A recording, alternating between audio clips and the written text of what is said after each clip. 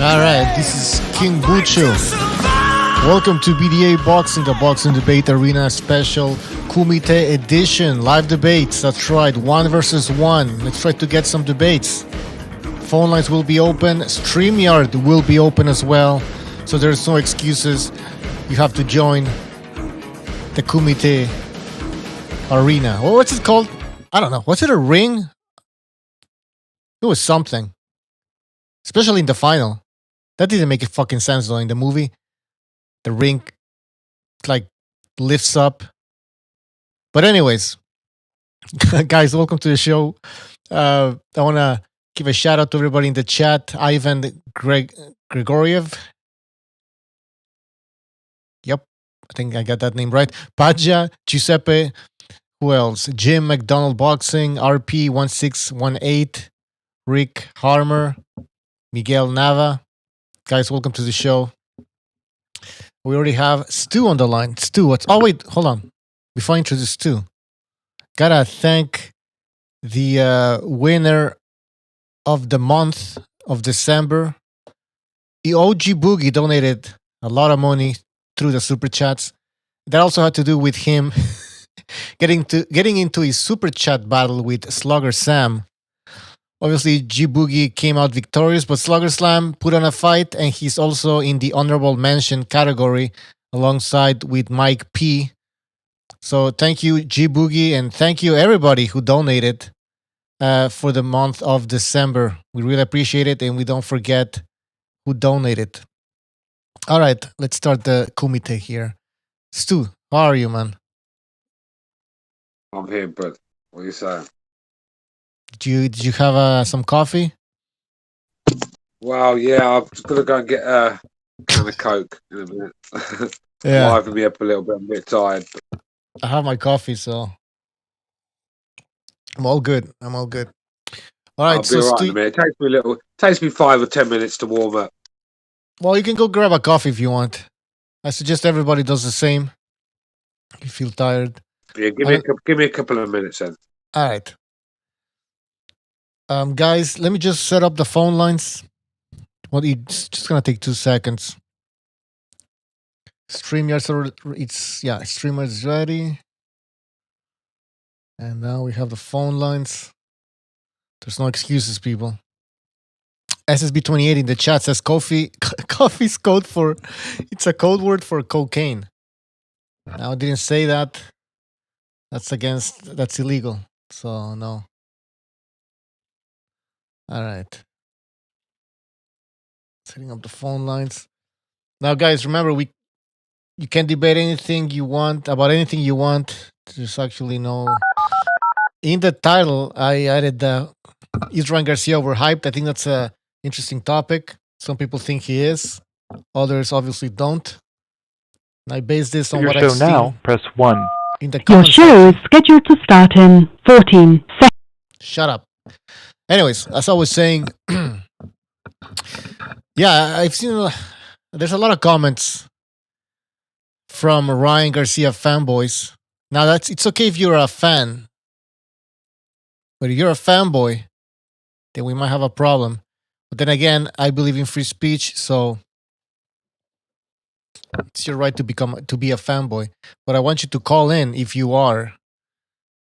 Some people think we're being unfair with Ryan Garcia simply because in the last show we were talking about Ryan Garcia's weaknesses. Some people see that as an attack on Ryan Garcia, on their King Rai. So they get very emotional. And I think these people are fanboys. But that's okay. You can call in. You can jump on StreamYard and debate any of us. Hawker Mustang says, it's still not too late to jump on the Ryan Garcia bandwagon, BDA. Well, Mr. BDA is already on that bandwagon. I'm not yet. I'm not there yet. Chris K, thank you for your contribution. He says overhyped and flawed, but clearly talented. Overhyped? Yes, by some people. Flawed, obviously. Clearly talented? Yes, he has speed and power. But still, again, the defense is I mean, I thought that at this point he wasn't gonna expose his chin that much anymore, and he still does. By the way, I don't know, guys, why is it that Ryan Garcia wants to fight Tank Davis instead of Devin Haney? He keeps mentioning Tank Davis's name. Some people think that he's mentioning Tank Davis's name because it's a fight that will generate more money. Tank Davis has a somewhat better resume than Devin Haney. Actually, no, we can say that Tank Davis has a better resume than Devin Haney. That's for sure.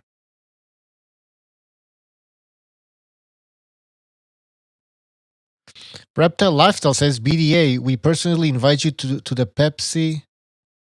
What? Invite you to the Pepsi concentration camp. Would you like to take a tour of our private facility? What the hell is that?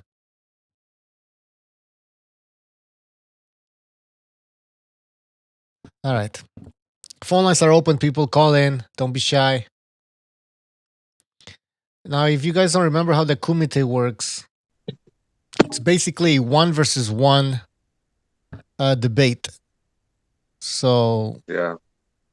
if you want to debate, What's the debate then? Garcia, Haney, Tank, and all that. I don't know, man. I saw them guys in the thumbnail, so I'm assuming that's what the topic's about. Yeah, I mean, we can talk about that or anything. I mean, we can debate the pound for pound list. I mean, Del Boy, Blue Collar Sports TV, he just posted a video that I found very interesting. He was talking about how most of these pound for pound lists are biased towards Western fighters. Few of them. Yeah, that definitely. Yeah. I agree with that. Especially American fighters. I mean, some of these American fighters are getting on the pound for pound list without even a real world class win on their resume. Some, not all of them. Yeah. There was this channel. I forgot its name. It's one of those LDBC channels. They just posted their top 10 pound for pound list, and Spence is number 1, Charlo 2 or something like that. Gervonta Davis is in there. I mean, listen. Yeah. I mean, that's not Chelsea's. That's my dog. Listen, that's not a true boxing fan. Anyone that comes up with that garbage is a pound for pound list. He's not a true boxing fan. He's in it for an agenda and to spread a certain narrative. That's basically what it's about. I wouldn't even take that serious, to be honest with you. I wouldn't even mention it. Honestly, how can you take anyone serious that has Charlo second pound for pound? I mean, it's fuck. Did they forget what happened with Matt Korobov? Or which one is it? Is it that one? Is it the young one? I don't know. None of them are in my list. I mean that, and I rate Charlo. I came on here and defended Charlo when he beat Derevyanchenko, because a lot of people on here were picking Derevyanchenko, and then when Charlo schooled him, in my eyes, then they wasn't giving Charlo the credit he deserved. They found a way to still discredit Charlo, and I didn't like that. I didn't like that at all. So I defended Charlo, but I can't defend him. And Charlo, he has the potential to be a pound for pound fighter, but is Derevyanchenko really going to get you on the pound for pound list? Is that a win that's going to get you on the pound for pound list? I'm not sure. Golovkin has that win, and I mean, that's what I'm saying. Golovkin has better wins than that. He's got to be on there, isn't he? No, for them he's not. But see, here's the thing, though. Derevyanchenko, they make fun of Golovkin for getting into a competitive fight with Derevyanchenko, right? But then Charlo beats Derevyanchenko, and all of a sudden, oh look, great win for Charlo. But yeah, it's both guys. Yeah. Both sets of fans had double standards, really. I mean, they'll come with their double standards. Okay. I know you don't like Golovkin fans too, but no, listen, it's not I don't like them. It's just that a lot of them I find, what's the word? They don't keep it real. I mean, it's just fanboyism to me with some of the stuff they come out. They find an excuse. They find a conspiracy theory out of nowhere when it doesn't go Golovkin's way. So that's my problem with them, and they can be quite petty as well. But look, I wouldn't argue that Golovkin's on the pound for pound, even though he's old and he's aging. He's still on the pound for pound list for me, ahead of Charlo. I still think Golovkin is a real big problem for Charlo at the moment. You know, Golovkin's got plenty in him to be causing Charlo's big problem. Sorry, if he fights both of them, I don't know. But my problem is when he wants to fight Canelo and stuff. I just think Canelo's just that. Take a look at this list. Yeah, you know what I'm saying. He's moved on from Golovkin. I think he's a far better fighter now, and I think it'd be a one-sided affair. I really do. Hey, Stu, come check out this list. You can see. Look at the screen. I'm streaming right now on Discord. I don't know if you can see it.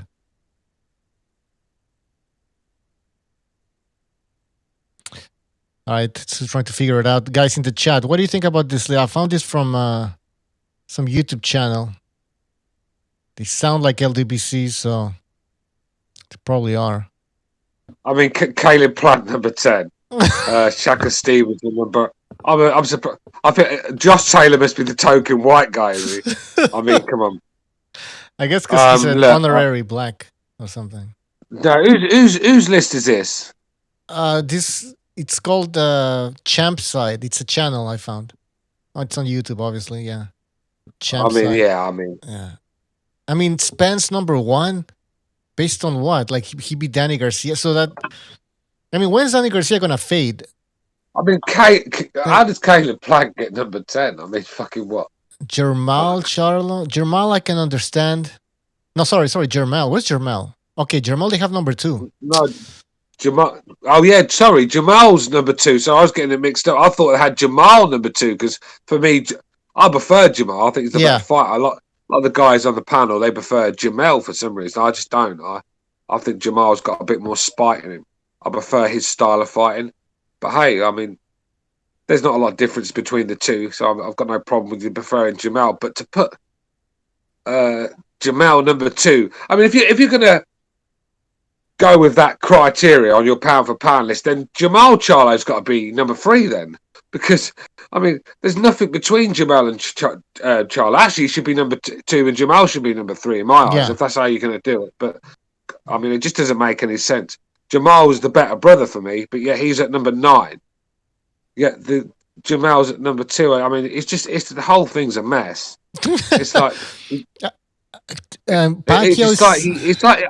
to be fair, it looks like he's just drawn it out of a hat. He's drawn the names out of the hat, and that's his pound per pound list because it just doesn't make any sense. I mean, even Josh Taylor, I'm a Brit, man, and even Josh Taylor at number 7's a bit of a hard push for me. You'd put him in the 10-9. Yeah, I think I'd have him at number 10. I've got no problem with that. But number 7, I'm not sure about that one. Why is Shakur Stevenson there? What's Gervonta Davis? What's he really done to get a number 6? Santa Cruz, man. I mean, a lot of this pound for pound list is what have you done for me lately? Especially for the top 10.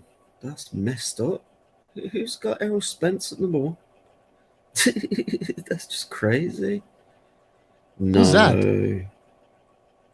That's just a bit too much. Hawker Mustang. Every one of them are in my pound for pound list. So stop chatting shit. Just because I said something bad about your boy, don't start making stories up about me. I didn't. Every one of them fighters you mentioned are in my pound for pound list, and you know they are.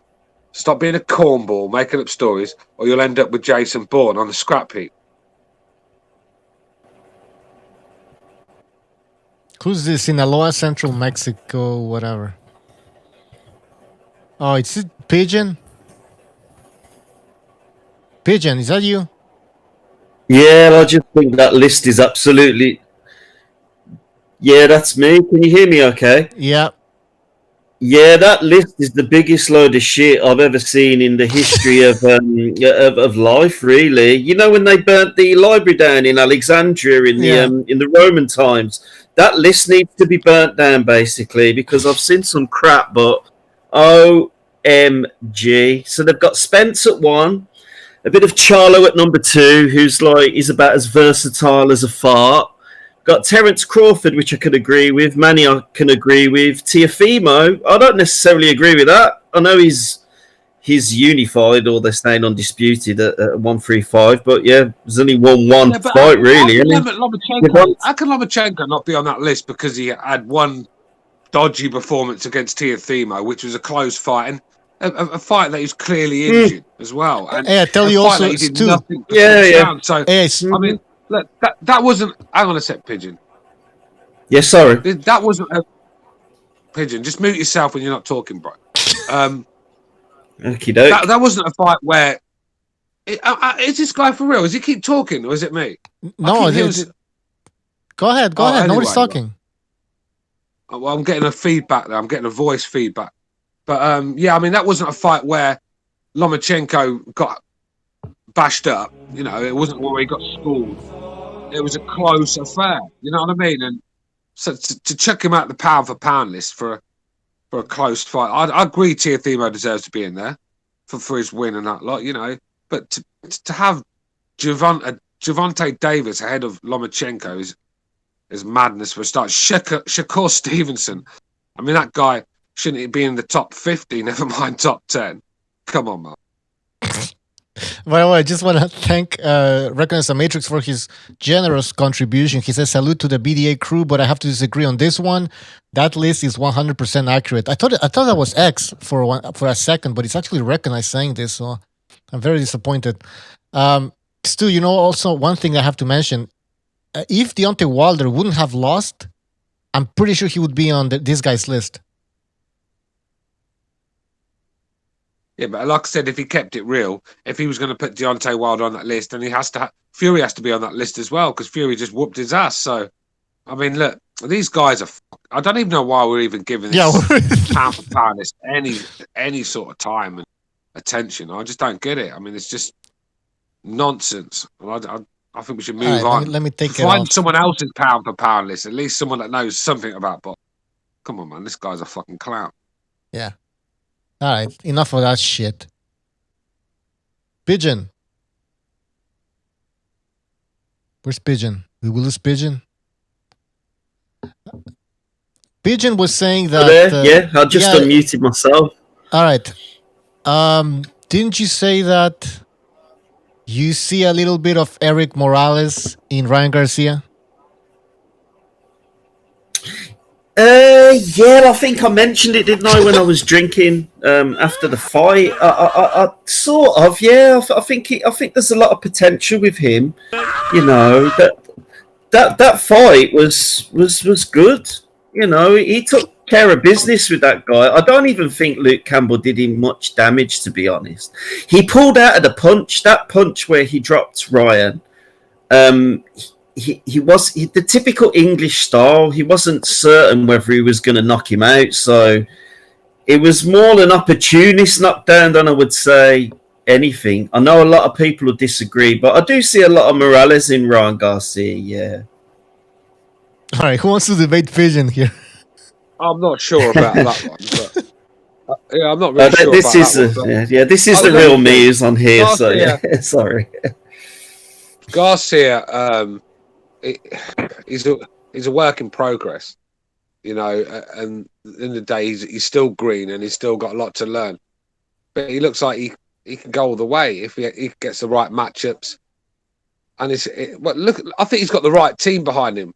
I'm not sure about Oscar. That's a different story. But I think when it comes to the camp he's got, the training camp, I think the trainer's perfect. Having Canelo around has got to be a good thing. I mean, if this guy can keep his head level-headed sort of thing, keep his feet on the ground, then yeah, this guy could be a world-class operator. It's just, for me, I think if you shove him in there with Tank Davis now, I think you could take the train off the rails, if you get what I'm saying. I think it could set him back quite a bit, because I think he could get beaten that one. I think he'd get knocked out. What if he gets knocked out? Oh, sorry. Stu, do you think Ioka should be on the list for the pound for pound?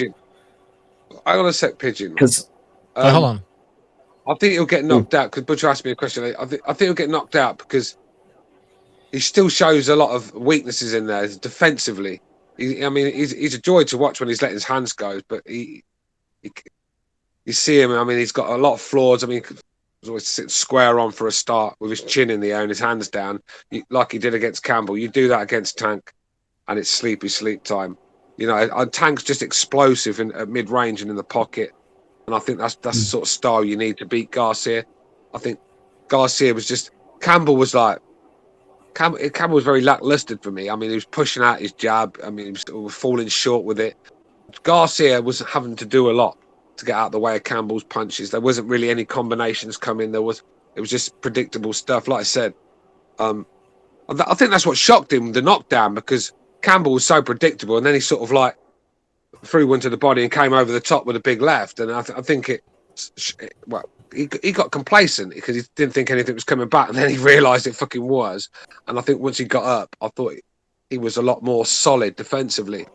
So, but it was just Campbell. It was a poor performance from Luke Campbell for me, but a good performance from Garcia. So, you know, I think if I was in Garcia's team, I would say go for the Haney fight next. I think less danger for me, and I think it's a fight he can win.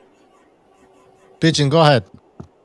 Yeah, I just think Tank's a midget. The guy's about 5'0". Ryan Garcia's nearly 6 foot. I think he's going to beat the shit out of him, to be honest. This Tank's getting no younger as well. He's a little midget. These guys, the sort of used to get him in the nightclubs. Still no, in the 90s and the 2000s in the nightclub, little guys like Mr. Hardman. He's a piece of shit, that Tank. Everybody thinks that he's some sort of great boxer and they're scared of him. Listen, Garcia should go in against Davis, lay that chump out, put him on his back. Don't get bullied by a little midget like that. Boom, bang, finish him off. Excellent. Talking about it and doing it's a different fucking story altogether. Look, about Tank Davis, he's a lot more seasoned than Garcia. And he hits a lot harder than Luke Campbell. So, you know, it's just a dangerous fight for him for now. And why this kid could be a superstar if they keep doing the right things with him. Keep, you know, matching him right and building him right and keep his fucking feet on the ground. This guy could be a superstar, but to stick him in with Tank, you could just take all the momentum from him. And then if he gets knocked out badly, because let's be real, he nearly got knocked out Saturday. His fucking arm was bent underneath him.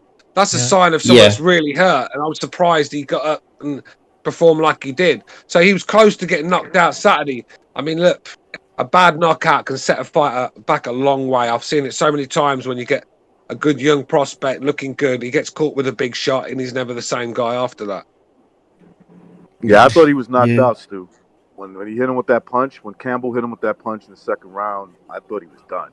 But he took it well. Look, I mean, the kid is, if you, like, I think you were saying if you match him well, he looks like he will get better.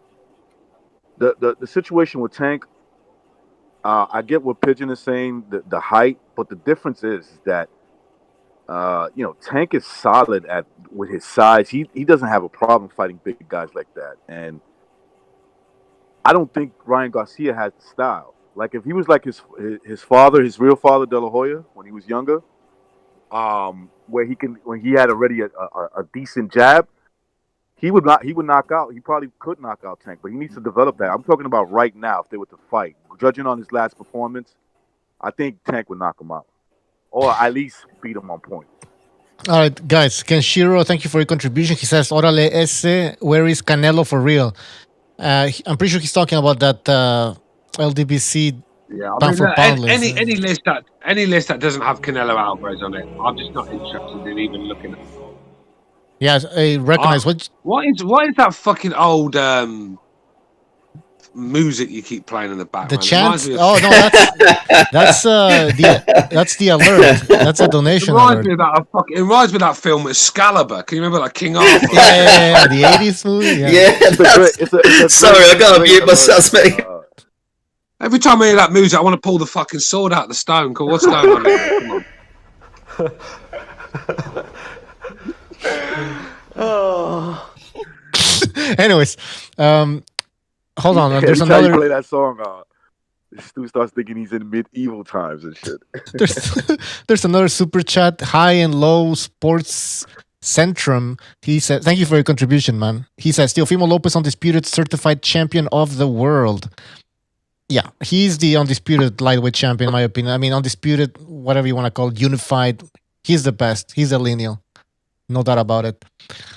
Go ahead, I recognize your thoughts on that list that I showed earlier, that pound for pound list. Oh, it was fantastic. I agree. Come on. Come on. Come on. Break it down. Break it down. It was well, I don't remember it, but it seems like a fantasy top 10. Oh, mate. Fantasy. More than a box. It's like he's drawn it out of a hat. He's put 20 names in a hat and he's drawn 10 out. It just seems like a list that's, that it's based on personal opinion. Every pound for pound list is based on personal opinion, but it's more of like, I like this guy, I don't like that guy, and I'm just gonna put them on a fucking list.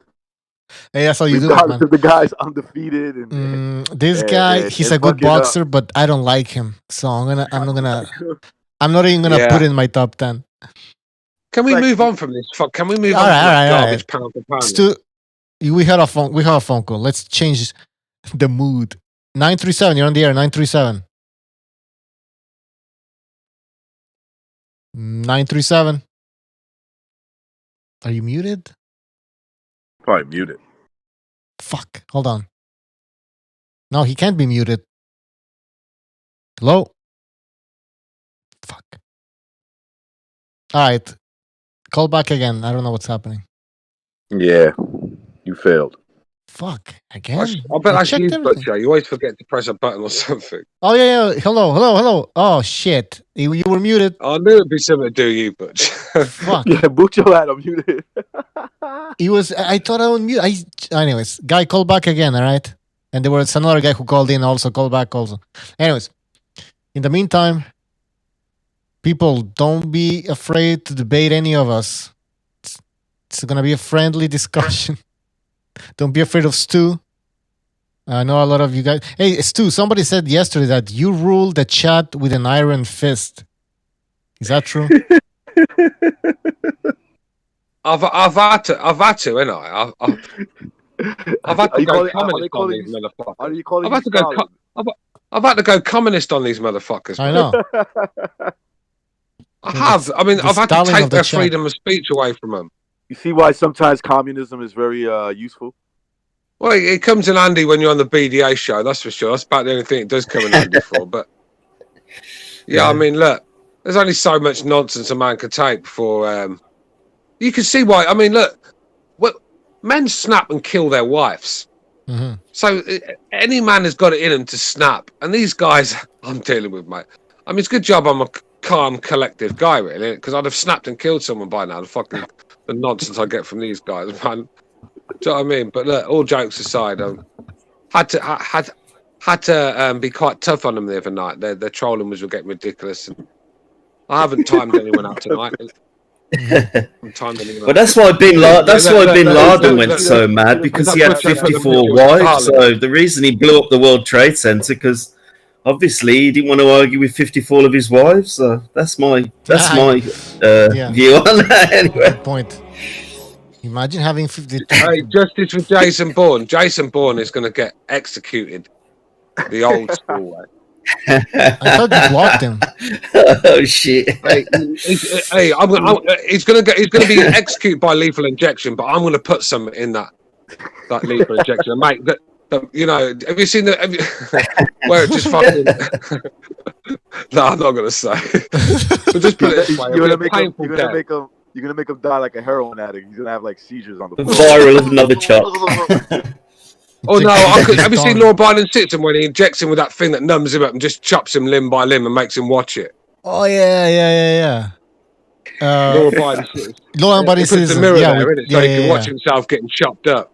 Oh, that was sick, man. Actually, when is this? There should be a new James Bond movie out. I haven't seen any of that rubbish for a while. Forget it. We're talking about something else.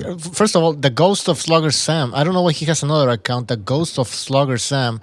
He said, "Thank you for your contribution, man." He says, "I can't die happily without OG talking smack." I think he's talking about G Boogie. Yeah, them two have got a little beef going on. I've been seeing that in the chat. Yeah, their beef is gonna make Bucho rich. I they know. Go at it with money. Putting my kids through college. Kenshiro, thank you for your contribution. He says, Stu say, let's have some parliamentary procedure. Stu, can you please say that? Let's have some parliamentary What's that? procedure. Let's have some parliamentary procedure. Order. Yeah, what's the Speaker of the House? Oh, what was his name? He's a right piece of shit. It was one. Yeah, he's a cuckold, isn't he? That little guy. What's his name? The little guy with the wife who sleeps with the women. The model. Something like John something. John, yeah, that little guy. Oh, what's his name? Order. Order, you incorrigible young... Whatever he says. Yeah, take that back. John Burko. That's it. He is a proper Marxist. Piece of shit. He is a piece of shit. All right. He is a proper Marxist. Let's see. All right, we have a phone call. 612. You're on the air. 612. Hey, Pucho, I can only hear you, man. I can't hear the other panel. Hold on. Oh, I know this guy is. Stay on the guy line. that called Should I call? Okay, Call back. Jesus Christ. Okay, I'll call back. You guys continue. having technical talking. difficulties. Fucking Christ. All right. Fuck. Oh, you guys continue talking. I'll fix this. Don't worry. I'll take care of it. So we got Gonzalo in the house. What's up, Gonzalo? Butcho. What? Butcho. Listen, I just got What? Butcho, I just got to pop away for 5 minutes. My girlfriend, I've got to ring her in it because I just said to him on the boxing podcast. She goes, "You always on that fucking shitty boxing podcast."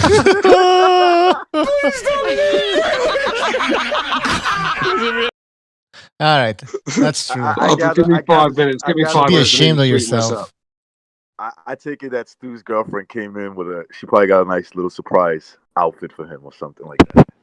And Stu won't pay attention. She's sitting there, she comes in the room naked. I'm sitting there arguing on the phone with Jason Bourne. You're gonna hear Stu go silent for like. We're gonna be asking Stu, "Hey Stu, what do you think?" You're gonna hear zero, nothing. Stu doesn't give a shit. He's talking. He's in bed with his girlfriend. He's like, hey, I don't know. Someone whispers something in my ear, babe, and I'm like, "Yeah, Jason Bourne's a piece of shit." Oh man, that's fucked up. Sorry. You're gonna hear his girl say, "Okay, take me now." He's gonna be like, "Yeah, fuck that Jason Bourne." She's gonna be like, "Oh, what are you talking about?" It's like, Stu, honey, why aren't you sleeping? That fucking Jason Bourne, man. I can't sleep. Jason Bourne called all British fighters bums. I gotta fix this phone line. Right, yeah, give me 5 minutes. Give me All 5 right. minutes. Or I'll be single by the end of the show if I don't go. I know. Yeah, it's something with my girlfriend. She's like, "Why are you doing a show?" I was like, "Well, we just had a big fight. I gotta do a show. Like, what am I gonna fucking do?" Yeah, my wife just looks at me and she shakes her head. She's like, "You still talking to them?" I'm like, "Yeah, sorry. Yeah, sorry. Give me another 10 more minutes. You said that 3 hours ago." Shit. Yeah, I've had a lot of marriage problems myself because of the BDA show. Oh, man, this is... I'm so sorry to hear about that. But they understand. They understand that's the only solution. It's either this or the highway. Hey, this is the way. Hey, BDA, listen, this is the way. my wife sees it Is like that this. Gonzalo? Your show now. Pizza in the house, One, right? to hear important instructions. Since it appears you're calling. All right. All right, calm down. Oh, Yeah, Gonzalo. That's Gonzalo, yes. I think he's gone. His phone's just turned up. The Ghost of Slugger Sam, thank you for your contribution. He says, I bet... Pigeon, where are you from? Hold on. Let me just... hold on. Lord. The Ghost of Slugger Sam, thank you for your contribution. He says, I bet not catch y'all running your mouths about me. He's threatening us. But thank you for your contribution. Sucker Slam, we're not afraid of you. You can call in, man. The phone lines are working again, so people don't be afraid. Call back. Did Slugger Slam call me a coon? Did he call me a Yes, fucking sir. coon? Yes. Oh man, Yeah. guys, give some money in. £2. Shit. Whoa. No, I know he's a good contributor, so I don't want to really say anything, but Oh, you can say whatever you I have want. a He can take it. He's a big boy. feeling Sam is all talk. That's what I have a feeling. Wait, You're what? all talk. Yeah. Hmm. All right, go ahead, Pigeon. Yeah, not much to say really. I was just so I've just been recovering since the Ryan Garcia fight. You know, all these fights are very late in the UK. But that was just lit, man. I watched the ES News thing after with Oscar and God. Canelo, and they were all sitting around. Well, Ryan's mom got up there, Angie and stuff, and it was nice to see. You know, everyone says a bit OTT, but I thought it was a nice. You know, that's the Mexican way. I thought it was a nice thing. You know. That body shot was nice, right? Yeah, the it was. body Could shot you was- see his all his stomach shook and everything? That was a Pigeon. hard shot, bro. And even Canelo, he said to him, because I can speak Spanish and everything, and he said to Canelo, and he said after the fight, he goes, "Was it a good punch?" And I heard Canelo, he whispered in his ear, he goes, "Good punch." He goes, "You would have knocked a lot of people out with that." And he respected that. I think Canelo is a nice guy. I gotta be straight. I think he's all right. Yeah, don't Yeah, talk. I Don't think he's mention a that piece of on shit, this but show. whatever. Okay, No, he does. Well, we all know what goes on, but I like that. It was nice to see. It was nice to see. Guys, we So have you a gotta phone call. go. You gotta check out Canelo's Instagram. He's driving. I don't know what kind of car it is, but it's one of the. I almost feel like it was a fucking Ferrari or something like that, dude. He's going like 200 easy. Whoa! He's got like the whole. Yeah, he's that type. Yeah. He's got like the whole tunnel to himself. Like he's in a highway tunnel, and he's peeling, man. Holy shit! All right. We have a phone call because this guy called before. 612. You're on the air. 612. Could you hear everybody? Yes, I can. All right, go ahead. Yeah, hearing the discussion, and I think Teofimo and Lomachenko are still the number one and number two lightweights in the world. I would place Tank at number 3, and it's a fight for number four spot between Devin Haney and Ryan Garcia. All right. And one last thing, a question to the panelists. Do you think Pacquiao should vacate the WBA and then go on and fight Conor McGregor? Thanks. Okay. Thank you for calling and thank you for the question. Guys, do you think Manny Pacquiao should vacate the WBA title and fight Conor McGregor? I think if that's the route he wants to go, then yeah, he should. If he's not interested in fighting, and I said this for like anybody that does anything like this. If you're not interested in fighting real fighters, then don't be the champion anymore. Let somebody else fight for it. Let real top 10 guys go at it. Yeah, he deserves it. He wants to cash out. He can. I don't see the problem with that, man. Listen, man, we all know, like we mostly all of us here, we all Manny Pacquiao fans. You know what I'm saying? I think he's arguably the greatest fighter that ever lived. But at this point, if he's not, he's what, 42, 43? If he doesn't want to, that makes sense. If he doesn't want to have real competition, if he doesn't want to fight Terrence Crawford, Sean Porter, or Spence. Or Errol Spence, it makes perfect sense when he's 43 years old, dude. Like that makes perfect sense that you don't want to fight those guys. Yeah. I'm not saying he don't, but if he doesn't, he should give up that belt. No, carry on. Carry on. Go ahead. I was up at Pacquiao Academy yesterday. I dropped off my niece. She goes to college and she's got a dorm and this like institution where that Manny Pacquiao owns. He just went there, by the way, to like donate rice, like 5 kilos of rice to every student and give them some money. And they got a boxing gym with real nice equipment. Manny Pacquiao owns. He even got his logo. He said, "Oh, he just came here yesterday. It's like the city close to General Santos." Sí. Go to immigration. Para mí, on my opinion, Pele estúpido McGregor. I think it's a stupid fight. I think this is two fucking loco people trying to fight. I think it's bad for Manny, and I think it's bad for McGregor as well. I think McGregor, he's a bit of an idiot. He's hitting old people in the pub. You know, grow up, bro. Grow up, bro. I personally think Manny should avoid the McGregor fight. Forget the money. You don't need that. Man, please stop that. Why would he avoid the McGregor fight? Is that you, D? Is that you, D? Yeah, man, he don't have shit to prove, man. What's this in the chat that I'm meant to be ducking? Who am I ducking? I've just come back and apparently I'm ducking someone. Who am I ducking? Are you talking about Shepherd of the Suns? Are you about the Indian guy? Ducking him, man. Come on, man. Well, let's start some debates. Oh, wait a second. This is Shepherd of the Sun on the line? No, it's Pigeon. No, the guy that called in. The guy that called in. No, I know who Pigeon is. Oh, no, I don't think that's... Is that him? I don't know. No, I don't think so. Oh, I thought I could have told somebody. Never mind. Yeah, maybe. I don't know. If that is Shepherd of the Sun, salute. But either way. It's all right. Kenshiro is here. Kenshiro, I hope you want to debate somebody. Please tell me yes. Kenshiro, I'll make it easy for you. I agree with that list that Bucho had up there. There you go.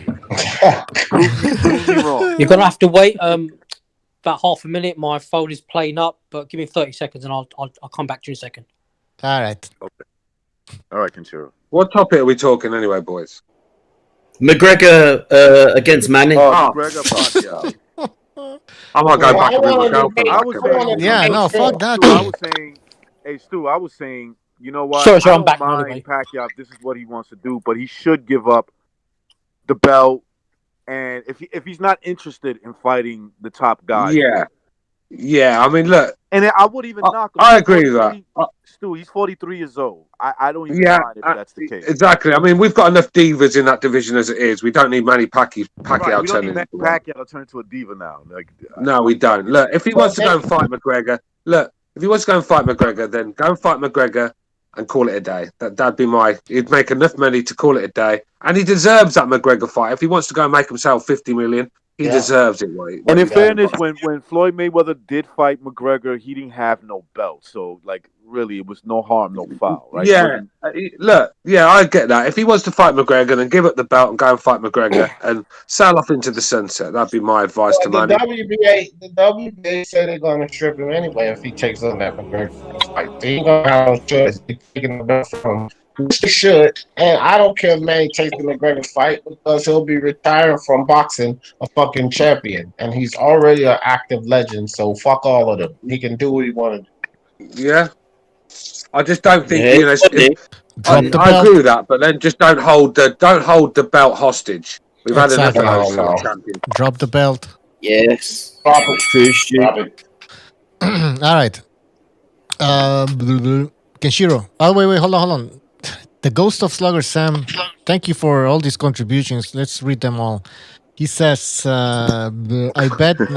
says, wait, y'all got this Uncle Tom still on here? Yeah, I would knock him out. He would never. Slugger said, come say it to my face. Hey, Slugger Slam remortgaged his house just to get one on OG Boogie in the fucking chat, didn't he?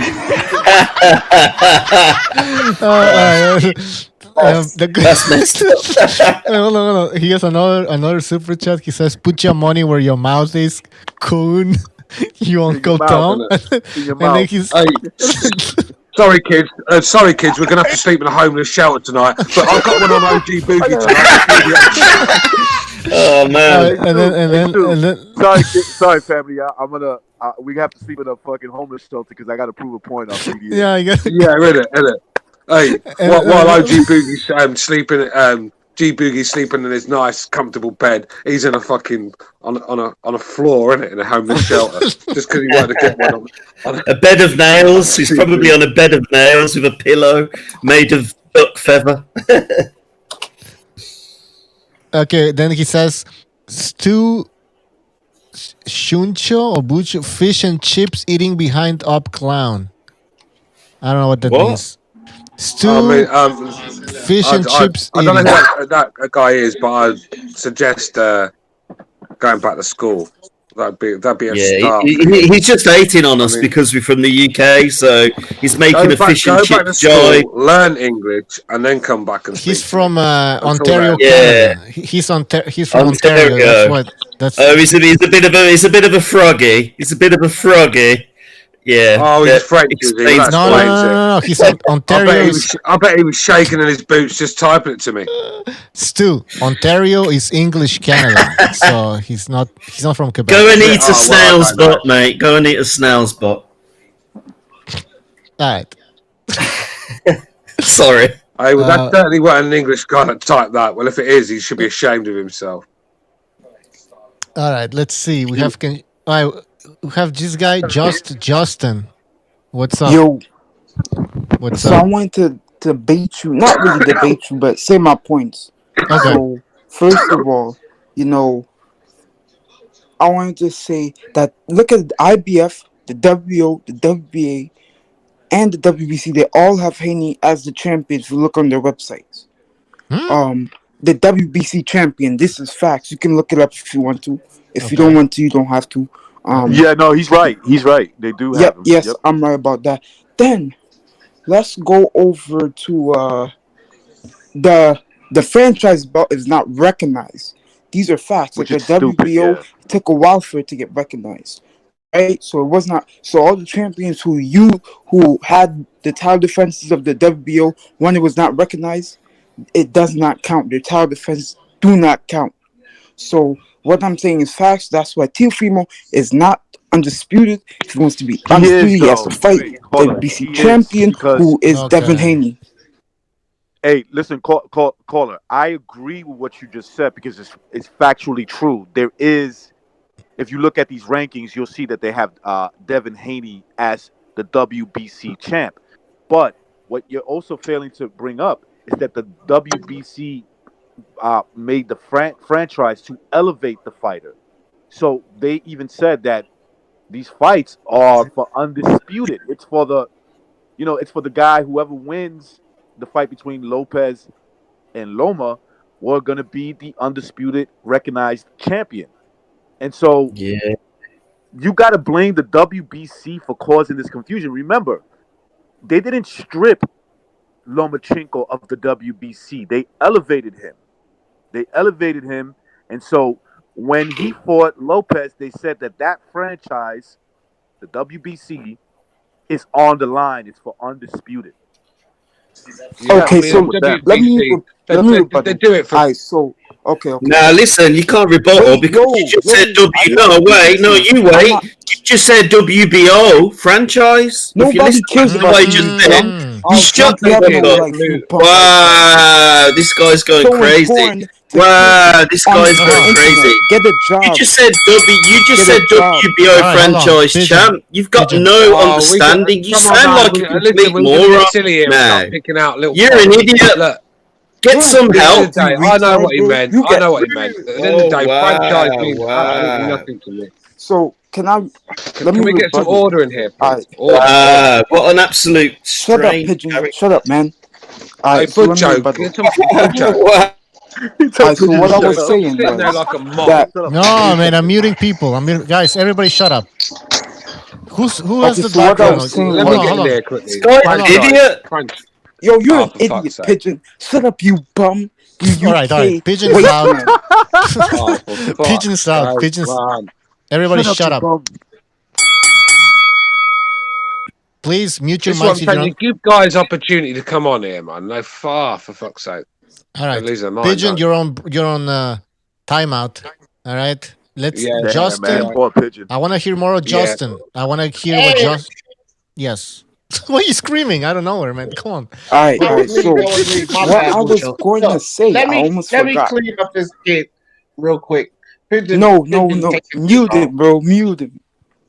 Yeah, all right. You better get scared, punk. All right. Nah, you better get scared, man. But listen, bro. Listen. All right. So. Better get scared, you punk.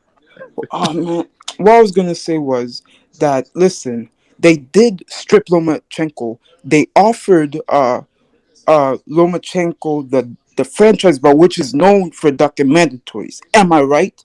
Cause look, cause there's no mandatories for that belt. And then secondly, now they gave Haney the WBC belt. If they said it was the WBC regular belt, then I wouldn't be coming on here. I'll be saying you guys are right. Salute to you. You're speaking facts. But the reason I'm not saying that is because what So what are you actually happened- saying? Nothing. You're saying shut up, nothing. Pigeon. Oh, You're just Shut up. completely Shut up, talking quiet, shit. Pigeon. Shut up. It's You just know, waffling on, bro. Let us speak. you old twat. Now, let me. So Haney got stripped, right? Then he got the belt again. Once he got the belt again, he has 2 mandatories now. Do you see Teofimo having mandatories? No, because the franchise belt doesn't have mandatories. That's what I'm saying. Haney is the WBC champion. It says on their website. There's no more I have to say about that. Listen, what you're saying may be true, but he's still got it through an email. I mean, let's be real. He's the email chap. Exactly, Listen, Stu. what does that have to do with anything? He still has a belt. Let me finish. You spoke. My turn now. No matter how you break it down, no Yeah. matter how you try Shut and up. sugarcoat it, the fact is he got that belt sent from an email and he never took it off the champ, never fought a champ, and you want to even sit here and defend that? Come on, man. That belt is about as useful as the Dolce and Gabbana belt I've got in my fucking wardrobe. Oh, I could What he said was Lennox Lewis that gifted the belt, didn't he? mandatory right now in George Kambosos Jr. See, he has multiple belts, so he may not have a mandatory for the WBC, and it may keep you from having a mandatory to the WBC, but he has a mandatory in George Kambosos Jr. right now for the WBO. Listen. We're talking about the WBC. I'm not talking about the other belts. What do you not understand, man? I'm trying to tell you this. Caller. You see, listen. What we're saying is like, look. At least for me, I agree with you that if you look at the WBC, who's the champion? They got Devin Haney. Now, what you have to understand that the WBC created this elevation of, in other words, you are the WBC franchise, which is stupid. I agree, and I don't like how it's set up. But remember, Teofimo wasn't asked fight Haney or lose your belt. They said, here's the franchise tag. With that franchise tag, you don't have to worry about your mandatory. You could go straight into the Teofimo fight, which is for all the belts, because we still counted. This is the WBC saying this. Okay. And D. Jefferson actually knows it better because he interviewed Bill Haney and his son. So go ahead, D. Tell him. Okay. Yeah. Oh, go ahead. MMA champ. I told MMA champ this before, but for some reason, I guess listen up, son. This is how it goes down. It was no ties. Okay, it was no ties, and there was no mandatory for Devin Haney. The ties were severed when he accepted $2.5 million to take the Abdullah fight. No more ties to Lomachenko. So this whole narrative that you guys keep running about ducking Haney or getting out of the way of Haney, it was none of that. Mauricio Sulaiman already severed those ties when he set up the Abdullah fight, and Bill Haney admitted that he took it, and he said he did it for $2.5 million. So let me rebuttal. I never said that Lomachenko was ducking him. What I'm saying right now is that Haney's a WBC champion. They gave him the belt. He's not the franchise champion. He's a WBC champion. And I told you this 100 times. If you're not recognized by the other sanctioning bodies, it doesn't matter. You're not recognized. If you're recognized by the other this is my thing with you guys in this you are the WBC champion. belt. what is y'all point with it? Like, okay, so y'all point is this: Devin Haney got the WBC belt. He got the belt. Teofimo to go 4 belt undisputed needs that belt. To go 4 belt undisputed needs that belt. What is you guys' stance for what Devin Haney needs to do? This is the thing. You guys make a big fuss and go all around the bush about this 4 belt undisputed debacle that Suleiman brought to the table. But my question for you Haney fans is, what is it that Devin Haney is going to be required to do as a champion? Because as a champion, you do not sit back and cry for one guy. You That's can easy. spin That's well. easy. He has hold on, MMA champ, zip it. He has a Javier Fortuna in front of him. He has Ryan Garcia. He has Masaoshi Nakatani. He talked plenty of shit about Vasil Lomachenko, but I can guarantee you that's no damn boa that's going to get in that ring. So there are options for this champion to fight as a champion, or is he going to sit around and cry about Teofimo? That is my question to you, Haney fans. What is he going to do? Okay. So this is easy. I want him to fight his mandatories, like he said. His dad and him say he's going to fight his mandatories. His mandatory is ducking him. Say he doesn't want to fight him. He's going to fight Fortuna now. Because his other mandatory is going around like a diva, like going up to set the Pride Parade in Mexico. So I don't know what you're saying, man. You cannot make your mandatories fight you. Your mandatories going to have to want to fight you. Now Fortuna, he said he's going to fight Fortuna. But he can't fight Fortuna right now. Because he just is coming off a fight, but he is, man. Come on. No, wait. That fight can be made right now. Both of those guys are mandatory. And as soon as Fortuna beat Lozado, because I did the damn fight, he immediately called Devin Haney out.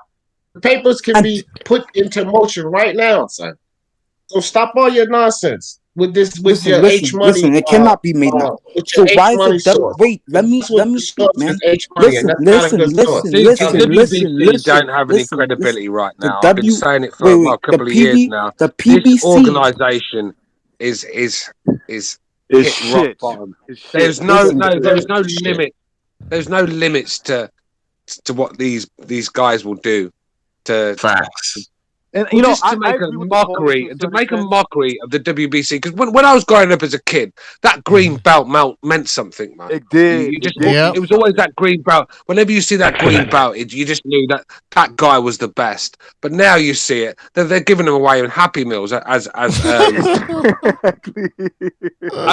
Chow Sonnen would say. Do you know what I mean? They're giving them away in Happy Meals, man. They've just lost all credit. Even Canelo Alvarez, he wins them belts and gives them back to him. He doesn't even want it. It's all about greed. It's all about greed, bringing out as many champions as they can so they get as many sanction fees as they can. Exactly. I definitely think WBC is in bed with Al Heyman and with all these promoters, Stu. They're in bed with all these promoters. They're making a mockery of the sport. Like, look, if you wanna blame anybody for the confusion, blame the WBC, blame Suleiman or whoever the fuck is in charge of that. Let me ask Dio a question. Can I ask you a question? So you got 2 minutes. Yeah. Okay, so D, let me ask you this. Right? If Haney is on Matchroom, has one more fight at Matchroom, right? And the Zone, shouldn't he fight the Zone fighter first, then go, after his contract is done, go to the PBC and fight Fortuna? Oh, it's just like you said. You can't make the Zone fighter fight him. So the Zone fighter is clamoring about. See, look, MMA. This is the thing. I think that Haney and the first fight that I think that should happen, without all the politics and all the bullshit, Haney Teofimo, the 2 champs should fight. So let me get that out the way. My thing is that you cannot force guys that have done more than you. That's my whole thing with Devin Haney. You can cry, your fans can cry, but you cannot force guys that are doing more than you. And so why did this idiot? More than him. Why did this idiot Ryan Garcia fight for the WBC interim belt to be Haney's mandatory then? because of the level of opponent. Regardless, forget about Haney. No, Nobody's but he's his waiting around mandatory. worried about Haney, fam. Look, who has Haney fought that was a higher level of opponent than a Luke Campbell? No one. Listen, Let me make it It's about. Garcia is It's doing the right about. thing. Listen, Garcia is going after whoever the champion is, and that's the best way to do it. Was go through Luke Campbell and get your shot that way. Devin Haney is not gonna. He's not gonna. He's not going to give Ryan Garcia a voluntary match by the looks of it. I just don't think he will. So he might have to be forced into a mandatory where he's going to do that. So he takes the bigger share of the money. That's what he's going to do. So he's going to fight. Look, Garcia's doing the right thing. Wait, let me speak. He's going to fight Davis, who is a WBA regular champion, instead of fighting the WBC You don't champion. know that though. You don't know he's fighting. You're guessing. You're guessing by a couple of Twitter posts. Come on, man. Okay, so he might fight Davis, who only has one fight and Who was in the arena the other night? Was it Tank Davis or was it Devin Haney in the arena the other night? Right. Devin Haney. You don't even understand this sport MMA champ. Floyd Mayweather Listen, is not going to who fought to be the danger, interim man. champion? Well, look, if you understood anything, you the will champion. understand that Floyd Mayweather has not put this kid in any type of fight where we say, oh, he could probably be back. That would be Ryan. You haven't seen it ever. All right, time's up. You hit the gong. We spent enough time on this issue. I don't think we're gonna. People will decide in the chat whether Justin was right or Stu and D. So you guys let us know. All right, we gotta move on here. Justin, maybe you can jump in later if you want, but I'm gonna get somebody else in here. Okay, peace. All right, peace out. The Ghost of Slugger Sam, what's up? Yeah, I'm back. I came Say it back to my from the face. grave. Say it to my face. What do you got to say to me now? I don't want to start no thing, but say it to me now. What do you want me to say to your face, Chief? Say it to me now. What you were saying before. I dare you. Say it to my face. Oh, you mean all that coon talk? All that Uncle Tom? Come on, say it to Uncle my Tom? You know what you are, Uncle Tom. Are you kidding, man? Okay, Slugger, cut the crap. Like, what do you want to say? Like, it's not even funny. Smack you and spit right in your face. After I'm Go done ahead. smacking. Hold on. First of all, okay, listen. First of all, no, you gave me the attention I wanted. How didn't you know I was trolling you, man? I was acting like Muhammad Ali. Remember the one clip? I don't remember who he was fighting, who he was arguing about. Remember, he kept calling the one dude. He's like, you are Uncle Tom. Remember? Yeah. You guys ain't watch that? Anyways, man, I got under his skin. That's all I wanted to do. But I want you to change your tone when you're talking to me. You need to change the way you address Mr. Reckless. Listen, I got you, bro. I got none but respect for you, man. You know I'm just trolling. But I just wanted to say, man, I don't know what that little kid was just crying about that you just had on here, bro. I mean, Jesus Christ, man. I didn't see anybody in my life cry that much over another fighter, man. He's concerned. Listen, man, let me get this straight. You concerned about another man? Huh? You concerned about another man? Phony motherfucker. All right. Well, yeah. So what are your thoughts on the whole lightweight division then?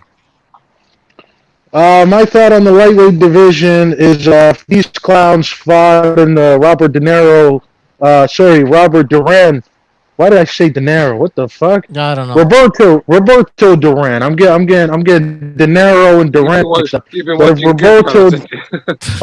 Listen. Hold on. You fish and chips eating motherfucker. Keep your mouth shut, Stu. Little fucking English motherfucker. Listen. This is where your call. This is where your call gets destroyed. This is where your opinion doesn't matter anymore. Yeah. Oh, Stu.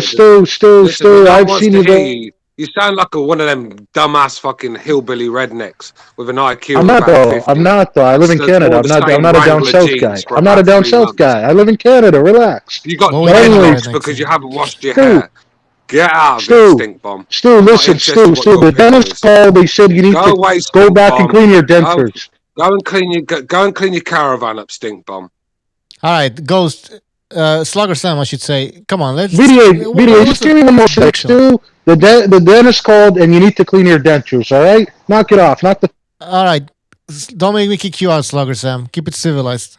I'm not even joking. I'm not trying to disrespect. But what I wanted to say is, my whole thought, just forget about Roberto Duran for a sec. But I don't know why it seems like everybody's confused on the whole WBC thing. Okay, Tio is not the WBC champ. Okay, it ain't rocket science. That's it. He's a fucking. I think somebody said it earlier. McDonald's Happy Meal champion. That's what it's called. But Haney's a champ. Tio's the undisputed because he holds 3 of the 4 titles. And that's that. I don't know why that guy's confused. What's the confusion about? Is he the WBC franchise champion, Teofimo? Yeah, I mean he's the franchise champ, but I mean he's not the world champion. He's not the world champion though. But do you agree that the WBC caused this confusion? Yeah, bro, I agree just as much as I agree that the WBA fucked up by doing that super champ, regular champ, interim champ. Well, listen, if you look at, and I'm not trying to get off topic, but if you look at every weight division, probably not, actually every, yeah, I'm right. If you look at every weight division, the WBA has a super champ, an interim champ, and a regular champ. And I mean, I don't really like. Here's what I don't understand: when Deontay Wilder was healthy and fighting, why did we need Dylan White to be the interim champ? I mean, can anybody answer me that? What did Dylan White need to be the interim champ for? He could be the number 1 contender. That's fine with me, but no. But you had listen. The whole point of interim, right? Whether just hear me out, Sue. Hear me out. Whether it's boxing, whether it's work related, wherever you are in life, the whole point of interim is because that person cannot work or they're injured or whatever. So if Deontay Wilder was injured, then I would understand. But he was healthy and fighting two times a year, and they had Dillian White as the interim. So I mean, clearly, guys, we don't need to talk about this. We know what it's about. It's all about money. If you have 3 guys holding the same fucking belt, that's three guys that you got to charge sanctioning fees. You know, and then if you're charging them sanctioning fees, that's more money in in their pockets. Less money in Al Heyman's pockets, you know? You're a classic con artist. Let me tell you guys, Slugger Sam's a con artist. Look, he says, look. You know, I'm not trying to. Hey, D, listen, D, you better listen, man. Listen, man. I'm right in front of Detroit. You better show me some respect. If Slugger Sam tells you, I'm not trying to fuck your wife, you better believe he's trying to fuck your wife. He's a con artist to the max. I got you. Hold on. Don't invite him to dinner. You mad disrespectful now, fam. What you mean I'm a con artist? What you mean, dog? I'm not trying to be disrespectful. Listen, man. Look. I'm not gonna lie. Okay, I'm gonna be honest. When I was in grade school, I might have had sticky fingers. Okay, but I don't think that considered me a con artist. All right. So watch your mouth, D. Watch your mouth. Watch your mouth. Hey, I bet Sam used to still out his grandpa. Oh my God! Listen, Stu, we're in 2 different time zones. Don't make me go around the world and wrap your fucking head around a wrench. All right. Okay. I bet your dirty little fingers are in there taking his pension. Stu, listen, Stu. Let me just make something very clear to you. Okay, look, man. I'm 27 I'm 26 going on 27. I'm young. I'm healthy, man. I'm good looking. That's a lie. You know, don't make me take the first flight down to England. Don't make me take Stu. Don't make me take the first flight down to England and make an example out of you. Right? That's fucking is. It's giving you that husky voice, man. There's a job in. I reckon you should be one of them darts referees. You know, the one that calls out the scores. You've got the voice for it. Listen, well, look, listen, man. My mouth is not meant to be an entertainer or nothing like that. Just ask the ladies. Hold on, man. Don't play that little fucking bullshit when I'm talking. Listen, ask the ladies what I use my mouth for. They'll tell you, man. They'll tell you I ain't no rookie. To clean ass, right? That's what you do with that tongue. Ass cleaner. Yeah, you sound like a rookie to me, son. No, I'm not. Listen, I've never went down on the ass, but I'm saying the other thing. I'm a master at that. But listen, still, look, something or hey, let me. Your mic. I can't fucking hear you. Fix your phone. It just sounds weird now. Yeah, man. That Motorola flip Hold on, screen hold on. playing Hold up. on. Can you hear me better now? I think it's because of the wind. But I was just trying to say, look, man, I know Mr. BDA's busy. He's got a popping channel. He's got other folks trying to get in here, and he's got Sammy coming in here and butchering it up. I mean, I might as well go back to my grave because I told you this is the ghost of Slugger Sam. So I got to bounce. But before I leave, listen, Stu, do not make you become my stepson, all right? Because all I got to do is go talk to your mother. And you know what I'll do. That's it. Whoa. You better have money if you're going to come on Mother's Way, mate, because she's not into these broke boys that got nothing to offer. You better turn it with a nice car. You better have a nice man. home. Look, man. Crack it. All right, on. go. All right, Slugger. Wait, That's it, man. hold You on. gotta go, man. Hold on. Before I leave, You fucked it up. Go ahead, Slug. Who? All right. I was gonna say before I leave. I don't know why he keeps calling me a crack and a redneck. I already told you, man. I'm not from down south. As a matter of fact, I think. I'm just playing with you, bro. I'm just playing with you. You call me fish and chips. You call me fish and chips. I'll call you fucking rednecks. Just playing the banter, innit, bro? You're from yeah, but I'm saying, just call me something that actually relates to me. Like, you can't sit over here and call me. Sammy the bullshit Gravano. How about that? No. Listen. Let me make it clear. I ain't no gangster turd snitch. Don't call me no Sammy the Bull. All right, dog? You got that? You got that, dog? All right, Slugger, we gotta move on then. Thanks for calling. All right? No, of course, man. Of course, I'm not gonna take up more. I appreciate you giving me the time to talk. Listen, man. Like I said, Sammy the Gravano. Stu, come, bro. Why do you gotta interrupt? I just want to say goodbye. Listen, man. I appreciate your time, Mr. BDA. And like I said, I hope 2021 is the best for you. All right. Well, thank you very much, man. You have a good night. Peace out, man. Peace, man. I get the feeling that Slugger Sam is from fucking Jersey. Not New Jersey, Jersey. That's where he's from. He's calling from Ontario. So. Oh, well, I'm originally from Jersey. He's one of those guys that used to go to Manhattan and sell you shades. And the guy says, "Where did you get these shades from?" And he goes, "I got them. They're imported." And you say, "Imported from where?" He says, "Jersey." It's a New York joke. It's a New York joke. Sorry. Yeah. Oh, we have a phone call. Let's take the phone call. 775. You're on the air. 775. Yo, what's going on, fellas? What's up? Who is this? What up? Yeah, what's up, man? This is Raz, man, calling out of Las Vegas, actually. All right, go ahead. What's on your mind? Ryan by KO, man, 7 or 8 rounds, man. Against who? Tank Davis. Tank Davis. Man. Okay, who wants to debate this guy? Well, I would say that it's possible. I mean, anything's possible. I say that it's possible if Tank don't knock him out first. Yeah. What's the guy saying? Because I'm just. All right. So Raz is saying that Ryan Garcia will knock out or will stop Davis in 7 rounds. Yeah, I mean, that's a bold prediction if I've ever heard one. That's fact. And listen, that's facts, man. I mean, no, it's not fact. Hang on a second. No, we stop. This is where we stop. Yeah, this is not fact. How can something that's not happened? No. Listen, but hold on, brother. Listen. From my perspective, I'm just giving you my perspective on my facts. Yeah, but it's still not facts, bro. It's your opinion. Yeah, that's it. That's all. You've got to get it right here because facts and opinion are 2 different words. I mean, look, that could happen. Garcia hits hard enough. To knock anyone out. If Tank flies in with his chin in the air and his hands down, he could go to sleep. Right. But I've not seen anything from Tank. I've not seen anything from Tank. Just showing me that he's vulnerable around the whiskies. I think he holds a good shot. He's like a little pit bull, isn't he?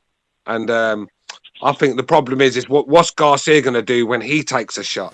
That's the difference. I mean, I think Garcia's going to have to eat a few shots that night himself, and how's he going to react? Because we all saw what happened when Luke Campbell, who's an average puncher at best, caught him clean. I mean, let's be real.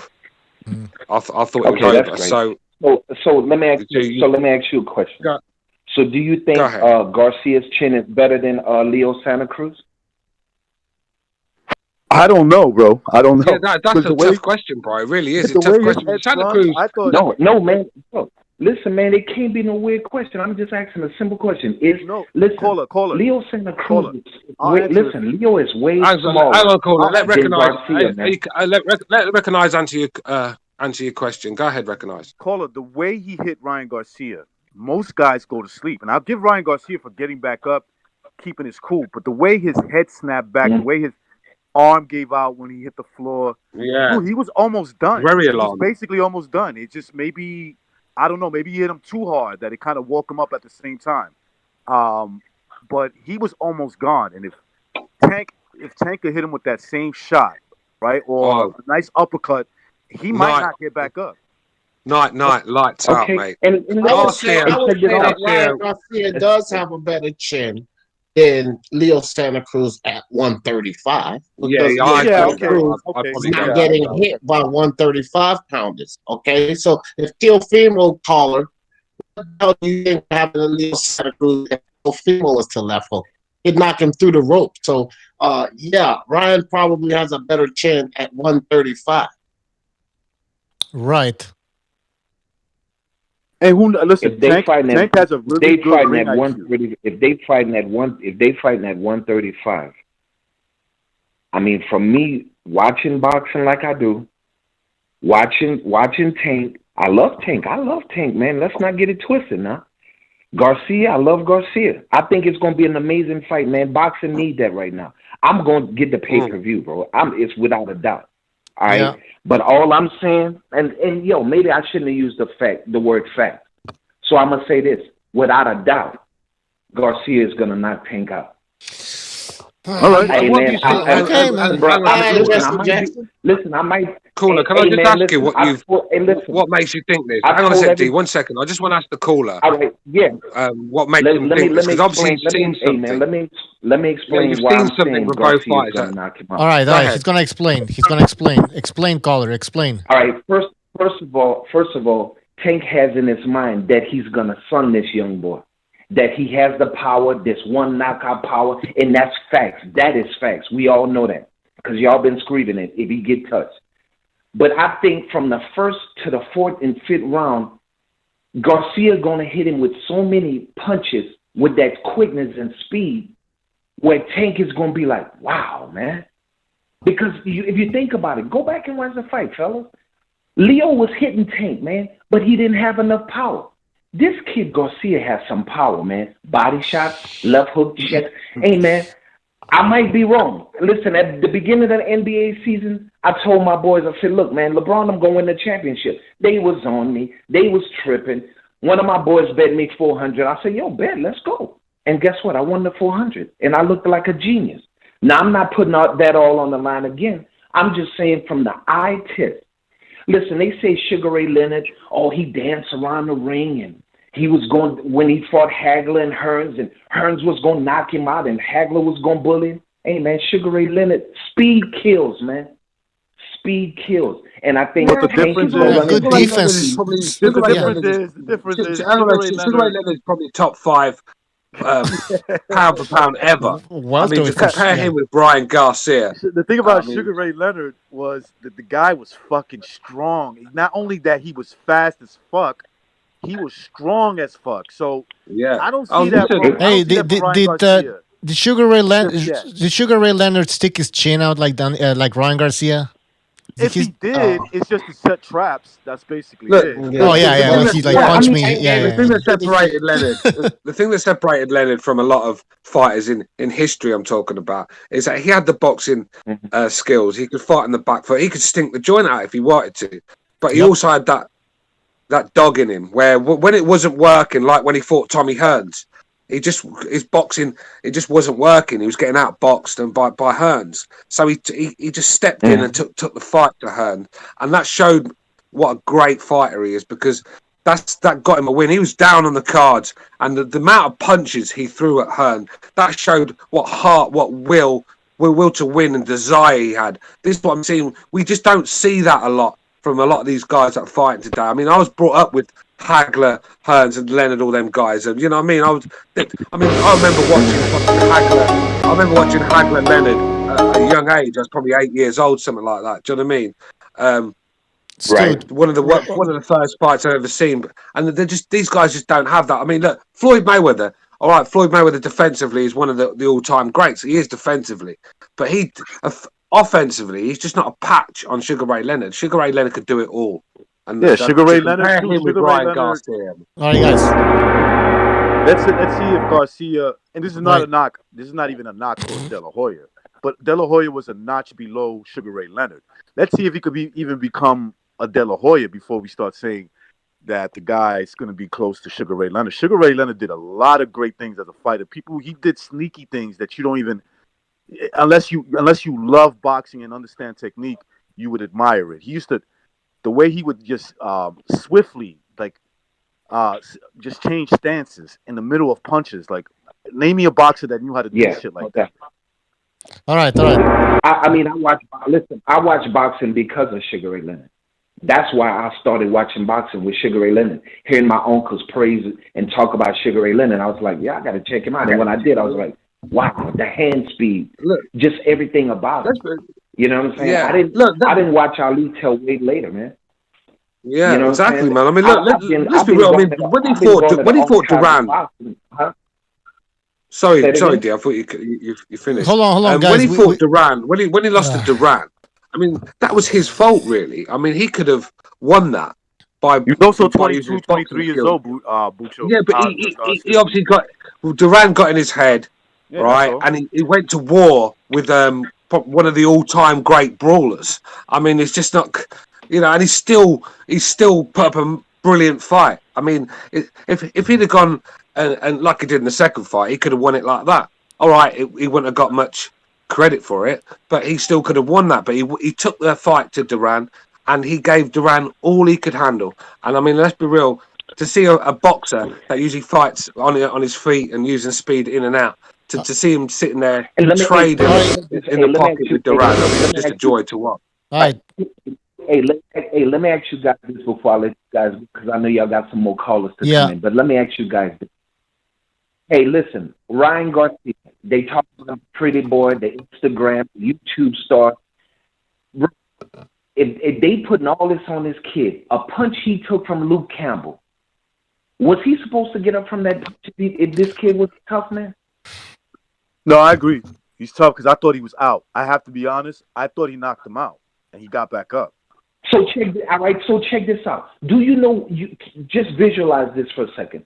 When this kid got hit and got dropped in his arm, because Ryan had some knockouts where some fighters' arms went behind their back just like his did. And when I seen that, I was like, oh, it's probably over. Man, this kid jumped up like, oh, it's like that, Luke? It's like that? Let me show you what's up. Man, a YouTube star, a pretty boy getting up and coming back. Bro, I think people like, yo, this kid's, man. He don't stop coming. Well, caller, we'll find out soon enough, man. But we gotta move on. I agree with him. I agree with that. All right, hold on. We gotta move on. We gotta move on. We got a lot of calls, but caller, call back again next. Ras, call back again, okay? Next time. Take care. All right, sure, man. All right, guys, we got a lot of fun. That's why I'm trying to jump in here. If you guys hear this, time's up. All right, next call. 773. You're on the air. 773. Chicago. Kevin from Chicago. Chicago. It's Chicago. Chicago. I was gonna say, I'm not gonna rag on Ryan Garcia today. I'm gonna say it was a step up in competition against Luke Campbell, a gold medalist. Sure, he's not in his prime. Sure, it's not his peak performance. What is he? It's 33, 34 years old. At that weight class, that's ancient. Luke Campbell is ancient. 33 years old at that weight class. That's old. But it was a step up. Kevin, fair play to you, bro. That proves that you do know what you're talking about. And sometimes that you come here and just troll and talk nonsense, but you're spot on what you just said there. Great point. Spot on always, Stu. I'm always on point. No, let's not get carried away. Continue, Kevin. Go ahead, no, listen up. Ryan Garcia, I'm going to tell you what. Ryan Garcia has some pop, has some snap to his punches. He whips that left hook. He throws everything he's got, but you could tell when he tried to get him out of there, and Luke Campbell didn't go. It was like he was taking his time. He knew, man, I exerted a lot of energy. Now we got to wait. So he's got to be careful doing that. I think he's just going to unload on somebody, not get him out of there. Against an experienced boxer with power, they're going to take that and handle that flurry and come right back at him. What's he going to do when they come right back at him and he didn't get him out of there? I want to see him something like that. Luke Campbell just doesn't have that explosiveness. He doesn't have that pop. He's real basic. Fundamentals are good, but he just doesn't have that explosive. Someone like a Lopez does. That's the like problem. I think Davis he's got a bit of pop, Kev. I think he's got a bit of pop, but he's not explosive with his punching. You know, and that night against Garcia, he was pushing a lot of his punches, and it was just very predictable. I mean, he was trying that looping left hand far too much for me. I mean, it got very predictable, and Ryan Garcia was reading it. The straight left. I mean, Luke Campbell, you should be throwing a straight left hand right down the middle. Exactly, and he didn't. Like you're saying, he was pushing it. Like you're saying, it was such a weird punch where there was no power to it. It's like he was like pushing it, nothing on it. The only thing he had was that looping left hook where he kept throwing. And the one punch he landed fucking almost took Ryan Garcia's head off. Yeah, but the thing is with Campbell, the problem with Campbell is this is why he's never gonna beat the top guys, because once he's like lunged in with one of them push jabs that he was throwing, he's in the pocket and he's just got no inside game whatsoever. So to land one, he's taken two or three, and this is his problem. He was always on the back foot. I mean, them shots at Garcia, although a lot of them were hitting gloves and arms, they still hurt, trust me, and they were hurting him. You could tell they were getting to him. His face was starting to mark up, and I just never felt, after the third round, I never felt that Luke Campbell was going to win the fight. I just couldn't see it. I just saw Garcia getting stronger and more confident, and I saw Campbell starting to think, fucking hell, I think a bit more than I can chew here. And then he went on. Then once you start going in defensive mode and survival mode, then it's going to be a long night. You've got to be getting them to respect, like Kev said. You've got to be getting their respect with their punches. You've got to be making them think about coming inside, because they're going to think, fuck me, I don't want to take another one of them shots I just took. So it makes them think about coming inside. But Campbell just didn't have that in his punches. Not the timing was off. The snap and explosiveness was not there. Yeah, I mean, average performance. 1 minute. Yeah, people are ready to write Garcia off. They're ready to say, well, after that, if you get dropped by Luke Campbell, you're going to get destroyed by someone like Tank Davis. You're going to get destroyed by someone like Lopez. I'm not so sure because I agree with that. Snap. He's in the fight. Anybody with that explosiveness and that he's got power for a little wiry dude. He's a little wiry, gangly dude. He's got some power, some snap. So he's in the fight. I just don't know if he's got to tighten up that defense. But he has a chance. He's got everything around him. You see his training videos where he's just unloading on these people with his body. He trains hard. He works hard. He's got the right people around him. He trains with Canelo. He's got him as a mentor. He's got everything he needs. He's got the promotion behind him. They're going to feed him all the right opponents. He's got everything he needs to succeed and become a big star. He just can't let it get to his head and just stay away from Jake Paul, that clown, and he'll be all right. All right, Kevin. Kevin made great points. He should spend a lot more time with Canelo, because for Canelo, I mean, he is just all boxing. I mean, this guy's got more money than you can imagine, yet he's all business, isn't he? Lives the right life.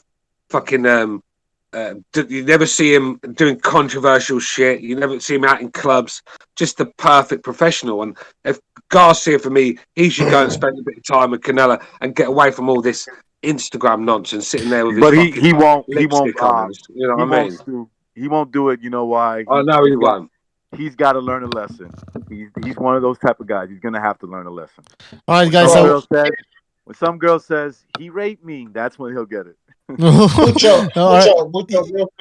Yeah, yeah. Evan made good points, but what's one thing we got to realize? And I'm not being facetious here. Luke Campbell is slower than all of the rest of those guys. He's slower than Teofimo, Agreed. he's slower than Haney, and he's slower than Tank Davis. So you got knocked down. You got knocked down by a slower guy, fam. Like, come on, like we can't put so much into it. No, I'm with you, D. I'm with you, D. Put him in there with Teofimo right now. Teofimo wins. There's no doubt about that. All right, guys. I would take that. Hold on. We need to move on, guys. So I need to two things. First of all, Truth's son, thank you for your contribution. He says respect to all on the panel. Something missing in the world today. All right, thank you, Truth's son. Also, I want to tell people to please hit. Hey. Yes. Butcho, can we just do a poll quickly in the community? All right. Of who they think the best guy is out of Teofimo, Tank, and Ryan Garcia. Let me set it up. Also, before I set it up, I just want to that's gonna be easy. Ask people to please hit the like button. There's a lot of people listening, watching, and we only have 38 likes. I mean, come on. Let's step it up. Get him up. Get him up. You can put Lomachenko in there if you want, but it's really about these three for me. I just want to see who people think is the best guy there. I mean, because they're quite close at the moment. I mean, my pick would be Teofimo right now, but I mean, there's guys that really fancy Garcia at the moment, and there's obviously the Devin Haney fans. So I just want to see where that goes in that poll. Wait, you don't want? Yeah. Okay, so you don't want me to add Tank Davis, right? Yeah, Tank Davis, Teofimo, Haney, and Ryan Garcia. Yeah, that's a yeah. I like that. I think I know who's gonna win or shoot one, but yeah, that's a good question. Yeah. And then we just read it out after the show. So if you don't know what to do, guys, just go to the BDA page, click on that, go to community, and there'll be a poll there, and then you just click on the name that you. All right, it's done. Go check it out, guys. And there's another phone call. There's two phone calls. So let's give 5 minutes to this phone to this caller, and then 5 minutes to the other one. 609, you're on the air. 609. Yo, what's up? What up? Shout out! Oh, it's Casso from New Jersey. Shout out to Jersey all day. MS13, but that's fuck that. Ryan Garcia, I like Ryan Garcia. I actually had money on Ryan Garcia. I won some money, but when he got fucking dropped, I stopped. I will not bet. I will not put my money on Garcia no more.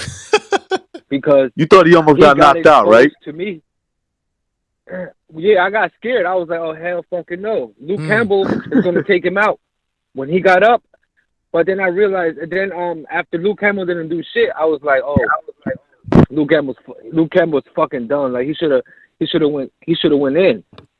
But Garcia he was probably, he was fresh. It was the second round. He got up and he just did his thing. So I respect Garcia for that.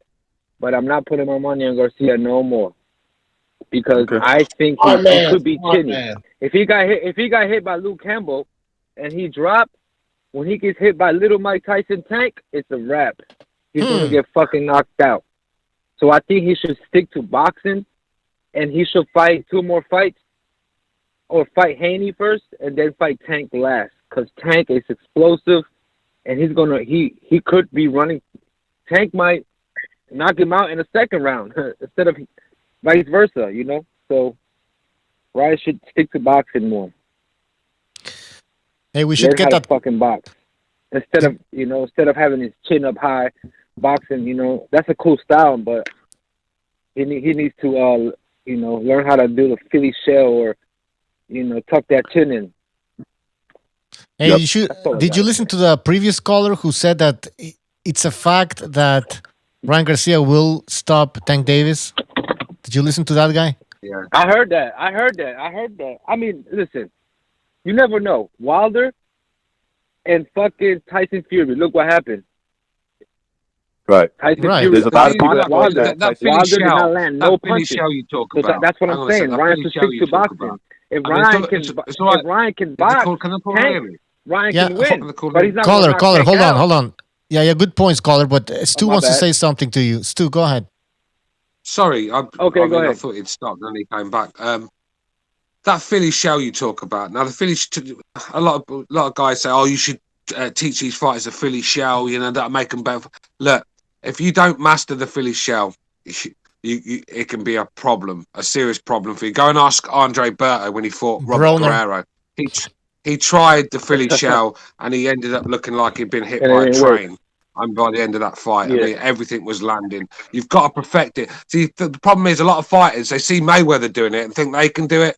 There's an art to the Philly shell. And only you've got to be a world-class operator to be able to pull that off. If you can't do it properly, like even Adrian Broner, when he tries to do it, I mean, he's still easy to hit. Sure. You know, you've got to master that shell, and only the best can do that. So it wouldn't be a guard that I would train a fight. If I was a trainer, I wouldn't really, unless he was a serious talent, you know.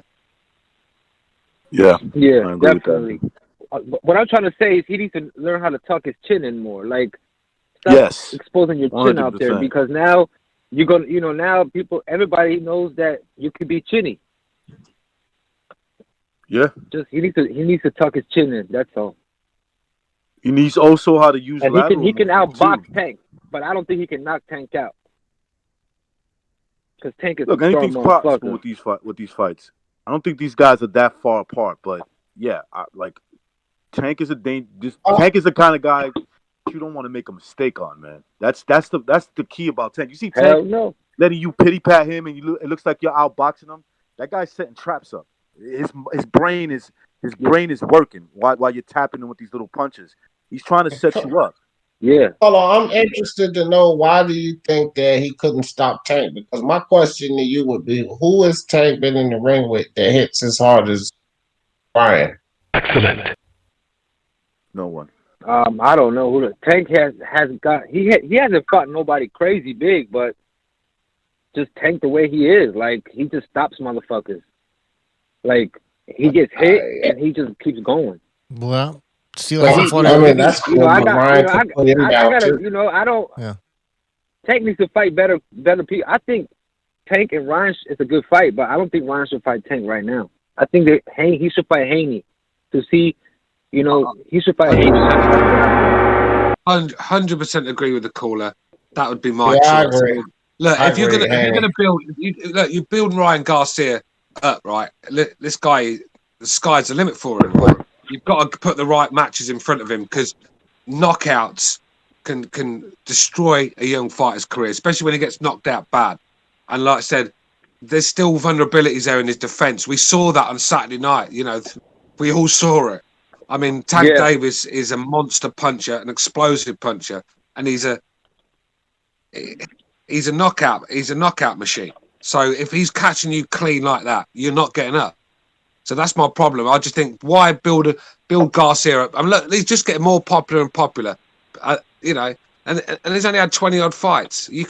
For me, I'd still hover him around. I wouldn't even put Haney in there yet. I'd go and look for someone else. I was going to say that, Stu. I was going to say that. I think from what I've seen, it's just my opinion, I think that Haney beats him. I think Haney beats Ryan Garcia. Yeah, all right, guys, I still think he's learning. He needs a couple more. I think he needs a couple more before he gets in there with Haney. Ryan's going to be those fighters. Listen, Ryan is going to be those fighters. Ryan is going to be that fighter that's looking for legacy, but is going to have losses in his record. All right, caller, we gotta move on. We gotta move on. But thanks for calling. Call back again next time. All right. All right. All right. No, look, people are saying let them fight. Yeah, I agree. I don't mind. I'll see the fights now. I'm just looking at it as a point. If I was in Garcia's team, if I was managing him and promoting him, this is the route I would go. I think it's why build something up to then have it crash down right in front of you. And like Tank Davis is like I said, Tank Davis is a massive step up from Luke Campbell for me. And you know, and I think Haney. I don't know if probably Haney is as well. So. You know, I think another couple, because he got knocked down badly. Let's not pretend that didn't happen. It did, and he was in a bad way for a while, weren't he? You know. So look, get him go back to the drawing board, learn on just some defensive stuff, because let's be real, he can't be standing there square on with his fucking hands down at world class level. He just can't be doing that. And, all right, let's take a phone call. 626, you're on the air. 626. Hey, this is Undercover Asian, Chris K. Hey, what's up, Chris? It's on. Who do you want to debate? Yeah. Oh, who? Well, I just wanted to give my opinion about Garcia. All right.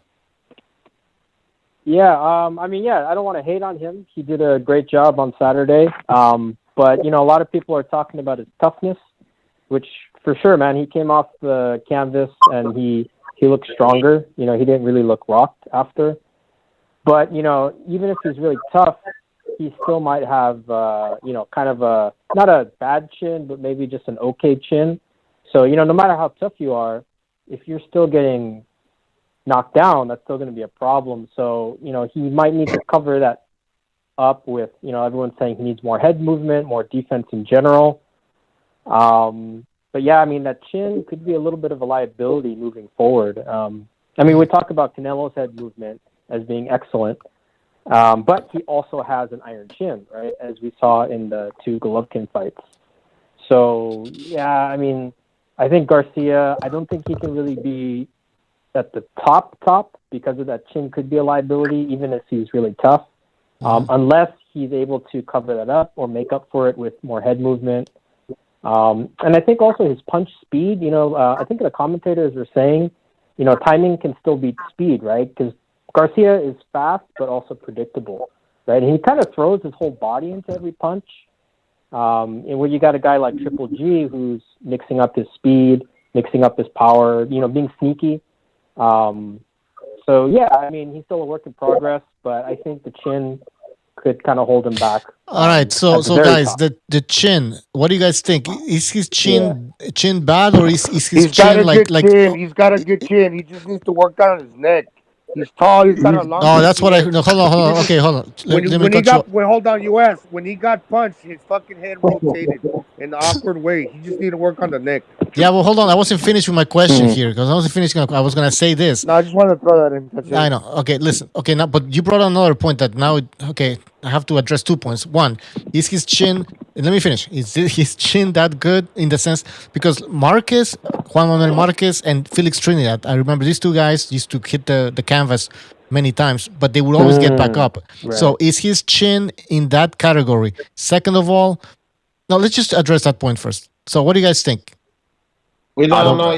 We don't know. Go ahead. Yeah, I just say we don't know. It's too early, and I just don't like the way he fell. Like again, I spoke on that. Like guys that get hit and then they get back up. The way they fall is important. Right. Like they're using both of their hands to brace themselves when they fall. I don't care if they fall to the side, if they fall backwards. They generally using both of their hands to brace themselves. This fucking fell with his arm behind his back, bro. He was out of there for a second. Like he was that shot. So it's just it's something to be of concern, but I wouldn't say that we should damn him into having a bad chin. Damn sure should be questionable. Yeah. It's questionable. Tyson Fury went down against Cunningham, and he also went down against Wilder, and he managed to get back up in those instances. He also went down to somebody else too. Tyson Fury went down by like 3 guys. Yeah. Look, his recovery rate shows that he's fit. He's obviously training hard because if you're not fit, mate, you're not getting up from them shots. So he got up. His legs were still strong. And I thought it woke him up. I agree, recognize it, sort of like woke him up, sort of thing. Yeah. Mucho. He's also a little light in the ass. You need to work on them legs, man, because that's the reason he felt like that. He had more stability on the leg. It's like Wilder. When he moved up, when he fought Fury in the second fight, he put on like 20 pounds of muscle, but his legs remained skinny as hell. So I don't know if that's good, man. You know something? When I look at Garcia and I see the way he got back up, I always consider the opponent. Let's say, I'm going to give you an example. Let's say he fought Teofimo, and Teofimo dropped him like that. He got back up. The difference between Teofimo and Luke Campbell is that Teo got killer instinct. He don't give a fuck if he got back up. That doesn't mean shit to him. He's like, yo, I dropped him once. I'm going to do it again. That's the difference between the mindset. So that's what he needs to work on, because I guarantee you if he gets dropped by, like, I'm going to use Lopez again. If he gets dropped by Lopez, he's going to know that Lopez is coming for the kill. He's not impressed or deterred by him getting back up. So that's what he needs to work on. And that's if he could get back up. if a guy like Lopez catches him with the same shot. Yeah, good point. Chris Cake. I want to go back to Chris and the caller. Anything else? Yeah, that's about it. Yeah, I didn't want to criticize Garcia too much, but just definitely, yeah, he's a work in progress. And he needs to tuck that chin in and move his head. Yeah, work on the defense. Absolutely. Thanks for calling, Chris. Yeah. I agree with that. Okay, thanks for having me. Bye-bye. Good call. Good points. I mean, yeah, that's a reasonable position. I mean, we got to see more. I mean, I know some... Go ahead. No, I don't recommend you getting caught with shots like that. But if you do, okay, it's good that you can get back up or recover. Yeah. Because it's boxing, you're going to get hit. But, yeah, there's things he needs to work on, man. There's a lot of things that I can see that he could work on. And, you know, I heard Precise say this. You might see that in the next fight. And it's true. You can just learn that fast. Like, okay, look, this is what I was doing wrong. I'm backing up in a straight line with my head up, and that's how. But come on, we saw this from we have been mentioning this before the Luke Campbell fight, and I'm pretty sure other people have seen this, like the mistakes. So if Eddie Reynoso didn't see those mistakes and worked on them, did he have to wait for Luke? Did he have to wait for him to get knocked down or something? Come on. It's usually when you see people driving like a fucking prick on the roads, they're usually the guys that haven't been in bad crashes. Because if you have been in a bad crash, you don't drive like that sort of thing. So he got hit with a massive shot, and he learned quickly. I mean, let's be real. That looping left hand that Luke Campbell was throwing didn't land again all night, which shows me that he learned. And this is what I'm saying, learning on the job. But this is why you've got to pick your matches very carefully, because if that was tanking there that night, then we would have been talking about Ryan Garcia still in his coma. Do you know what I mean? And that's the fucking problem. Here's the problem that I see with Ryan Garcia. He's a very talented kid with a lot of speed on that lead hand. That lead hand is only like 8 inches if you hold your hand up in the right position away from your opponent's face. So he's a world-class talent, but he's been relying on that too much to knock other guys out, and I don't blame him. If your lead hand punch can score quicker against any other guy that you're fighting, and that shot's getting to the target before anybody's, and that's all it takes, you're just going to develop that lead hand. He needs to complete his game to where when he gets more competitive, he's going to be able to do more things. He's been relying on that only. He's going to become one-dimensional. Not saying that he's going to become, because he got that power. And it's like a bitch slap, but it's a bitch slap with power. He just turns over that right hand. But you just can't keep doing that. You're going to have to do more things when the competition gets tougher. Yeah, good point. Good points, I should say. And guys, please hit the like button. Come on. Get that like button there. What else? D mentioned something interesting. You know, if Ryan Garcia gets dropped by Luke Campbell, come on. I mean, Teofimo Lopez probably going to kill him. And looking at the poll that Stu created on BDA, the community section of BDA Boxing, who is the best of them all? Ryan Garcia, Teofimo Lopez, Devin Haney, and Tank Davis. Teofimo Lopez is winning by 76%. Yeah. So this is the guy that would destroy. Yeah, he would destroy Ryan. Jimmy, go ahead. Oh, what's up, brothers? Hey, how you guys doing, man? Yeah, no, I mean, he should be. I mean, he's it. He beat fucking a dude who won 14 out of the first 16 fighters he fought were current or ex-world champions, Lomachenko, right? First ballot Hall of Fame, and this kid at 22 stepped up and did what he had to do. And absolutely, he's the fucking king of the fucking lightweight division. Everybody's looking up. I don't want to, people with the fucking other belts, all of that shit. But that being said, also to Stu's point, 100% is conditioning. Because I'll tell you, the reason why drunks go out so quick when you hit them in the jaw, right? They just go out. Everybody's saying an alcoholic. Just basically give them an open hand slap. As long as you catch them in the jaw, they usually go to sleep. Because alcohol suffocates oxygen cells in your blood, and so it's so much easier to get knocked out. What combats that is a bunch of oxygen still in your blood. So the fact he was to get up and shake it off quickly, that was definitely a sign of good conditioning.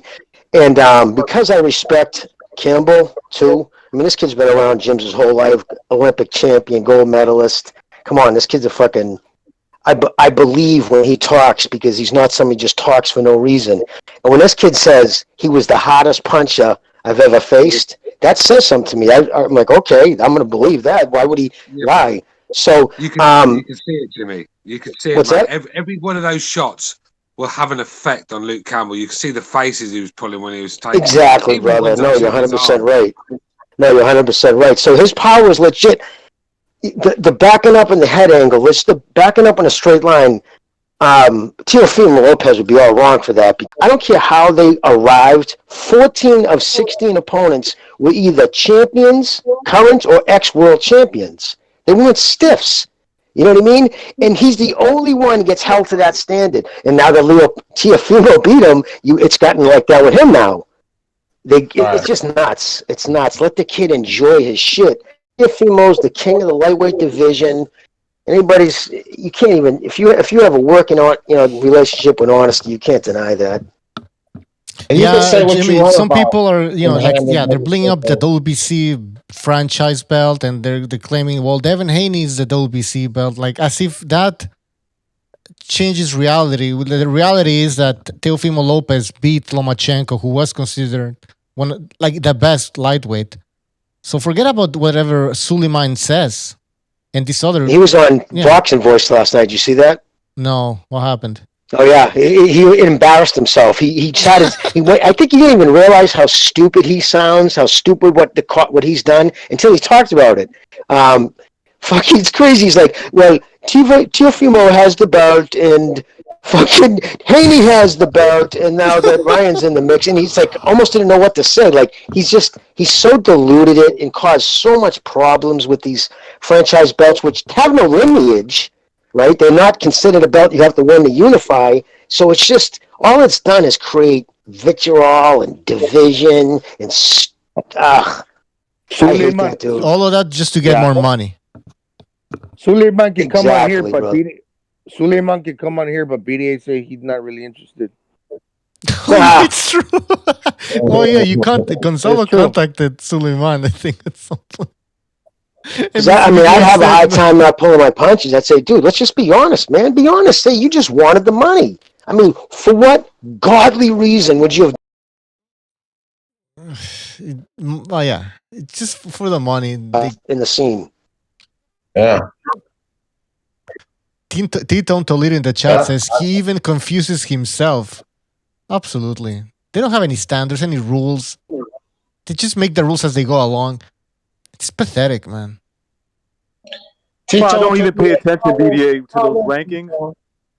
He told Colin on the phone, you say you wanted to debate me. Call in right now and get it. Oh. Well, let me restart the phone lines. BDA, that's why I don't understand why boxing fans follow these complicated, stupid, confused rankings. Like, why can't you just look at the quality of the opponent? Like, okay, look, Teofimo won that fight against Loma. What do you mean he's not the real champ? He is the fucking man at that weight class. Like, you're telling me that Teofimo Lopez is not the biggest win if you could pull it off at 135? Then if you say yes, then that's the man. That's the man at the division. And not only that, how is it that he beat two champions to get his belts, and Devin Haney didn't throw a punch to get his belt, but Teofimo's not? It's corny. Like, what the fuck, bro? And this is not a knock towards Devin Haney. You know what I'm saying, in terms of talent, but that's the route that they chose. You know what I'm saying? Well, some of the shit that comes out of his mouth too recognized is pretty ridiculous. Oh, absolutely. You know what I mean, dude? He says some silly stuff. He says things that makes you scratch your head and say, well, dude, what are you doing? Like, that's corny. And at least Garcia gave fucking Teofimo Lopez. I mean, for the time being, he's saying without a doubt, he's like, yeah, Teofimo's the man in this division. I mean, that's smart. You know what? Because if in the future, if they could make a big fight, it makes it easier to negotiate with, because it's not like he's fighting a guy who's delusional and is saying, "Oh, you were never the man." Like, okay, look, right now you're the man. I'm coming for you though. Exactly. Competitors could respect that. Like, if you go into any gym or you go into any competitive where you compete in combat, you say, look, I think you're the best guy right now, but I wanna challenge you on that. Yeah, what's not to Exactly. respect about that? All right, guys, we have a phone call. We have a phone call, so let's take a phone call.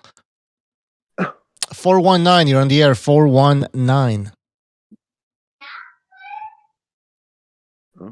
419, you're on the air. Are you on the air? Jump. Oh, yeah, what's up? What's up, T-Tone? And then he What? backs out, and then he's going to call me out tonight? That's some sissy ass shit. Well, hey, D, Let's what? go. Let's do it. About What you Loma want? not going down the What you pound for want? pound? Let's go What then. you want Let's to go. me about, though, man? Oh, you're going to change the subject and you're going to speak your mind twice. Man, shut the heck up. I don't want to get off. Yeah, don't curse. crazy Don't on you, curse, D, but T-Tone. man, Don't you curse, talk It's a T-Tone. family show. Well, yeah, go Family ahead. show, T-Tone. Yeah, well, what, D, you called me out? I'm here, man. He's here. What you got to say? Just speak Didn't your you mind call twice. him out? Let's go. Who called who out?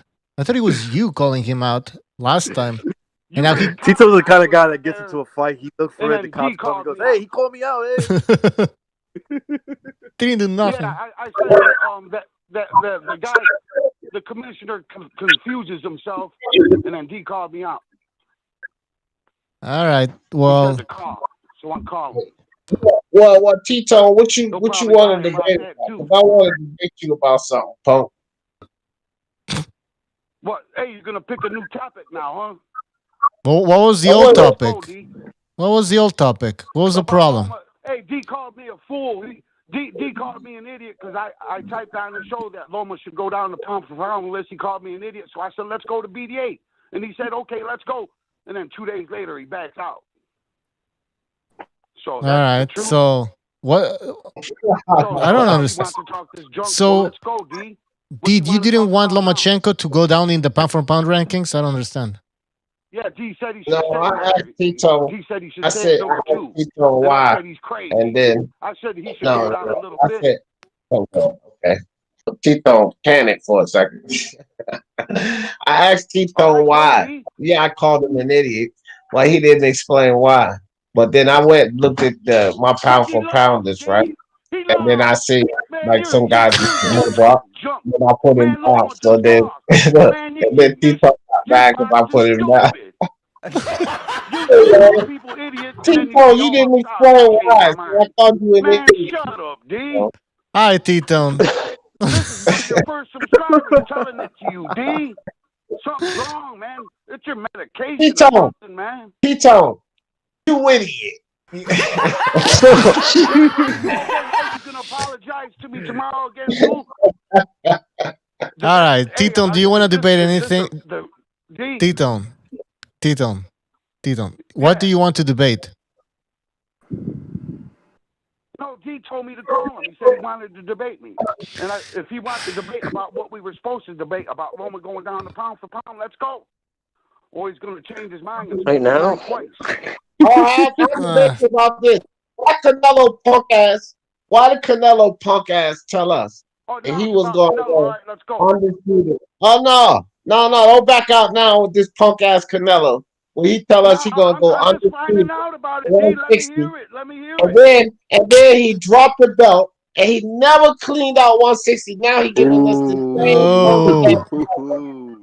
What's up with that, Tito? What's up with that? Go ahead, Tito. Blame yourself, Tito.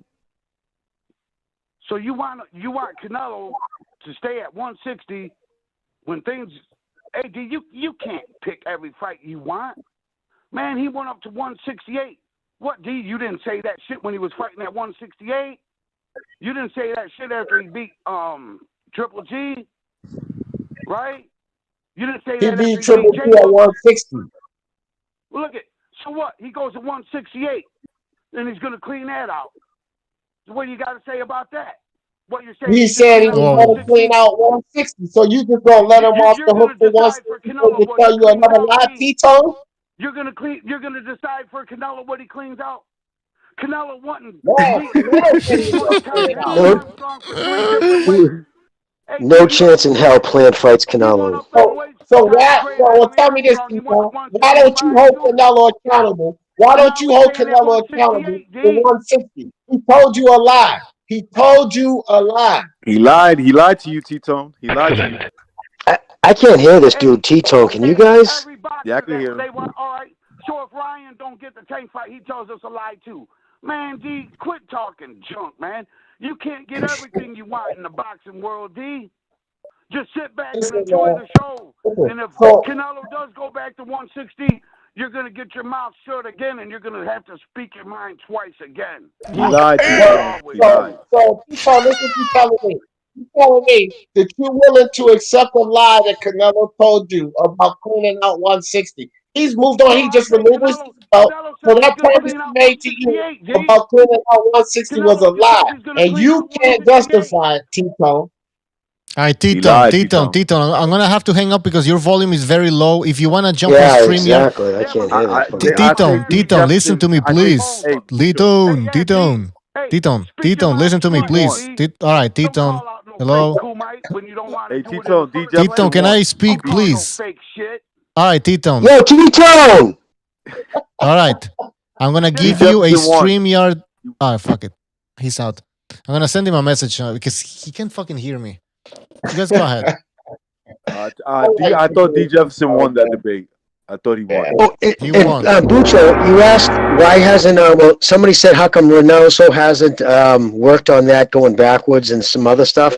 To be honest with you, dude, when he first probably got his hands on that kid, remember how raw he was? I mean, he did a lot of really ridiculous things. I think there's only so much you can fix in one camp. You want to isolate certain things and work on it to make them second nature. And if you flood them with too much, All right, we lose Jimmy now. What the fuck's going on? Yeah, just relying on that lead left hand, man, and until he gets put in the position where he has to do something else, like he did in this fight. You're able to see the things that he needs to do because he obviously got power in that right hand. Need to develop that right hand. Well, not develop it because he's naturally a right-handed fighter. He need to utilize it more. You know, when he started going to the body, I saw him going to the body when Luke Campbell hit him to the body first. Then he went low, and the referee warned him. When he got him out of there with the body, Luke went to the body first. So he only is going to the body when he's getting incited by the other fighters to do so. He needs to take the initiative and go to the body first before the other opponent incites him to go there. Nah, he did the right thing, man. He was smart. Basically recognize you punch me to the body and that pisses me off, and I'm gonna punch you back. That's what I saw from Ryan Garcia. If I take the initiative and punch you first, that'll help me, right? Because I'm not of course, you're right. But I just love the way he set that body punch up. And by the way, it was by the badass, way, I had D. Jefferson beating T-Tone 116-111. I thought he scored a knockdown with the Canelo point. So yeah, T-Tone, you lost. Flawless victory. That's right. 116-111, D. Jefferson. You know what's funny about that debate? Recognize Tito know Canelo guy, right? Like that's easy because he's so fucking biased for Canelo, man. I can beat him on the debate. Canelo, look, that's the truth, though. Okay, so Canelo's my guy, right? Well, it's still bullshit. I don't care that Oscar screwed up the contract with the Derevyanchenko situation, blah, blah, blah, blah, blah. If the motherfucker said that he's going to clean out 160, and then you're relinquishing your last piece of 160, that there is a lie. You told a lie about 160. Now, you can go ahead and make the same claim at 168, but I'm going to hold you accountable for 160. But guys like T-Tone and the rest of these Canelo fans, all they want to do is talk about what he did with Kovalev and Rocky Fielding and the fact he's fought 5 champions back to back. Man, can all of that bullshit. If he said that he was going to clean out 160, now did we tell him to go fight Kovalev, to go fight Rocky Fielding? No, he could have spent that time cleaning out 160. But don't come and make another claim about cleaning out 168 because to me, it's the same claim you just made at 160. And you didn't do that. Friendly Fire in the chat says, stop trying to police him, Bucho. Your panel guy just lost. All right, so I think some people think that D lost. T-Tone, you took a loss, man. I'm sorry, bro. You lost. It wasn't even T-Tone. There's somebody else in the chat. Like Friendly Fire. T-Tone, I sent you a StreamYard link.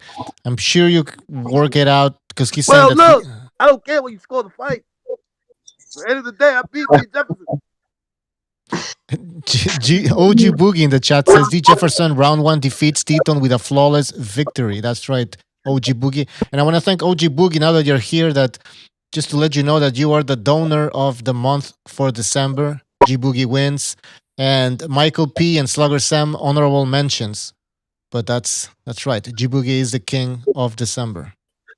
Yeah, when Ryan Garcia got hit on the neck, his head did a 180. If he strengthens the neck like Canelo with them bells, with them weights, and does the neck exercise, some towel and fortify and thicken that neck, his neck ain't gonna do that 180. And when he fell, he lost his legs under him.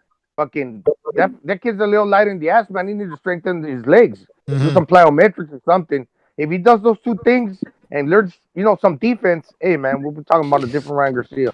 Hey, if he starts doing that, won't he end up at 140? Yeah, but he's 5'10", so I think his power carries, and that's good. Dude, he's De La Hoya's son, man. We got to be fool. That's De La Hoya's son. Yeah. Yeah, but De La Hoya was much better, though. That's I think he was, way better than Ryan Garcia. Oh yeah, Who, he De La Hoya? was a gold medalist himself. Come on. No, De La Hoya was way stronger. Listen, I'll put it to you this way. I don't. Make no mistake about it. Ryan Garcia's But that De La Hoya performance against Trinidad, right? Ryan Garcia could never ever do that. No. That's he would that's have my got knocked standard. out by a guy like that. I'm not talking about the running. I'm talking about the first 8 rounds. Yeah, the first 8 rounds, he can't do that against. No. Maybe in the future, I don't know. But right now, there's nothing I see that compares him to De La Hoya at that point of his. Like De La Hoya was. Do you think Bivol? Do you know Bivol? Oh God. Oh, sorry. Do you think? Hello. Yeah, go ahead. Yes. Don't know if I'm on live, to be honest. We can hear you. Oh shit, we can hear you. Go ahead, Pigeon. Say what I said. Yeah. Do you think Bivol is a legitimate target for Canelo Alvarez? No. No. What's the point? He's not. Can you hear me now? Yeah, we can hear you. All right, let us answer your question. Listen, go ahead, somebody. Yeah, he presents. Do you think Bivol is a legit? We heard your question, I'll tell Pigeon. you what I think. He goes in and out of the pocket, so he will present some variance in footwork that'll have Canelo having to maybe react to what Bivol does, but at the same time, Bivol is gonna step in and Canelo's gonna move slightly out of the way, and the shots when he comes in, if he misses, he's gonna get countered, right? And when Bivol gets countered, he's only stepping into the edge of Canelo's wheelhouse. So he's not really punching through the target. He's not gonna punch with the same conviction as somebody that's really stepping inside and remaining there to make it a toe-to-toe battle. So I see if Canelo blocks, parries, Bivol's fucking when he comes inside the pocket or he misses, and Canelo's quick enough to catch him on the counter, then Bivol loses that match because he's not gonna get credit because he's gonna be the one on the back foot. I thought Phil was asking, is the Bivol fight? Yeah, I agree. Yeah. I don't know. I think about the Bivol. politics. I think it all popular lawyer. depends. I think it all depends on what weight they fight. If they fight at 175, I think Bivol fucking just schools the shit out of him. I think at 168, if he makes him come down, you could give probably Canelo a slight chance of winning that fight. I probably would say, he has a better chance. But at 175, Bivol outboxes this dude easy. Well, I don't think Canelo beats Bivol. Dimitri Bivol, in my opinion, beats Canelo at 175 or 168. Look, man. You're probably right. This guy, look, he's not the biggest 175 pounder. And I don't think that he has a great deal of trouble making 168 like everybody's assuming. But if he does, you got to give Canelo a good chance on that, right? D, if he does have a problem going to 168. Yeah, if he has a problem going to 168, I would give Canelo a chance here. But listen, it's not just the fact that he's a bigger, stronger guy. This guy can box, fam. Yes. He can move. And we know that Canelo finds difficulties with guys that can move, right?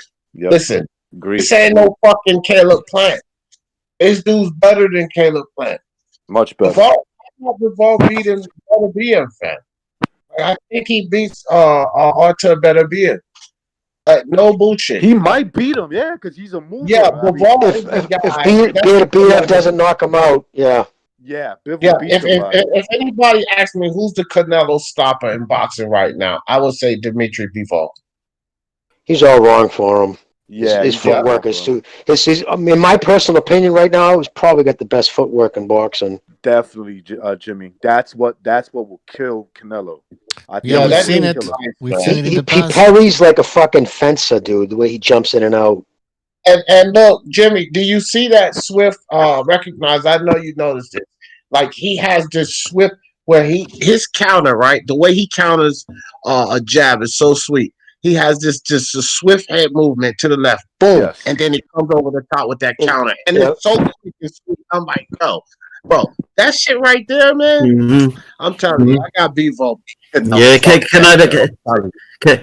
it's been my last thing that I'm going to say. But the last thing that I'm going to say, look at Bivol's last 5 wins. They've been laboured UD wins. That's all I'm going to say. I'm not saying that he doesn't beat Canelo. But I personally think that Bivol, listen, this guy was knocking people out. He's on the back foot for a lot of these fights. He's won the last 5 or 6 fights. I do think Canelo, I know it sounds ridiculous, and it is ridiculous what I'm going to say. I even feel stupid saying it. I think he can beat Bivol. But there's nothing stupid about that. That's not stupid. There's anything stupid about that. Yeah. If he caught him with a shot? I'm just looking at it. Yeah, if every time Bivol steps in, he gets countered, then yeah, Canelo wins that. I'm just boxing match, man. That ain't gonna happen though. I think me and D are just looking at it as a stylistic matchup, and we just see the all the signs of a guy who could beat someone like Canelo. Yeah, of course. The guy hardly loses a round. Yeah, he's got that style where he's playing tag, but he's the one leading the tagging. You're the one fucking playing pickle. He's the one that's beating you on it. Fast too, fam. He's fast. I'm telling you, bro. Like that dude gives Canelo all kind of problems. Fuck that. And anybody, I think if Bivol was to drop down real quick, precise. If Bivol was to drop down to 158, and Canelo was fucking around, he'd beat the shit out of those champions, and then just be sitting there waiting for Canelo. I guarantee you any money. He beat Plant. No doubt in my mind. He slaughtered fucking BJS. And then Canelo will have no choice but to face him. Of course, he needs to handle that Artur Beterbiev smoke at 175. That shit, that's going to be a tough one, boy. Because Beterbiev could beat you because of his strength. That his strength is just so... And he's a good boxer. He's technically sound in a lot of things that he does. He's there to be hit. But did you see that? Did you see the fight? Precise. I mean, damn, my bad. Recognize. Did you see the fight with Artur Beterbiev and Enrico Poling? Yes. Now you see. Now you know that Enrico Poling don't move as well and don't throw back as well as Dimitri Bivol. And you see the problems, the issues that he was given to Artur Beterbiev, and this was a younger, spry Artur Beterbiev. Man, that's why I think Bivol beats him, bro. You know the thing about Beterbiev, as impressive as he is, well, he has been.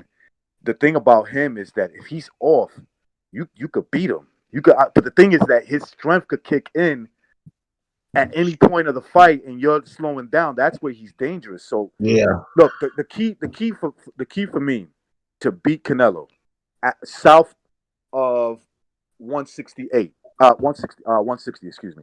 The key that I see so far, right? And I'm just judging it on a boxing point of view. That's it. As soon as he meets somebody who can handle his strength, I think he's done. He's done. As soon as he could.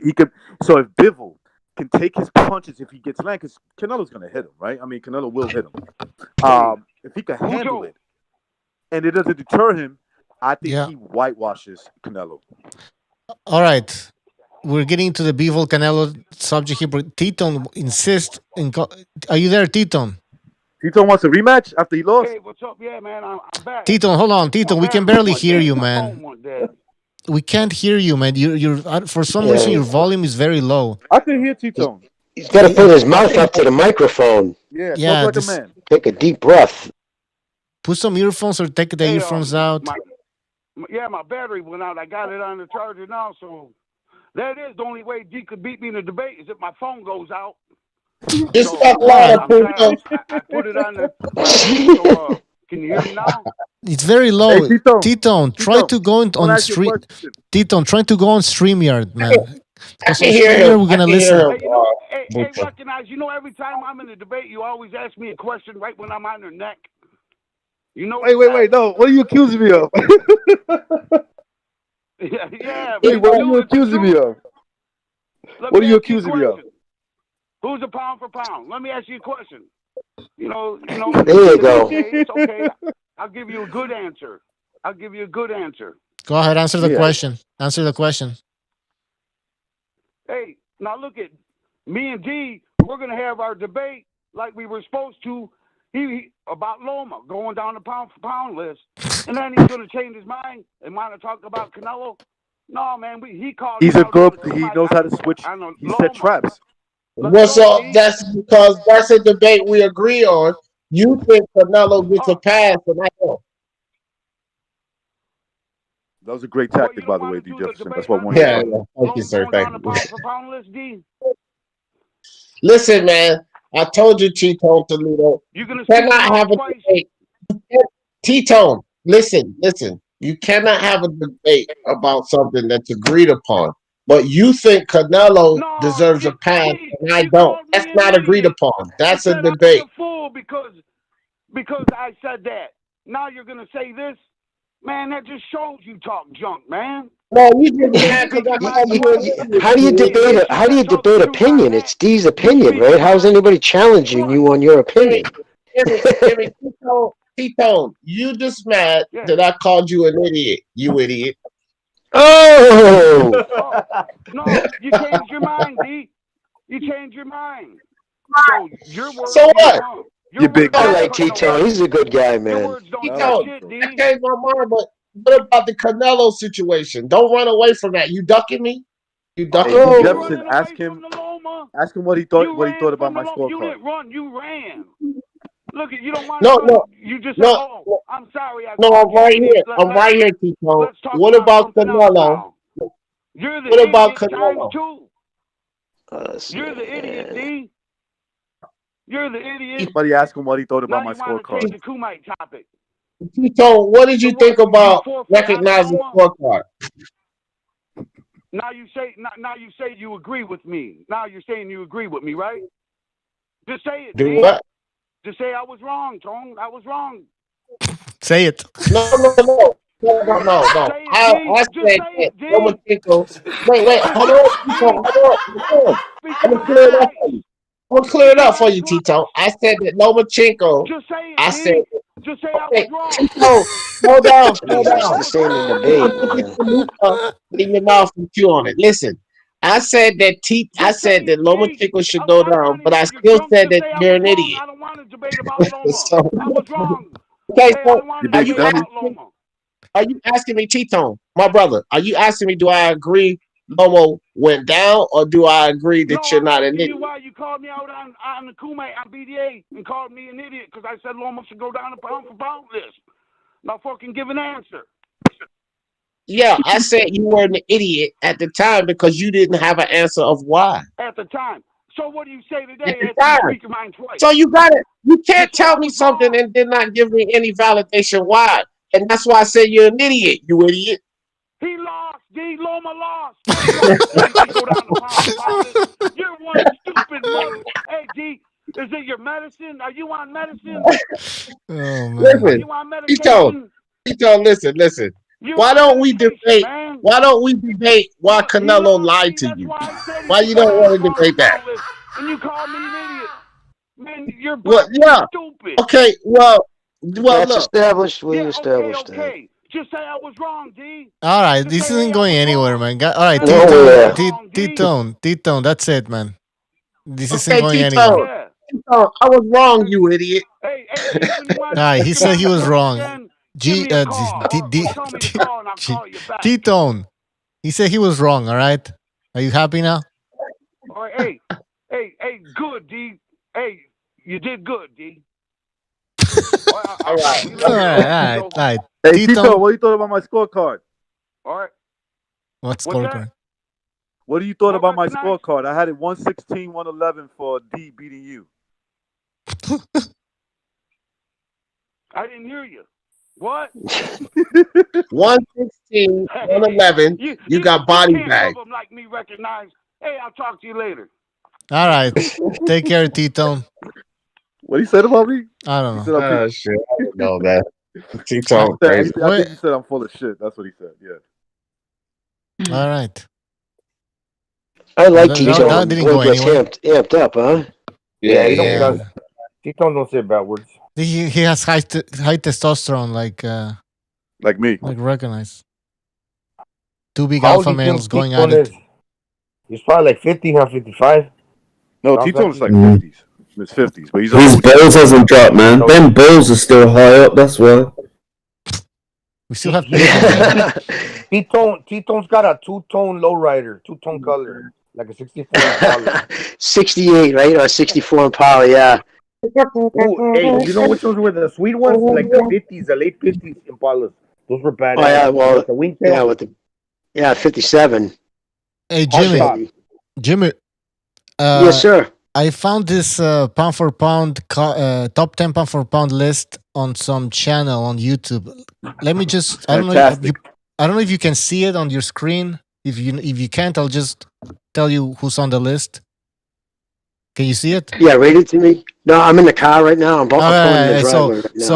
So this YouTube channel has Errol Spence Jr. number 1, then Charlo, then Terence Crawford, Manny Pacquiao, Lopez number 6, Gervonta Davis, then Josh Taylor, Shakur Stevenson 8, Jermall Charlo 9, and Caleb Plant 10.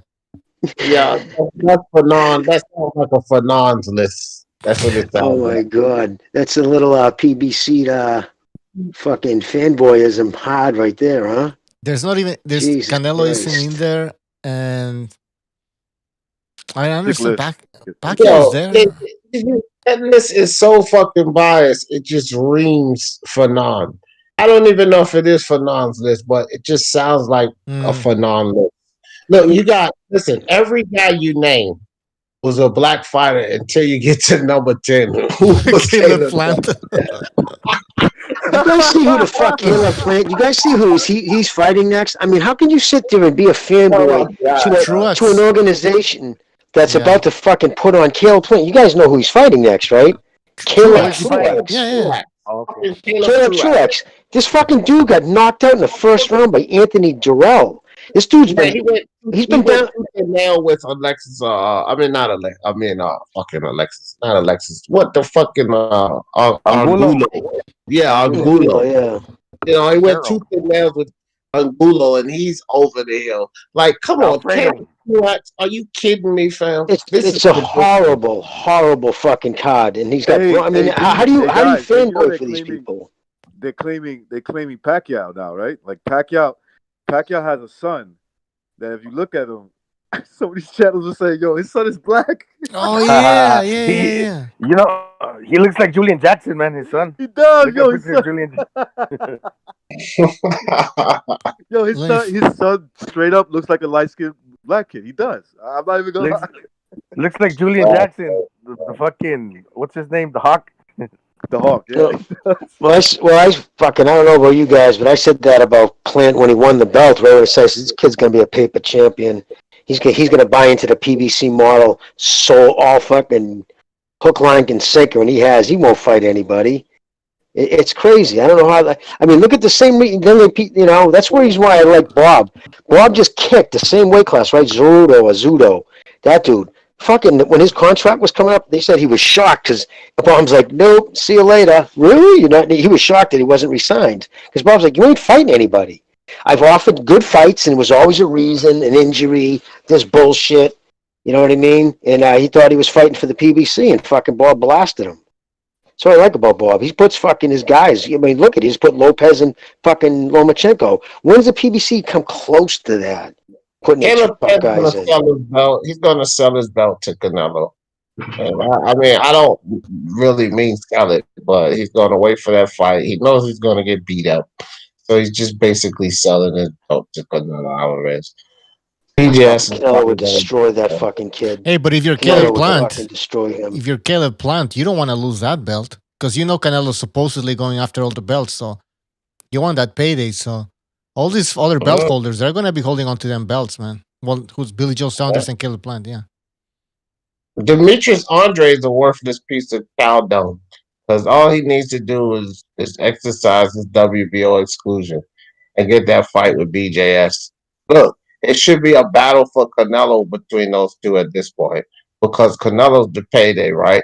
Demetrius Andre, you're not doing a damn thing with yourself. You're not going anywhere. You're not fighting anyone. So you should use your WBO exclusion. Step in front of Canelo for BJS because there's nothing Canelo could do. And if BJS don't fight, and you get stripped of that belt, and they'll put Demetrius Andre in a fight with somebody for the belt, he fights Canelo. Like they can fight for the big prize right now because Demetrius Andre is doing nothing at 160 but wasting time. Yeah, which I mean, he could get a Charlo fight at some point. But please, they offered that idiot $7 million and he didn't take it because Al said don't take it. Bet on yourself. Al costs his guys more money than anybody. It's crazy, dude. I can find this Twitter thread. There was a bunch of MMA writer, a big one, was writing and Twitter, and all these fucking UFC fighters jumped in. They're all talking about boxing. That was the topic. And one of the guys, Adam, who fought with one of Connor's boys there, the Russian kid, fought in Ireland. But anyways, he was saying everything that was true. Like, listen, boxing ain't dead. If you actually look at it, there's crazy talent in that sport right now. But it just takes forever for these fucking guys to fight each other. He goes, and it dies on the vine or something. I'm just reading this thread, all these guys talking about, and they're all right. And they're like, at least, I mean, you couldn't get that here. You're forced to fight the best. But when you got MMA guys sitting there talking about the fucking ills of your sport and they're right on, how do these guys not see this? I mean, they're not sitting under a dictatorship. Those MMA guys can talk that shit, but they're sitting under a dictatorship. NOI got total autonomy. You do what the fuck I say or you don't eat. And it's great for us, right? I mean, to be honest with you, no offense, man, but they ain't family. Fuck that. I want to see the fucking best fight the best. You know, what are we doing here? You know what I mean? Like this is crazy. I mean, there's more people debating why people aren't fighting each other on Twitter than anybody fighting each other. It's just, I said, good. I reiterated, if it wasn't for this fucking show, man, I don't even think I'd be following this train wreck of a sport anymore. Right, we should be debating who actually won the fight, stuff like that. Exactly, and reasons why. It's what's so great about this past weekend, Bucho. Oh, you're right. Yeah, like that. Like that. What about that horrible fucking robbery of fucking Marquez and Sean Garcia? Like, bro, that should have been a draw or a win for Marquez. Sean Garcia box a gift at Christmas. That shit didn't make no sense, man. Like, this kid, bro, he was getting beat up by this dude was just coming in, planting body shots on him left and right. All Sean Garcia kept doing was pucking up, pushing off, and would catch him with a jab or a hook here and there. But it's no way you could give Sean Garcia 3 rounds out of that fight, man. It was ridiculous. That's why I knew Luke Campbell had no chance on the cards. Because if they give that kind of wide decision to Sean Garcia, Ryan Garcia was never going to lose by the decision. By the way, I just want to thank G Boogie for his contribution. He says, when Chich Marin was in the movie Nice Dreams, he was imitating Tito Toledo for La Raza. So, yeah, he kind of sounds like Chich, man. But sorry, Bujo. Go ahead. No, I was gonna say, the show dropped and I gave my explanation. Did you hear my explanation why, in my opinion, Reneso, they haven't attacked or trained him going backwards yet? The reason why it's like, you asked earlier, isn't it obvious Reynoso. Yeah. What? Yeah. You heard my explanation? When did you give that? I heard it. But you can say it again, I guess. Oh, no, all right, but I was just saying it's because I think that they had to work on so many things with that kid, honestly.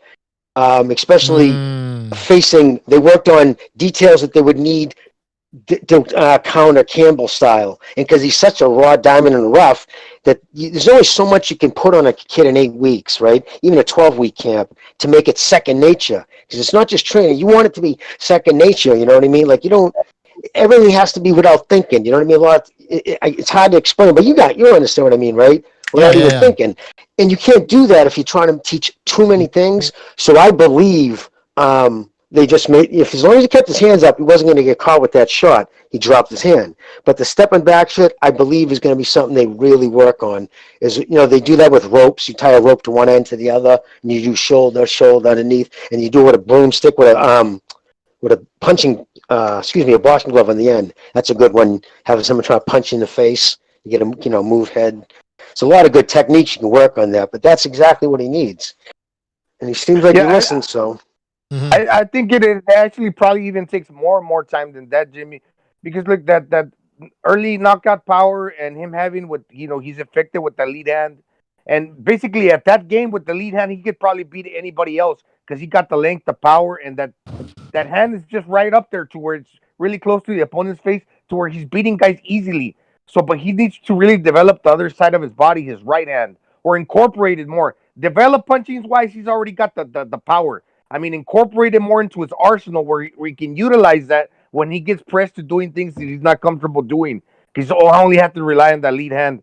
Now, it's going to take for him to spar, I think Mucho mentioned it, guys that are equal in size and that weigh more. Like tall guys that are probably 140, 47 pounders in the gym to put the pressure on him to having to resort to doing that. Because if he ain't resorting to doing that and is only using that lead hand to swipe fuckers face off like a bitch slap with power, he's only going to keep doing that, right? He just bitch slaps you with power. Exactly. We mentioned this. You have to, that's what we talked about last time. Remember, I mentioned Wilder because he could end up like Wilder in the sense that he doesn't improve. He just because he's knocking these guys out, because he believes in his power so much, he doesn't feel the need to improve on other aspects of his game. But listen, Reynoso is not JD's, whatever his name was, the Wilder's trainer. Exactly, So like you said, Jimmy, they were working on other things, and eventually they'll get to that, right? The defense aspect. Yeah, because you think you've seen how he lives, man. You see those videos where he lives the coach. That motherfucker's got money now, right? With the nice steaks he has sent in and shit, and that fucking palace he lives at. Yep. You think he's gonna put up with some punk fucking kid who can't speak Spanish? He starts disrespecting or not listening to him. There's no way. You know that, man. Not at his age, and he'll tell him to fucking screw. The fact that he does train him tells me right there that Garcia's being serious, right? I mean, let's think about it. Do you think Reynoso would take him under his wing if this kid was a fucking knucklehead? No. Right? Nope. So that does tell you without having to be told that this kid's taking it serious. Because just Reynoso, how many fucking people in Mexico probably want him to train? The facilities he has, the money he has. It would be so many Mexicans training down here, killing themselves in those dungeons. I just don't see, so he sees something in the kid. And if the kid wasn't serious, he wouldn't put his name to it. What if it's money? What's that? What if he sees the money? The money. Well, of course, that's part of it, because you're obviously getting 10, 15%. And he's really De La Hoya's. Jimmy. He's really De La Hoya's son. De La Hoya's.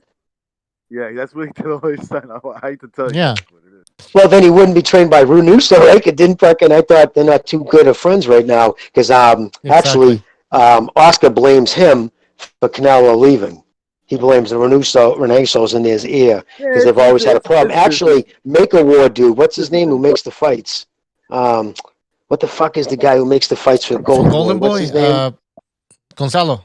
I know his Schaefer. His Twitter handle is Make a War. Schaefer, Spanish guy. Forgot his name.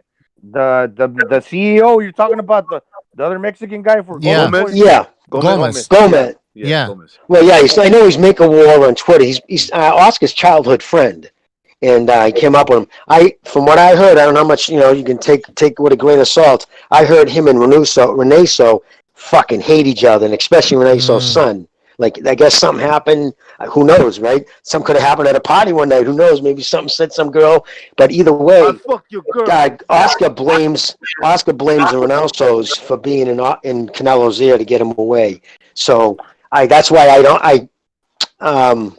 I think it's almost a little spit in his face and a little spit in Canelo. I mean, Oscar's face too. That they also got their hands on his now up and coming star. That mustn't make Oscar sleep too well at night. They were in that. Oscar's gonna be even more angry when Canelo and Reynoso snatched Ryan from his ass too, because Ryan was celebrating with Canelo and Reynoso when Oscar stepped in the ring. He started arguing with him. Like, man, what the fuck are you talking about? Yeah, Did you guys notice they were in that after party and they were both dressed the same, Canelo and Oscar De La Hoya. But then Canelo went and took his top off because they were dressed so alike that he didn't want to look like fucking Oscar when he stepped onto the podium. I thought that was hella weird. Now, dude, were they arguing or was like Garcia like all pumped up, like yeah, you motherfucker, or something like that? He was arguing with Oscar. He was celebrating, jumping with Canelo, giving them hugs. Oscar got in the ring, all the energy changed and shit. I'm telling you, I man. didn't see it. I'm wondering. I haven't seen. I only heard. Yeah, but then I saw the after party, whatever, and the lawyer was giving a speech, and Ryan seemed to be like listening to the guy, and like he seemed okay. But in the back, you could see Canelo talking with a translator or something, and Canelo was pissed off the whole time. And then the lawyer actually mentioned Canelo in his speech. He said like, I want to thank everybody who helped Ryan Garcia, something like that, especially also Canelo, who he looks up to. But so he gave him a little bit of credit. He mentioned Canelo, but it seems like Canelo doesn't want anything to do with the lawyer. Like he's still pissed off. Like, and he's a faggot. I was gonna say something else. Oh yeah, is this good for Ryan Garcia to be like stuck between these two guys? And, like, no, you don't need any distraction. It's a distraction. Any distraction is never good. Between his real father and a guy he really looks up to, yeah, that could be a problem. That could be. And he's got to remember too, man. End of the day, I don't know how much longer he has on a contract, but until then, he belongs to Oscar. And at the same token, Reynoso isn't a fucking promoter. He doesn't have the connections. Like he might be a drunk and a drug addict and a lot of knucklehead things, but he's got the connections. You know what I mean? He knows all the people and what in Vegas and everything. Reynoso, if he tries all of a sudden stop promoting fighters, who'd want that aggravation at his age and where he is in life? I don't know why he would. But yeah, that's what I said. Say what you want about Golden Boy.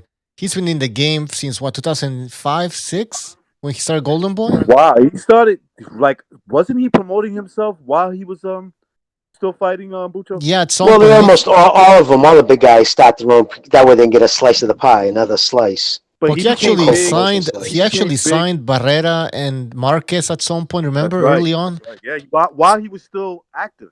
Exactly. So this isn't like.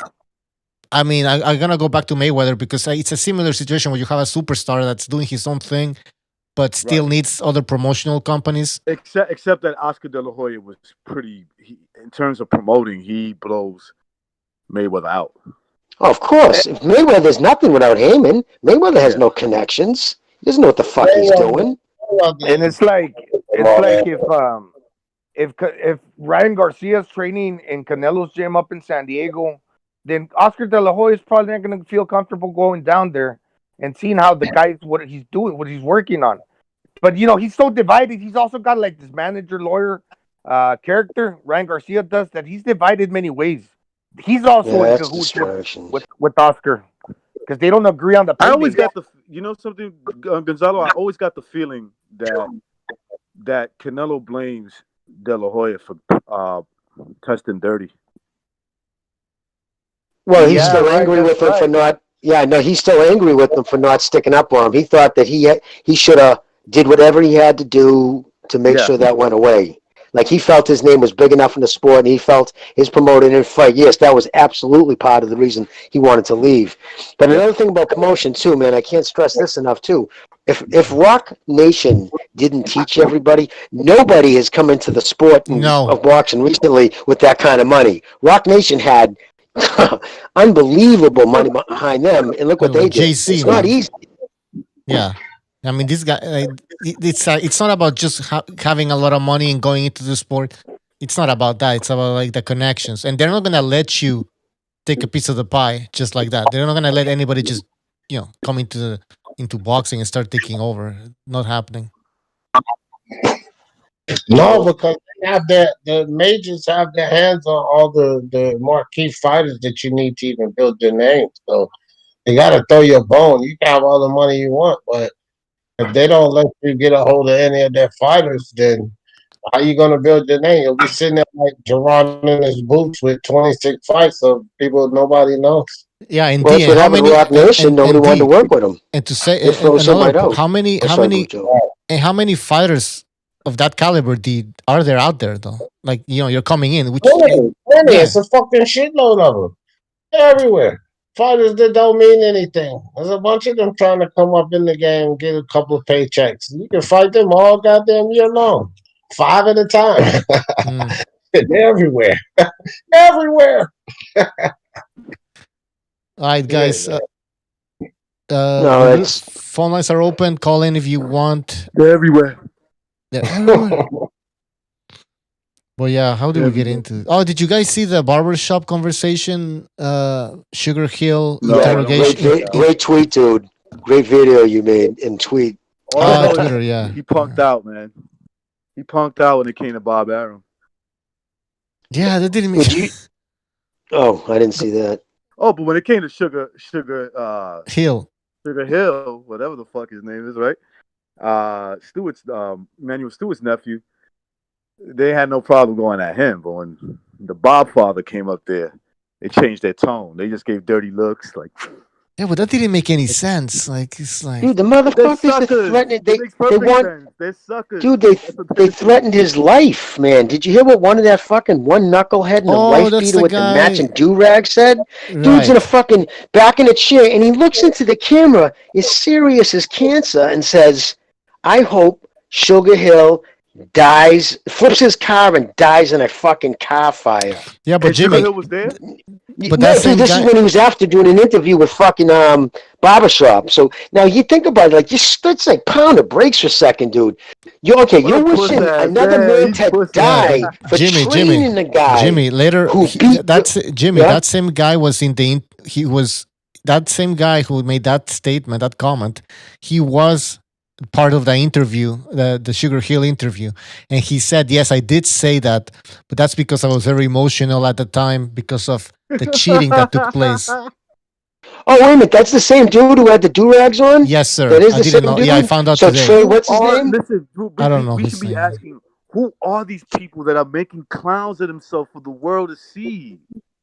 I was too emotional about a guy that, because the cheating, no, but recognize it was cheating, right? It was manipulation. Yeah, whatever. But it's like, dude, even if you think that, fucking Wilder don't know you. He doesn't know you. You ain't buddies. You know what I'm saying? Like you're not partners. You know what I'm saying? He's not somebody you could call, "Hey, partner, can you send me like, a couple of $100 I'm cutting?" No, it has nothing to do with that. These guys are, like you said, he's emotional. He's a fanboy. If he get hit by a truck tonight, Wilder's gonna sleep like a baby. Of course he will. I mean, he might be like, "Oh shit, man, one of my fans, one of my crazy fans dropped dead," but he ain't gonna lose no sleep over it. Yeah. Good night, babe. See you in the morning. Yeah, I'll see you in the morning, babe. I mean, what the fuck, bro? Now, other way around, he's gonna be crying. Fucking need 10 bags of weed to keep him. I was emotional because you cheated. I was so emotional. Right. I mean, what it comes down to, dude. Recognize as simple as it's, and you hate to go, but it is what it is. It's the facts. What happens? You have people like Barbershop and that other dude. Actually, what's his name? I always bring him up too. But Haymanites tweeted it out. Actually, to you, Bucho. He tweeted out to you. The tweet, how he put it was perfect. He says, you get these two fucking guys, you get it in like Fannin and these LDBC dudes. They're smart enough to know race hustle and sells. So what they do is they take advantage of their own people who want, because what happened, Wilder made this, and he even admitted he did this, made it more than just a fight. He had to make it about race. So once it became idealistic, then it took on a whole different fucking world. And to them, it's now a white man cheated and beat this black man. Then that starts off a whole snowball of fucking unstable individuals, and we're watching it unfold right in front of us, and it's fucking demented. It's insane. I've never seen this in the sport before. Like I've seen comments from fans making excuses or claiming robbery, but this is out of control. Like, this is out of control. They're interviewing the Fury's trainer, threatening him. It was an ambush too, dude. He had no idea that was coming. You could tell by the looks on his face. Yeah. One guy's calling him out on his job. You're a cop. I know what you people are about. You lie to protect each other. I'm like, they ambushed this motherfucker. And this is the new media. Who they call a cop? Sugar Hill apparently was a cop or something. Officer. Yeah, he was. He was a Trudeau police officer, I guess. Listen to this. You were wrapping the hands. Was the commission in the room when you was wrapping the hands? I wrapped the hands, and the president's, the commissioner's sitting there, and JD's are sitting there while I'm wrapping the hands. Bitch. Yeah, he said, and then they said, okay, but did you check the gloves after? It's like, shut up, bitch. Doesn't make sense. I mean, you could say that about every fighter, right? I would have been like, yo, why you being such a bitch, man? Why you hating like that? Why you hating so hard? You have to constantly touch the gloves because, as soon as you turn around, they might put something in the, I mean, it doesn't make fucking sense. Like, that's not even an argument. Can't. When those things are taped, that fucking moron has no idea how hard they tape those gloves.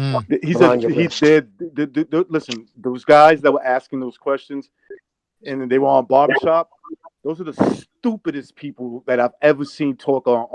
I don't care how many subs they have. They're stupid as fuck. Remember the guy that was Wilder's buddy or some shit like that? He showed up after. Yeah. That dude was the stupidest interview I've ever seen in my life. And I'm not bullshitting. It's like one of the most stupidest, like, yeah, I got evidence. Well, when are you coming out with it? I don't know. Maybe. No, we're still waiting, fool. And dude, it's all fact, dude. Every video they say, everybody in the boxing industry knows this is a fact. It's like, what are you fucking talking about? People have this Twitter page is becoming famous just making fun of you. The fuck are they? It's insane. I'm gonna show you something in a few seconds. Motherfucker has a fucking fatigue tank top and matching do-rag. What the fuck? Listen to this. I know the truth and you know the truth as well. You can't manipulate me, homie. That's the guy, recognize. The guy you're talking about, he was also talking with Sugar Hill. But it's going to go down at night. We don't. It's going to go down. He's threatening him. And y'all can keep on doing all the cheating all y'all want. But it's going to go down that night. Promise you that. What you just... Did you hear that? It's going down tonight. What's he talking about? Listen. Like, I'm gonna tell you right now. And listen to me. Anybody who makes a threat online, that's a cop. What I mean by that is he's there to he's a provocateur. I don't know who that guy is, but I would just what I would say is, yo, why are you threatening me online, bro? That's real suspect. Dude, that went on for 4 minutes. Recognized for 4 minutes, he repeated himself over and over. You're gonna see me. Yeah, you're gonna see me face to face. You're gonna see me that night. You're gonna see me that night. It was the most bizarre thing I think I've ever seen. You gotta watch it. If you go on YouTube, you'll see a lot of channels that talk about gangsters from the past or gangsters from today. I warn people. I'm not gonna say no names. I got verification if I ever need to, which I wouldn't. Some of these dudes are cops, and I'm telling you. And what I mean by cops, I don't mean like they wore the uniform or anything like that. They're informants. Okay, they're trying to get you to incriminate yourself for whatever reason. It could be for many reasons. Anybody who threatens you like that, you should really look at them cautiously online, knowing that they could get arrested. The meaning that I could press charges on you. Why would you do that? Why would you actually? Well, he you know what it is. He stopped all short. They couldn't prosecute him on it. It was inferred. You can't. It's almost next to impossible to get a conviction on an inference. He was inferring something's going to happen without actually saying it. I got to give the kid credit there. He didn't actually say it, but without a doubt, anybody with an IQ above a fire hydrant could see right through it. He was threatening him. Now, here's the problem. This kid's a thug. That kid talking to him is straight fucking thug. I wouldn't put past one of those because they're cultists. These are ideologues to fucking put a couple in fucking Sugar This is Hill. beyond boxing. It's not like these guys get fucking coverage. When you come in and out of that fucking place to fight, you're just any other knucklehead walking on the sidewalk. Like, I guarantee if they were to fight again, they'd have to have fucking police, because it'd be that bad. Police escort, yeah. Fucking sick. They would. They'd have to have police escort. I wouldn't put it past one of those thugs to pump a couple in them. Something could happen, definitely. Without a doubt. Would anybody be surprised? At the next day, if they went to fight, you heard fucking it was a shooting. Somebody took shots at Sugar Hill, and the guy's coming into the fucking building. Yeah, I would be surprised. I wouldn't. Not at all. Not for a second. Dude, did you see those kids fucking shit they were saying? And those dudes, man, it wasn't like barbershop, and you see that snickering little face. He was snickering. That dude's got a fucking master's degree. He's a poser. That motherfucker would tell on you in a second before he would do 2 days in jail. He'd be giving your name, your fucking where you live. He would tell on you. That kid isn't hard. You know what I mean? He ain't hard. But those other dudes who called in, are no joke. I can see it in their eyes. That motherfucker's twisted. SSB 28 in Jimmy, the chat. those guys that called in, were they showing their faces? The other guys you're talking about? Oh yeah. Yeah. That shit's fugazi, fam. Let me tell you something, bro. I don't know, I don't know why it is that people think that a lot of guys that roam the streets are fucking idiots. Whoever those clowns were showing their face, making those threats, that shit's all fugazi. Because I'm telling you, bro, all right, before I even started this, which is like not even a year, like about a year and a half in, I never fuck with social media. Most of my guys in the streets that I know, they never did too. Like, guys in the streets are way too smart for that. Way too smart. You see and figure some shit out. Let me tell you something. Guys that get locked up in and out of jail, they don't have shit to do but contemplate on how to beat the police. Not sit there and fall. And yeah, dude, that's smart. That's smart guys like you, though, dude. No, Jimmy. No. Dude, all right, listen, brother, man. Hey, listen. Dude, how many dudes are for real? I know, and I want to say, too, listen, let me finish, guys. You know how many homicides were put on Facebook last year? Yeah, but how many kids committed homicide and put it on Facebook last year? Those were not street guys. Go look at those fucking clips. These were people out of their fucking mind. I'm talking about guys that you saying this guy was a real thug. No, he's a real idiot. Because doing that kind of shit. Yeah, these are like those dogs that bark. Of course, dude. But don't bite. Of course, not that in particular moron, but the ideologues following those channels that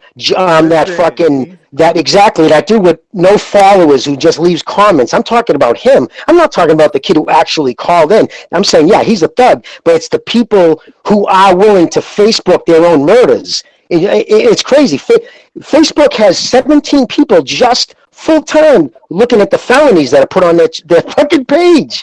I think 400 homicides were put on Facebook last year. Listen, I could tell you this, and I'm going to give people fair warning. I'm going to give you fair warning.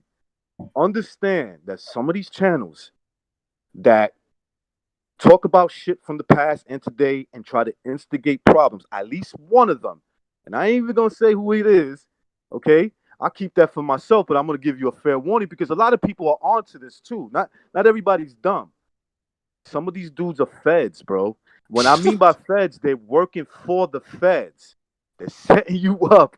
And it's not particular like an individual particular. It's just to see who's stupid enough willing to do what these guys are talking about. Any man that shows his face on camera and says that I kill people, I body dudes, I did this, I'm a killer. You should be looking at that guy very suspect as a CI, a confidential informant. That's all I gotta say. Right. That's I mean, even that kid in Baltimore who just put his own on Facebook. He was Facebook Live being chased by the police, taunting them on Facebook, and then in his shootout, he gets not executed. He was shot and killed by police, all on Facebook Live. It's fucking craziness.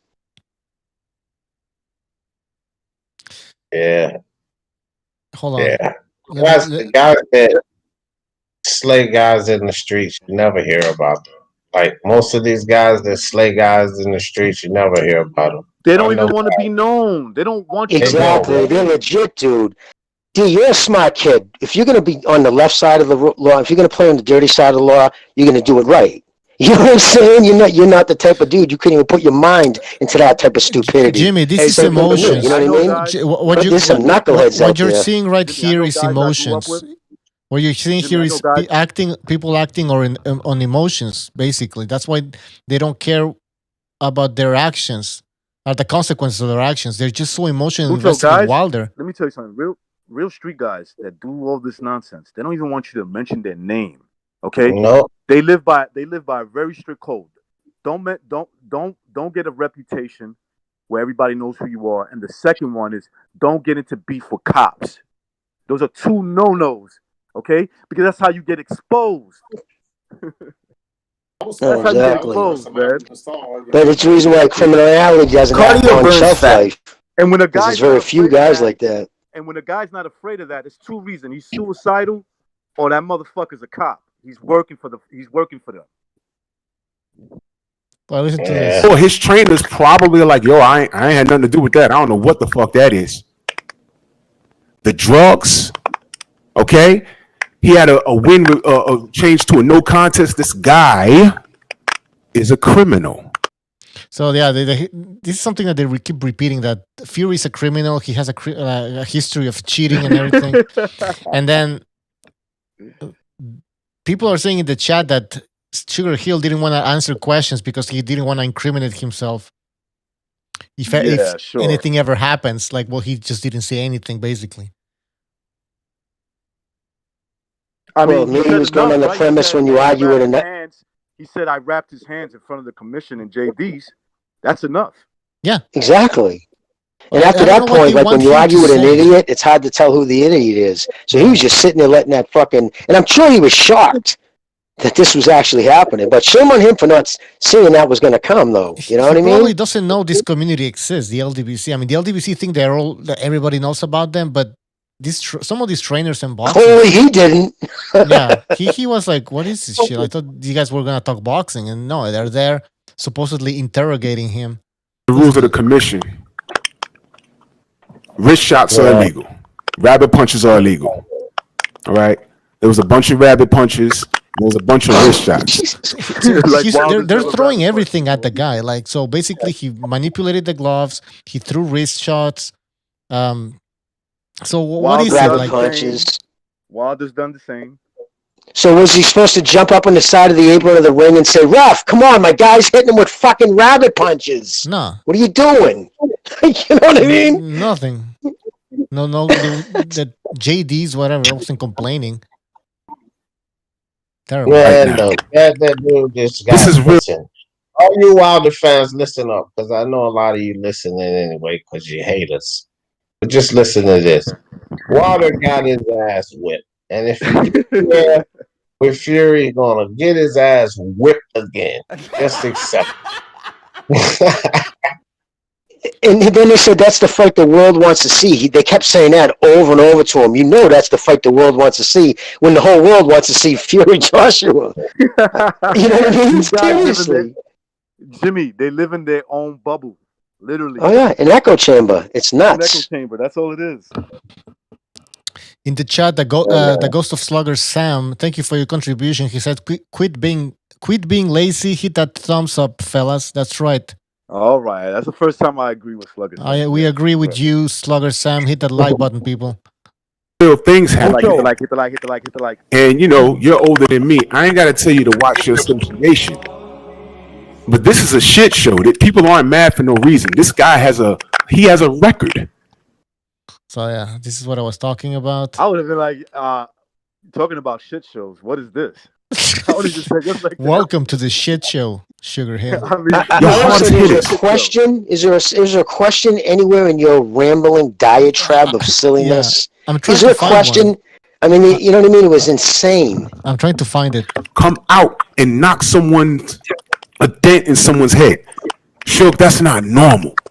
The dent. Oh my God, it's not normal. What dent? Seriously, he cracked his bone. He cracked like the piece. Like that would be hurting. He dented his head. No, you know what happens when you get swelling and some areas don't swell? So that's what it was. It wasn't a dent in his head. It was certain areas were swelled up, what it made it kind of look like a dent. These guys, and you could actually see the outlines of a fucking knuckles in that dent. You can see where his fist would fit in there. These guys are just jackasses. Jimmy, this is more than boxing to them. That's why. As this guy who's talking, whose name is Drew Titan, as he's saying all this bullshit, I'm looking at Barbershop. His reactions. He's just. Do you think he's believing all this crap? No, he's snickering. He's loving loving the money. He's saying, "I can't believe I've caused this." These fools believe. He's the one who started it that night. He was in the parking lot. He did a live stream. I wanted just to see his reaction because I knew it would be classic. And he took it down, but he was sitting in his car, dude. It sounded like I was ready to call fucking suicide prevention to him. Dude, it was bad. He was speechless, and that's when it all started. You know what it is, guys? It's like this. I say this all the time, right? So you have these guys that create these narratives and they say all of this dumb shit, right? Here's the thing.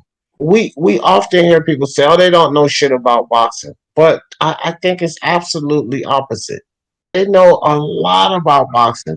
You have to know a whole lot to come up with these ridiculous narratives. They have to know the truth to finagle around that shit, man. Like these guys know a lot more than people think they do. I think it's a scam, like D. I think it's a scam, bro. That's what I think. Yo, this guy Barbershop, he's like Jimmy said, Barbershop, he's happy this is happening. He's smart, man. He's like, I'm playing all these fucking people, man. Drew Titan, he looks like he believes this shit, for sure. I mean, obviously. Without a doubt. Yeah. But you got Mr. Militant, Militant Black who marries a Korean woman. You know what I mean? He's a fraud in everything he says. Yeah. You know, and I'll give him his props for what he is. He's a very intelligent dude. He's very well read. Hey Jimmy, that guy you just mentioned, that was the guy that was on there with him. Like he looks like a dude who's like kind of jacked up and shit. That dude. Yeah. That dude believes it. He believes the hype. Yeah, I definitely believe that. He's from New York. I saw another video he made. He's telling people where to come see him. You better come heavy. You know what I mean? The thing is, you have to have a flock of idiots behind you, bro. If you're gonna grow channels, like you gotta have a flock of idiots behind you, and they have a whole flock of them, and they're just willing to listen, follow that tomfoolery, and see. Like the thing, I couldn't bring it to myself to dumb down so many people. I would feel bad about that. I would feel bad about having people so fucking dumbed down, and I'm responsible for it. Couldn't even do that shit, man. Because you're a good person, dude. That's why you don't. You know what I mean? 78 isn't a good person. Think about it. He's exploiting historical suffering for his own personal gains. You know what I mean? Bringing in racism. He brings up all these he has guests come on his show and they talk about shit happened under Jim Crow and, of course, horrible, terrible things that everybody should be ashamed happened. But you know what I mean? He didn't live under that, but he's going to fucking make money off it. And he's going to fucking play people and make them hear things they want to hear for clicks. And you just, like you said, you couldn't do it because, dude, you're a good person, man. You're not built that way. It's just common sense. Like, you got to be a bullshit artist to be that type of person, to lie to people or to use the emotions to push a narrative so you can make some money. Like, I think that's just, you got to have a certain character to do shit like that. Hey, man. Exactly recognized.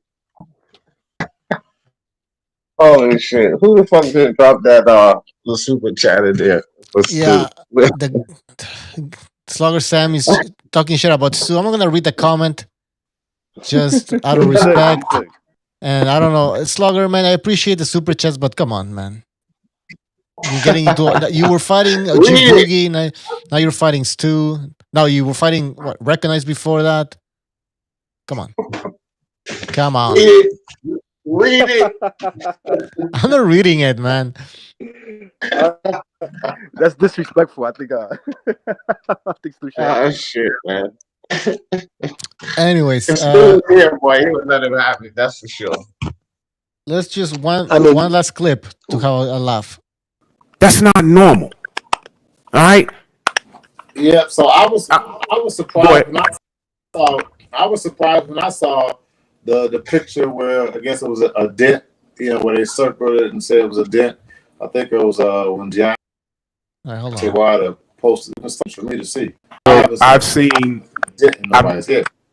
So I'm not to cut you off, but I've seen some injuries. Like I said, I've never been pro. I done fucked around with people in the Golden Gloves. I grew up in gyms. I've seen a lot of stuff. All right. So he has experience, supposedly. I used to have a brother Kumite State Park. The big dog in there was Mitch Blood Green in the early 80s. I've seen him hurt people. I've seen him swole up eyes. It don't happen. That's not, and you just said it's not normal. This is not what he said. It's not what he said, bitch ass. What he said was. Yeah, I was surprised. What he said is, look, it might be rare, but it's things that happen. Yes. I love that he fucked around in gyms. So that means every gym he fucked around in, when someone had an injury, the way they call him up at home, dude, get down here and chronicle this. Like, are you serious? When you break a guy's jaw in a fight, you break his jaw. That is rare, but it doesn't change the fact that your fist broke his jaw. Okay, it's rare. Yeah, that's the thing. Kinetic force. You hit him with enough kinetic force to break his jaw. You broke it. Okay, and you think? Oh man. Yep. What about an orbital bone injury? Right? Yeah, orbital bone injury. All those things you just mentioned, Gonzalo, are rare, but they can happen. Okay, even with bare fist. Usually two guys that are like equally matched. They go in there, they maybe bruise each other up a little bit, but nobody goes home with a broken bone, broken jaw. But that doesn't mean that you can't break another human being's, another man's, a full-grown man's jaw, orbital bone, or put a dent by the side of his head.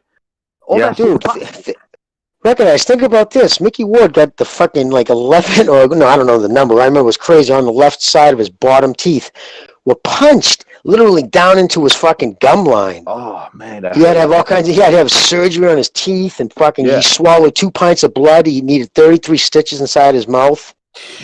He had a fucking fractured auricle bone, a ruptured eardrum. Fucking dude went through hell. Are we supposed to say because that happened, Arturo Gatti had to be, had something in his hands? Exactly. It's just so crazy, dude. Dude, this happens look, boxing. In case Drew Titan, whatever the fuck his name is, he in case he didn't know, boxing could be a brutal sport. Okay, some guys, it could just be that night he just had the will to beat the fuck out of him. He was landing big shots. That doesn't necessarily mean that he had his hands loaded. And if he did, then why the fuck fire Breland? Fire these, I don't understand. Yeah. These was in the corner. He was in there. He was in the So locker room. he said, "Don't worry." He got his. He in an interview he said, "Don't worry." D got his. I let him know. That's what Wilder He's said. out of control. Wilder. Guys, I want to just read another super chat from Slugger Sam. He says, "Sorry, BDA and Buccio. Sometimes I fly off the handle. No problem." Then he also donates again. Thank you. He says, "What's the matter with the chat?" I said, "Hit the thumbs up." That's right, people. Hit the thumbs up. If you like the channel, then help us out with a thumbs up. That he's a cheater. To justify what he's done, it doesn't make you a fan of the sport. It just makes people assholes. That's what it is. I wouldn't be on here if I didn't believe he cheated. Okay, that's all emotional talk. I'm not lying. Holy shit. I'm not lying. So because you're emotional and you feel that I'm supposed to believe you? It's insane, dude. Insane. What's your point? Like all these arguments, it could be easily countered. Recognize. Would this hold up in court? What you believe? Recognize. Would this hold up in court? No, God, no. No, it wouldn't. It doesn't be like in who is this Drew Titan? Okay, remove him from the court, please. Exactly, dude. The judge would have him removed. And they would probably order, dude, hey, they would probably order a 31A.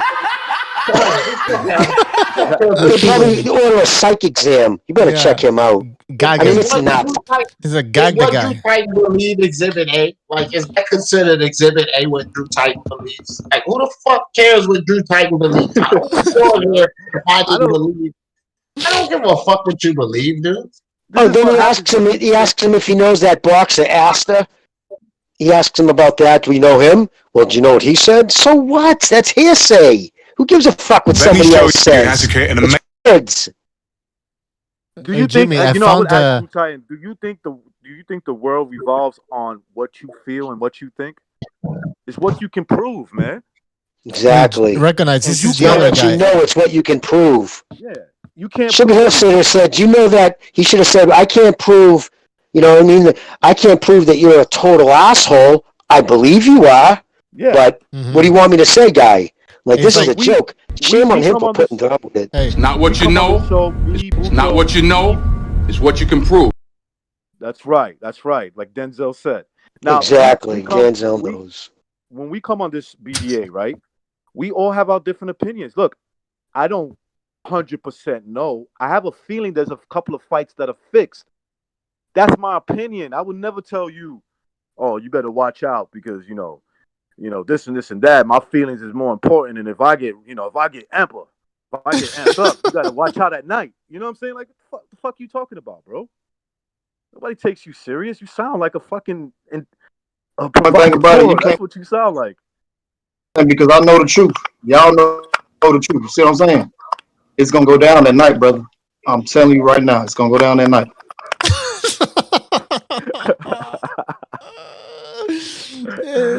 Oh man! And when he said that, you can see Barbershop's eyes. Honestly, if I was Sugar Hill, I would have just started laughing right there. I'd have been like, and you're like, what the fuck you laughing? I'm like, what do you mean? What's going down tonight? It's gonna go down tonight. Joshua or Wilder? No, you see what's on my head. So I can't be talking about Joshua.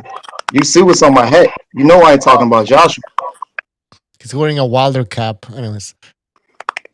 Wait, hold on. I know the truth and you know the truth as well. You can't manipulate me, homie. But it's gonna go down at night. Again. Well, we don't. I can't go down. Hey, we're not gonna manipulate that. And y'all can keep on doing all the cheating all y'all want, but it's gonna go down at night.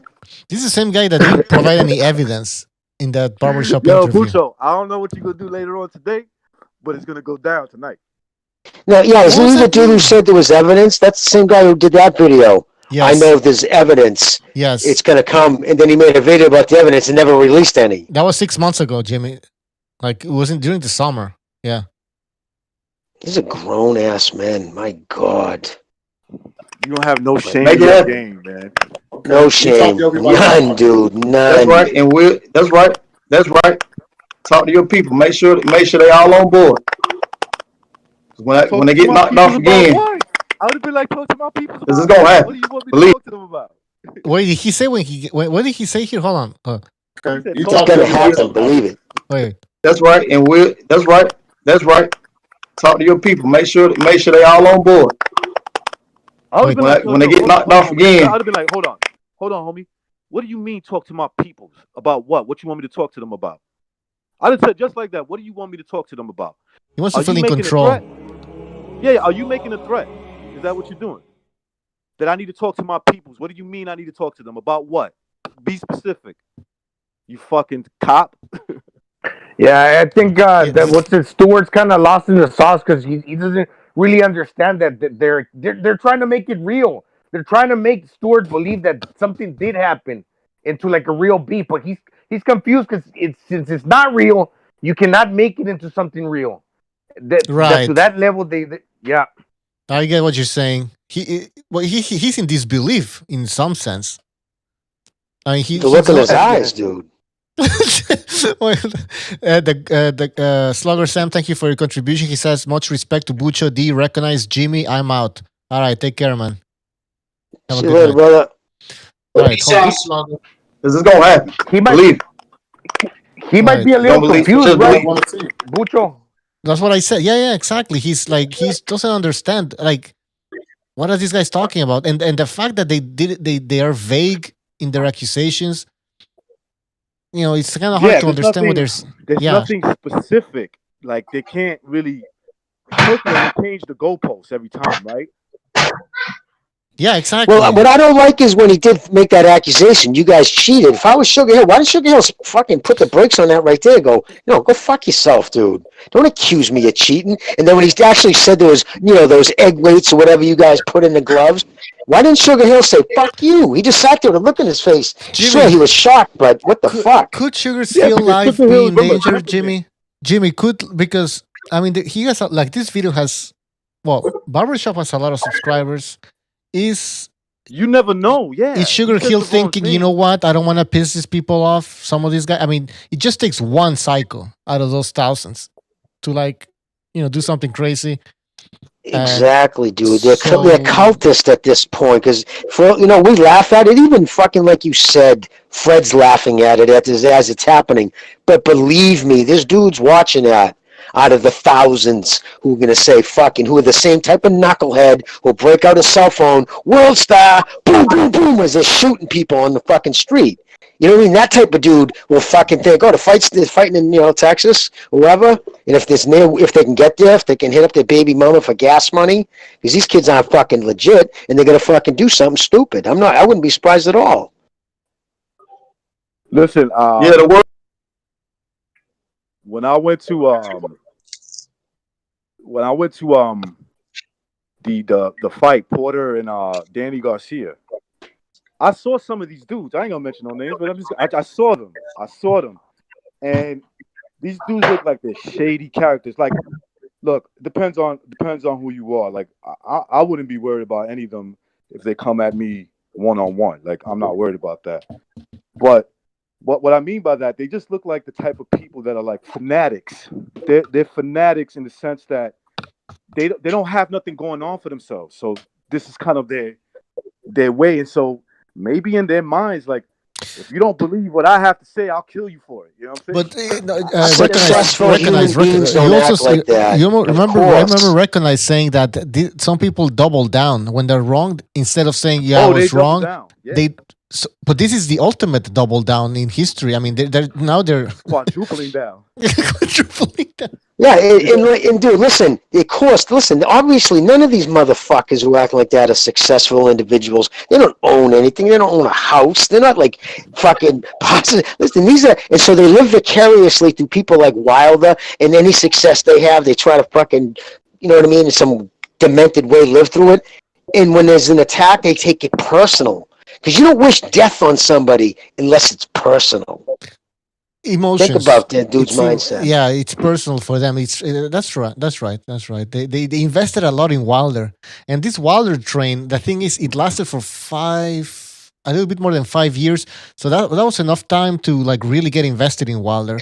If Wilder would have lost like 2 years into the whole, Wilder hype train, then maybe they wouldn't have taken this loss that badly, that strongly. But because it lasted for 5 years, there was in those 5 years there was a lot of talk about him being the best of the best, knocking out Joshua and all that shit, and then seeing Wilder just get embarrassed. Basically, it wasn't even a close fight. Get embarrassed.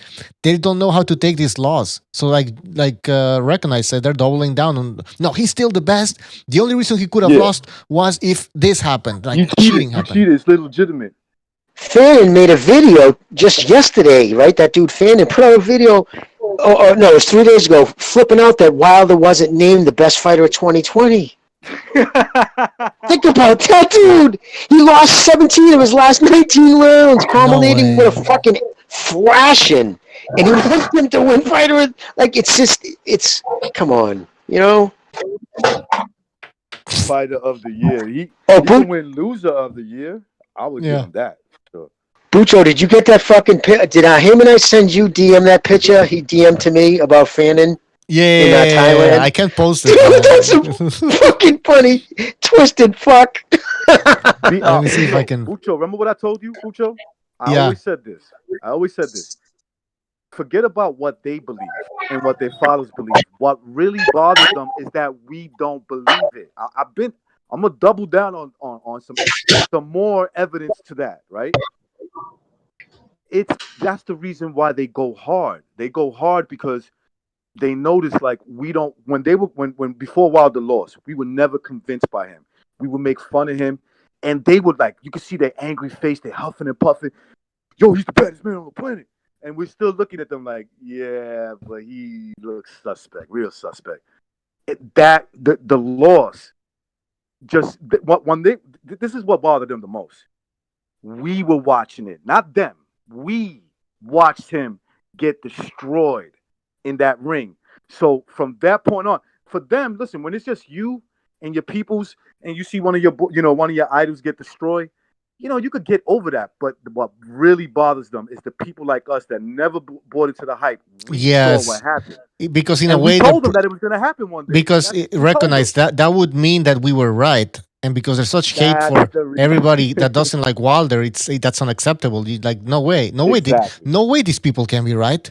There's absolutely no way. Like we are the ones that are always right. We're the hardcore fans and blah blah blah. So yeah, it's just a reality check that's coming their way, and they don't want anything. They don't want to deal with it. They don't want to deal with reality, basically. Me and D Jefferson got into a heated debate about Teofimo and Lomachenko. I don't like the fact that I was wrong. Okay, I don't like it, but I'm not gonna stop talking to D. Me and D were cool before that. Why am I gonna be uncool with him now? Right. He was right. I was wrong. That's it. That's it. That's man. because you're gonna fucking kill somebody. That's because they're all idiots. Goddamn idiots everywhere. Hey guys, exactly. we have a phone call. I picked Jimmy. Romo for that fight that night. And sorry, what's that, bud? We have a phone call. 954. You're on the air. 954. Florida. Wait, is that Pete? No, who is this? We can't hear you. 954. I can't hear anything, man. You're gonna call. Make sure you have. He was playing what we were saying. So that means he had his YouTube on, something like that. Oh, I don't know.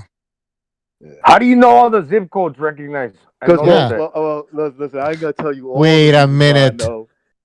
Federal agent. I grew up in the 954 area. Like I spent some time. My family's from out there. So my father's a lot of people. And he worked in the mail room back in the day when he worked at the towers. Hey Jimmy, I ain't gonna tell you all my secrets, Jimmy. All right. Wait, hold on. All right, brother. But to even say that the commission is there, it's irrelevant because they never. So scratch that then. JD's was there. It's irrelevant. He said JD's was there. Sugar Hill. This is the caller saying this? No. That was the interview, dude. This is the video. It was a dude interviewing him. Yeah. So hold on. So Sugar Hills tells Drew Titan, but JD's was there. So this is the answer. And he missed it. He missed it. JD's missed it. He missed what? Because JD said he didn't feel the gloves. JD missed what though? He didn't feel the gloves. I just told. So JD's didn't feel the gloves. Wait, Sugar Hill killed him right there. Talk about. Sugar Hill killed him right there. He said he missed what? What are you talking about? What did he miss? Does the kid ever answer him? Yeah, he said feel the gloves. He missed feeling the gloves. Yeah, but when he said but missed what though? Like, but what was he supposed to feel? That's like, what Hill said. Let's rewind. What exactly? What are you? And he missed it. JD's missed it. He missed what? Because JD said he didn't feel the gloves. JD missed what though? He didn't feel the gloves. I just told you. He didn't feel the gloves. He didn't check the gloves. And by the way, everyone wants to call Deontay crazy, but everyone's checking gloves now. Are you familiar with Oshaki Foster? Yeah, then he goes on through history where when gloves have been manipulated throughout history. So he's trying to make an argument out of that. But that's something it's just irrelevant. Conflations and ridiculous strawman arguments and fucking ridiculous anecdotes. That doesn't hold in court. Yeah, exactly. What does that have to do with anything? Like, what does it have to do with this specific case? Like, you didn't find anything in the gloves, any traces, anything. There's two things that he mentioned. So JD's didn't touch the gloves, even though he was present when they wrapped they put the wraps and everything. He didn't feel the gloves, and there's historical precedents, right? There's precedents where like people have manipulated the gloves. So what? That's nothing to do. You can't go to court and win a case with those two arguments. Bro, everybody's checking gloves now. Like, when the fuck did they stop? See that idiot thinks like when you quote historical cases. No, you do that to quote the only time you'll quote a case, well, landmark case, this and that in court, is because you're bringing up a judge's ruling. You don't ever do that unless it has a direct bearing on the case. If it doesn't, the judge will be the first one to say, "Shut up! Don't waste the court's time with that." It's a conflation, a strawman argument. Yeah, it's conflation. Yeah. Pete, go ahead. I just got on 3 hours late. So, what's the deal? Tyson Fury loaded his gloves again. Basically, yeah, they were interviewing Sugar Hill, Tyson's trainer, and they're asking me all these weird questions and making all these accusations. Oh, they were fucking with Sugar Hill about it. Yeah, on Barbershop. Basically, threatening Pete. They were saying, "Well, I'll see you there. Remember my face at the next fight." The next time they meet. Oh yeah, listen to this. It's crazy, dude. Mess with the wrong family. You see what I'm saying? Y'all mess with the wrong family. The family. You the mess family. with He kept calling him the family. You mess with I the would have wrong been family. like, well, then if I see you and if that's what you mean, I'll be forced to protect myself, brother. That's it. That's all you say, man. Listen, go to Google, right? Force me to protect myself. Then Absolutely. Okay. If you go to Google, look up how to identify a cult member. Swear to God, right? You look at the fucking 7 precedents, dude, and they all fall into it's a cult. When it believes a lie, isolate and disagree vehemently against anybody who doesn't agree with you. Right? Anybody who doesn't agree with you becomes your enemy, not just not just somebody who doesn't agree with your opinion. Yeah, Jimmy, this is everything these people fall into a cult. Jimmy, you're right, because this isn't a simple disagreement. This is hate. This is to the point I'm threatening your life. I'm gonna go in your face. What did the guy say? I'm gonna, we're doing it. It's happening tonight. Like that's a threat. Who says that? Stop it.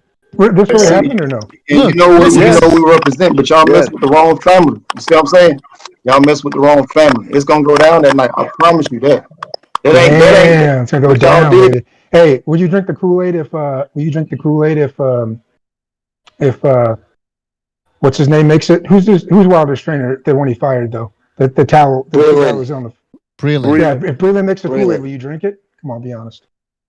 Get out of here. Hey, it's embarrassing.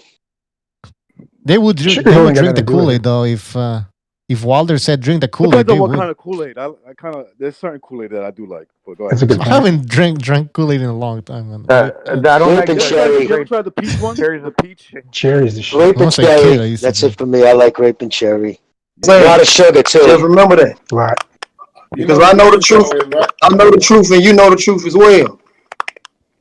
Where you I know the truth, and you know the truth as well. You can't manipulate. What's that? Texas. That dude's from Texas. Oh, my bad. I think it's 954. Somebody called. But it's gonna go down at night.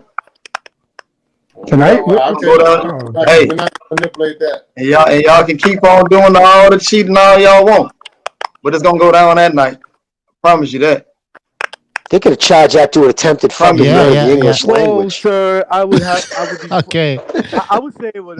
Just get a good look at it. You're gonna see me again. Quite eloquently. Well, whoa. Not that I want any conflict, but if you force me to protect myself, then I will. Listen to this. Promise you that. Wait. Wait. Just get a good look at it. Because you're gonna see me again, and I'm gonna see you again too. Okay, come on. This is like a joke now. Fuck. See right there. That's an inference. He's inferring of violence, but they couldn't prosecute. That'd be a hard thing because it's inference. You could say, "Yeah, I mean, I'm gonna hug him." You know what I mean? What if he never broke. He never cracked. That kid was smart enough not to actually threaten him, but he threatened him without threatening him. Wow. Yeah. Hey, what if Sugar Hill took an egg weight and just beamed him in the head with it? That'd be nice. Right, I would have said, dude, I'll fucking hit you in the head with an egg weight. Get out of here. Yeah, exactly. And I would have said, dude, like, you're going to be able to afford the gas money to get this. Shut the fuck up. I got a 6-ounce egg weight. I'm going to see you again, too. Face to face. Okay. And it's going to go down in that business. It means business. Let's Your team looking. My team looking. Make it happen. My team. I would have been like, I would have been like, that's right. And that's right. Talk to your people. Make sure they all on board. So he was like a Royal Rumble type of thing. One dummy dead. Why, we gonna rumble? No, he didn't say. I just would have said one thing. I just would have said one little sentence. One dummy dead, 17 caps bust. That's it. Ah! My God. No doubt. All right, cool. Hey, this fight is needs to happen for boxing. You know what I'm saying? Look how he comes in sneakily. Like, hey, listen, Sugar Hill, everybody's pumped up. As you can see, everybody's pumped up about the fight. This is still a joke. That dude is a fed, man. He acts and behaves like a fed, bro. I'm telling you. Yeah. And now here comes Fred. The dude will tell on you in a second. Officer, well, this is where his girlfriend. He sometimes stays there. Did he say? Oh, I can't spend the night in jail, officer. I got a job interview. Oh my God, he would tell. Did he say he was from South? I'm from South Central with that very feminine voice of his. Oh yeah. I'm like, it didn't go too well for you in South Central, didn't it? Well, looks like it didn't take. South Central question. Bronx, I see him. Yeah, if it's some kind of big illegal cheating stuff. You were rapping the hands. Hey. Was the commission in the room? Those real South Central fucking hardcore dudes, they would never act like that idiot. Not in a million years. You know what I mean? Hey, Bucho. He is such an idiot. Yes, Bucho. Pete, yeah. Are you playing clips or is there somebody on the phone talking? No, I'm just playing clips. Man, hey, good job on that video you made a while back. I forgot to tell you that. Good job on that. Oh, the compilation? Thanks for thanking us 3 months later. Yeah, too late, man. What's your problem? We landed on the moon. Are you talking about the LDPC compilation video? Yeah. I just put everything together. It came out to like 56 minutes of excuses. I was surprised because I did like a 7-part series. You could have found more. You could have found another. Oh, yeah, I'm sure. Absolutely. Even now, there's new stuff coming out, but I'm like, it's just too much at this point. I think people get the point. You know what? One question I do have, like, this is just legit question. I was thinking about it when I was watching that. If you remember the chronology of everything, it was like after the second fight, right? It was the day after the second fight was when they released this picture. That's when the glove controversy started. The floppy glove was the first part, yes. I know that, yeah. I know that now. I know that, but I'm saying the next morning I got up and I'm looking online and I see this funky picture with the distortion colors and everything, and I'm like, the fuck is going on? That's the first fight. Mm-hmm. So what I'm saying is, why did it take until the second fight to go back and make an accusation about, like, did they know about this and they just that's what I mentioned in the video. Yeah, in the video I can try to like put some text so people, because yes, these people were talking about the first fight after the second fight. So why wasn't it a big issue right after the first fight? No, they had to wait until the second fight for Wilder to lose. Then they came out with stuff that happened in the first fight. It just didn't make any sense. It didn't make any sense. And then Deontay Wilder was talking about egg weights and shit, but he never said. In other words, when I saw that picture, how fucked up it was, I'm like, why the fuck is his hair green? And then I went back and realized that it was just chunks from the first fight. And I did watch the first fight, and I did say, okay, well, this looks. I watched that fight very closely. I was glued to that fight, and I never noticed any kind of like floppiness in the gloves. You know what I'm saying? In other words, maybe there was something, but why did it take? I mean, like the second after the second fight is when they came out with this bullshit about the first. That's when he lost. That's when he got beat up in. Remember, it was a draw. The first one, he was part of a robbery. So I thought Tyson did enough to win that, but.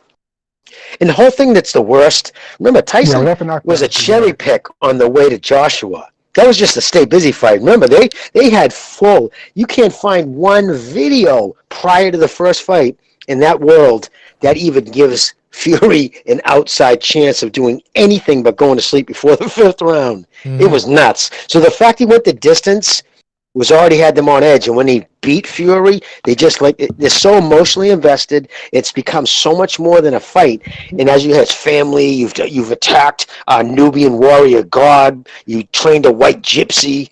I mean, are you fucking serious? It's like They're If Wilder had ideologues. any kind of sense, he'd say, hey, thanks for the support. You know what I'm saying? My fans are great, but relax with the. Yeah, but dude, he's the one who started all this. No. He fueled the fire. I'm your king, and had his brothers the one did the fucking autopsy report. Remember the whole egg weight and the whole dent in the head, everything that is all promulgated from his brother. They waited for the report.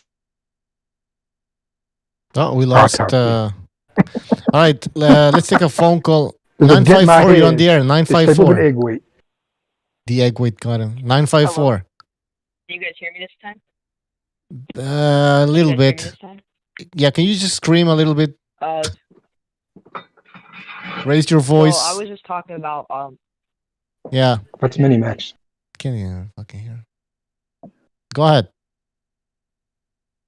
I was just saying, Deontay Wilder would have more credibility if he just stuck with one excuse instead of flip-flopping every time we hear him talk.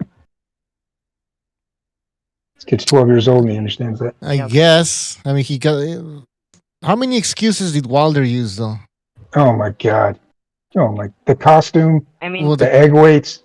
The floppy fucking glove. Breland spiked my water. The ref. I don't think he mentioned the floppy glove, though. He didn't mention the floppy glove. Of sabotaging him.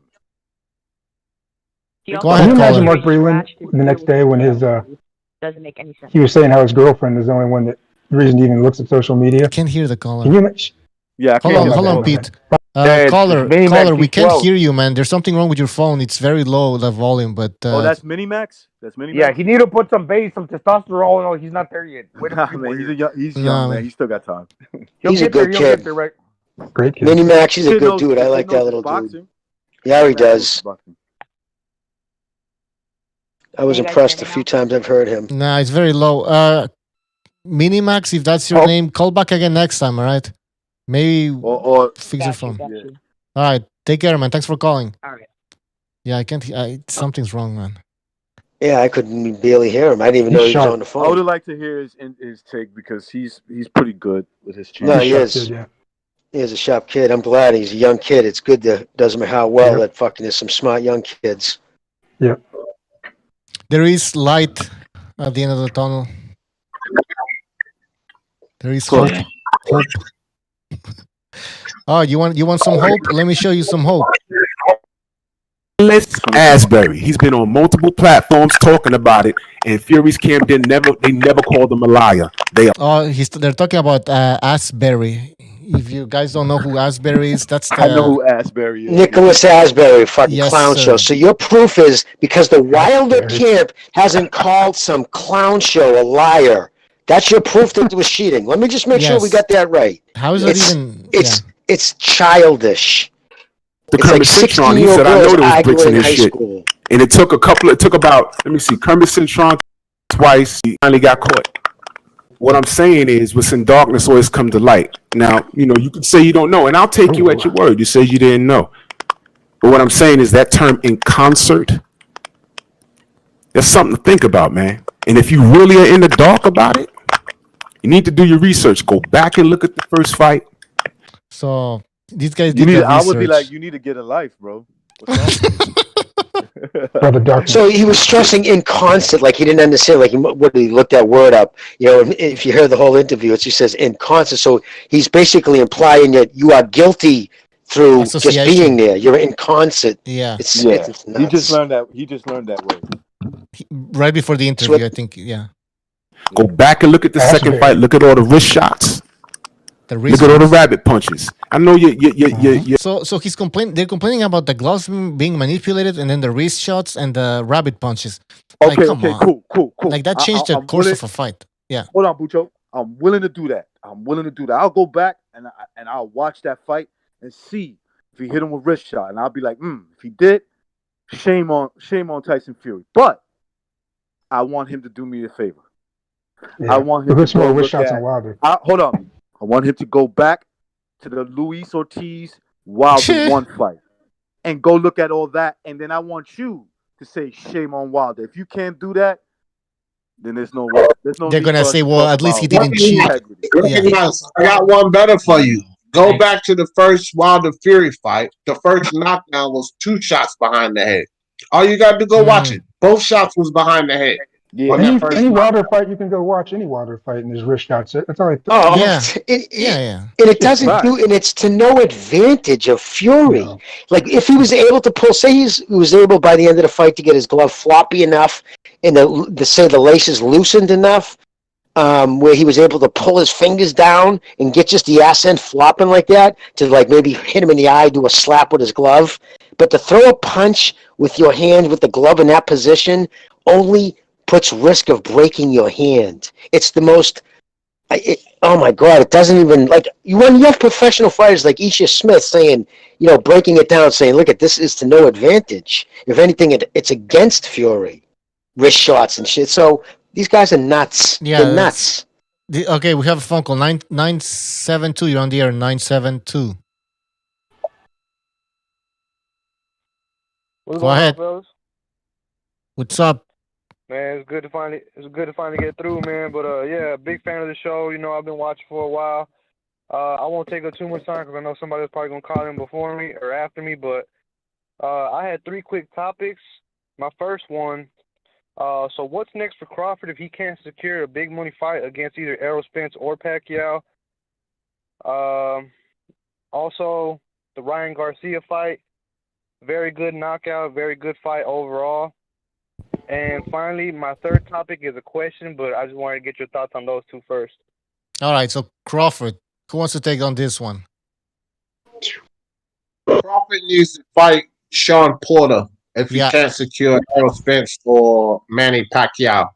Also, if he's not going to secure the Sean Porter fight, then look, take on one of these 2 young guns calling you. I don't think he gets much credit for beating up Jaron in his boots or Virgil Ortiz, if he can do it. But if you're not going to fight Porter, Spence, or Pacquiao, then just take on one of those guys. At least give the fight something to look at. Because I don't want to see another Khan or Kell Brook is past it. I agree with that. Man. I'm not too interested in watching another Mean Machine fight. It wasn't the worst fight, but yeah, he could definitely fight some higher caliber opponents. What's your question? It was well, I mean, I was watching earlier. You guys really covered the Ryan Garcia fight. It was a good body shot knockout, a good liver shot. Overall, I enjoyed the fight. I wonder what's next for him. I know they're saying that Devin Haney might be his mandatory. If that's the case, that's another fight I'd like to look forward to and can't wait for. But before I get off, I'm waiting on somebody. They're about to get here. Before I get off the phone with you guys, true or false? In 2015, did Tyson Fury have to switch gloves due to a manipulated thumb? Yeah. Is that true or false? The thumb was loose, but yeah. The thumb strap broke, right? Isn't that what happened? That happens all the time. It happened to me in the amateurs. In 3 rounds, I had one in the second round. My thumb, the strap snapped off, and they had to take the glove off. And change it. Even if he cut it, because some people can cut that thing, right? You can just exactly, because you can poke someone in the eye, and it is much more comfortable. But once it's broken in, you get used to it. And then they started making thumbless gloves. I'm glad they got rid of those. The ones that were all one mold. Okay, but going back to the color, yes, that happened. Yes, it was pre-fight. Yeah, it was pre-fight. It was in the corner. Okay. It was. I'll get back in the chat, man. I'm still watching the show. I just wanted to get in real fast, man, before I meet with this person. But it was good talking to you, and I will be calling in the future. All right, perfect. Thanks for the call, brother. Take care. Have a good night. All right. Yeah, that happened. Pleasant young man. Huh? I said a pleasant young man. Yeah, good call. Yeah. Go ahead. Questions ready. I mean, it's no surprise that Wilder, that fucking apologize, that Fury opens up his hands similar to like what Muhammad Ali did. He does do that, but there's a difference between doing that and sticking an egg weight in your fucking hand or taking out the patty. That's something else. One is kind of Do you know what an egg weight would do to your fist? Punch someone with an egg weight up against your knuckles. Like, are you fucking serious? Fucking ruin your hands for the rest of your life. Yeah, how could you fit an egg weight inside of a? Very well, you would have to basically pull your hand down into your fist. You'd have to basically pull it down, and then where your fist would normally be, that's where the egg weight would be. So that means he would have had to been swinging his glove like almost a you know what fucking they used to have those Billy Jacks or those padded there was a piece of lead and a thing of leather. Flapjack, thank you, brother man. A flapjack. He'd have to be using his glove as a flapjack. It's insane. It's insane, man. It's always on HD television. The second fight was totally different. I mean, I'm just sorry to interrupt you, but they can't keep straight the argument first versus second fight. The second fight was totally different. There was no glove loose. There was no loose gloves. There was no. That was certainly on the first fight. The second fight was a different allegation. It's like a. But now you can't see the second fight. In the second fight, now you're trying to find something that looked weird, and you can't find anything. So that's why they have to go to what happened in the back in the dressing room. But when you start talking about what happened in the dressing room, you can't really see anything, right? Because you don't have any footage of that. So then it all turns into speculation. Well, this could have happened. All the JDs didn't touch the gloves, so therefore, blah blah blah blah blah. Like, and that's when they're implying the egg weight was slipped into the glove. So he fought that entire fight with the 16 to 32 ounce lead egg weight in his glove. But that's all bullshit too, because the camera that was being shown, the one that Fury threw the towel over. If you look right through that camera, they had two other people there recording.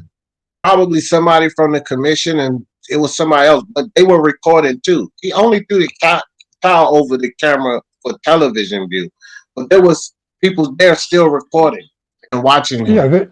Well, exactly for the commission. No, they always the corners are always recorded for prosperity, for not prosperity alone, but for the commission in case there is shit they have to go back. Oh yeah, you'll always see a cameraman facing the corner in between rounds. By the way, they also he took the padding out. He got the gloves in the trophy case. He said he got the gloves. Yeah. And listen, you guys know you would have to swing completely different if you were swinging a blackjack or a loaded glove with a pad. Is you have basically a big weight at the end. Your swing is going to be different. It would have been so obvious. The thousands of people ringside and the HD television would have shown it immediately. Everybody would have picked up on. Here's the thing, guys. Let's also break this. Okay, so let's break down what happened that night. Now, these people are saying that cheating took place because there's no way Tyson Fury could have knocked out, or not knocked out. He didn't knock him out. He could have stopped Wilder. But from our perspective, from what we saw a 270-pound man in Tyson Fury actually he was the aggressor. He had Wilder. He just got caught. You just can't say he got caught. He got caught. I mean, he caught him. What? When was the first time you really caught him? The third, maybe? Yes, when he dropped him, I believe, but caught him backing straight up. But Pete, what I'm trying to say is from the get-go, it was a different Tyson Fury. He took a different approach. He had Wilder on the back foot, and we know Wilder has zero defense. So it's not out of the realm of possibility that a big guy like Tyson Fury, if he wants to, can hurt a 230-pound man that has and Bucho, they can't have it both ways. Wilder says he wasn't really even hurt. That's why the towel shouldn't have been thrown in. So then, wait a minute. So you're So your argument that he shouldn't have the strength to hurt him and knock him out, but Wilder's claim he wasn't knocked out. So everything's a contradiction. That's a good point. Well, I mean, in Wilder's defense, he really wasn't. Like, don't think about it. He was on his feet arguing with Bayless after he stopped the fight. So it's not like Fury put him out cold. He just stopped him.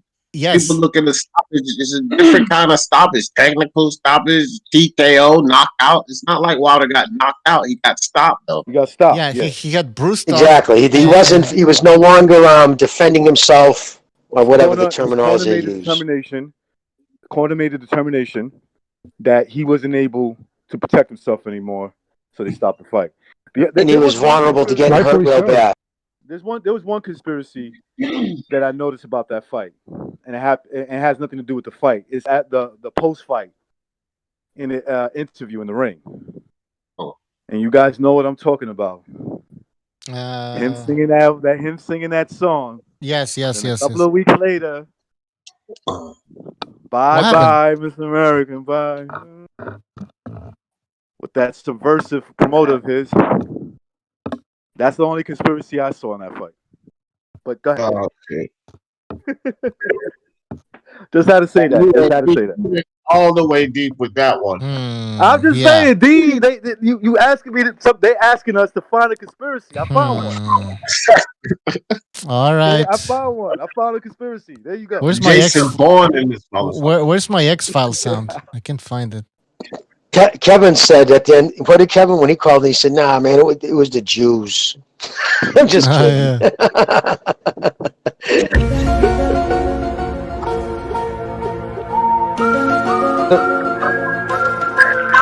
Hey, Mucho, you can make fun of me all you want, but I try to find a conspiracy, okay?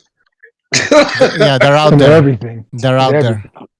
Yeah, he the reason I said he got big ass hands and we seen him open the hands up inside the glove, that might have been the reason he snapped off the attachment to the thumb. Gonzalo, have you ever seen how big fucking Tyson Fury's hands are?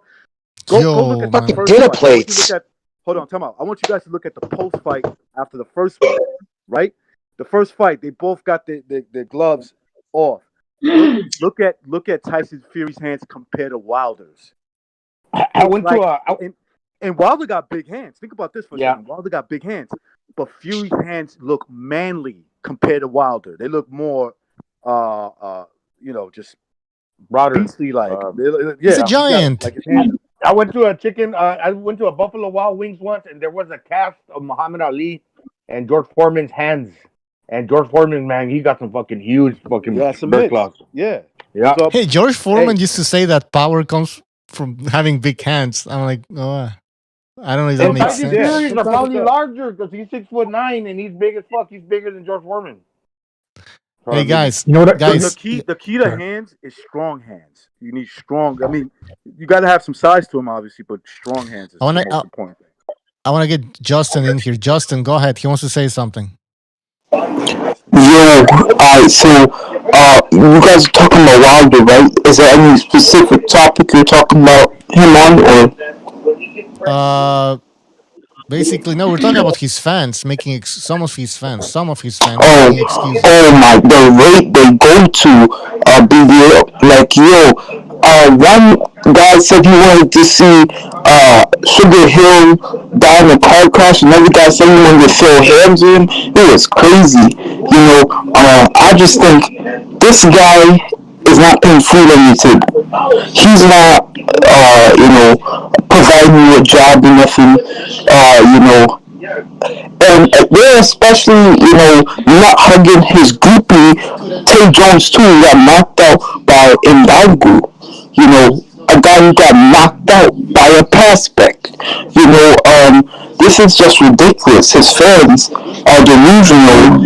Wilder lost fair square, and they're going to talk about Wilder hitting people on the wrist and hitting people.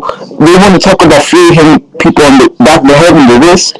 First of all, Wilder does that all the time. He did that in all of his knockouts. Mostly all of his knockouts, and these are facts. And then, I don't think Sugar Hill should have won that interview. Fury's probably going to fire him now because, he even went on that interview, to let them accuse him. I'm not going to lie, man. Sugar Hill did not do well. He did not do well. He gave him the upper hand by him looking nervous. He should have just, All right, let's that's what I got. All right, let's unpack what you said here.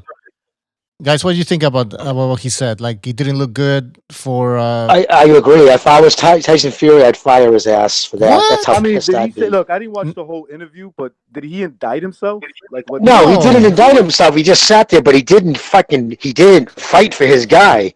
Because listen, if you believe something in your heart, right? If you believe in your heart, if you know something to be factual, and you're going to have kids, it was either he was afraid of him, I don't know, but he just sat there and didn't really say nothing. He should have been telling him, fuck off. Like, he should have been fighting for his guy more. Yeah, because now I people are think he was using just that. ambushed. Now people are using Sugar Hill's reaction or lack of reaction as like some sort of evidence to prove that hey, look, this guy's That hiding he's something. guilty or something. Yes. If he was a smart dude, he should have known that. He should have known. Unless the only thing they're gonna, unless he went in there full on and fucking denial and calling those guys idiots. Anything he said, they were gonna use as proof. And Listen, what I manipulate. saw was a guy who was being dismissive of their accusation.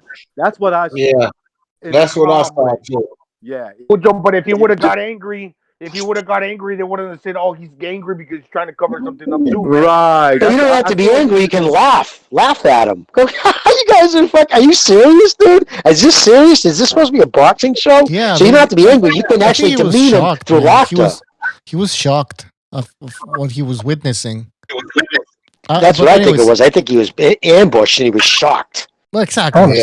But to fire him, I don't know, man. I don't think. I don't think he should get fired. No. Look, man. No way. Look, he came in there and he beat the snot out of Wilder. Why would you fire that guy? Exactly. All right. We gotta move on. I would think he doesn't have my back. That's important to me. If I had a trainer, it would be important for him not to do stuff to make But me not look for bad. nothing. Tyson Fury really hasn't said anything either. Yeah, it's true. And Jimmy, to be honest, what can Sugar Hill do to Tyson Fury? He makes himself look bad enough. I mean, that's my guy. You know what I mean? But Tyson Fury says the most ridiculous shit. Let's be honest, man. He can handle himself, Tyson Fury. He can fucking talk his ass Yeah, off. but that's himself, though. You know, you're responsible for yourself. At the end of the day, it's him going in the ring. Look, I'm just saying, as a trainer, he should talk to Fury about it first. I'm sure fucking he didn't. If there's I'm just not going to sit there. If I'm Sugar Hill, I'm not just going to sit there and let somebody fucking talk shit to me, though. If there was he must be a cool dude.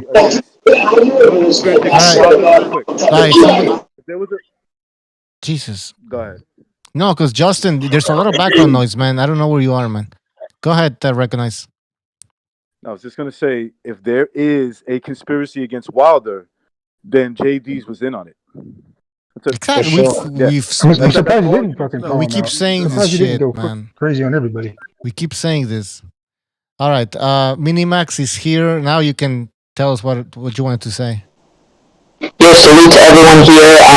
My simple thoughts on this is basically, Sugar Hill Stewart, if I was him, I would have gone in guns blazing. I would have tried to intimidate them and make them, think again when it comes to disrespecting my name, or disrespecting my name, or disrespecting my fighter's name.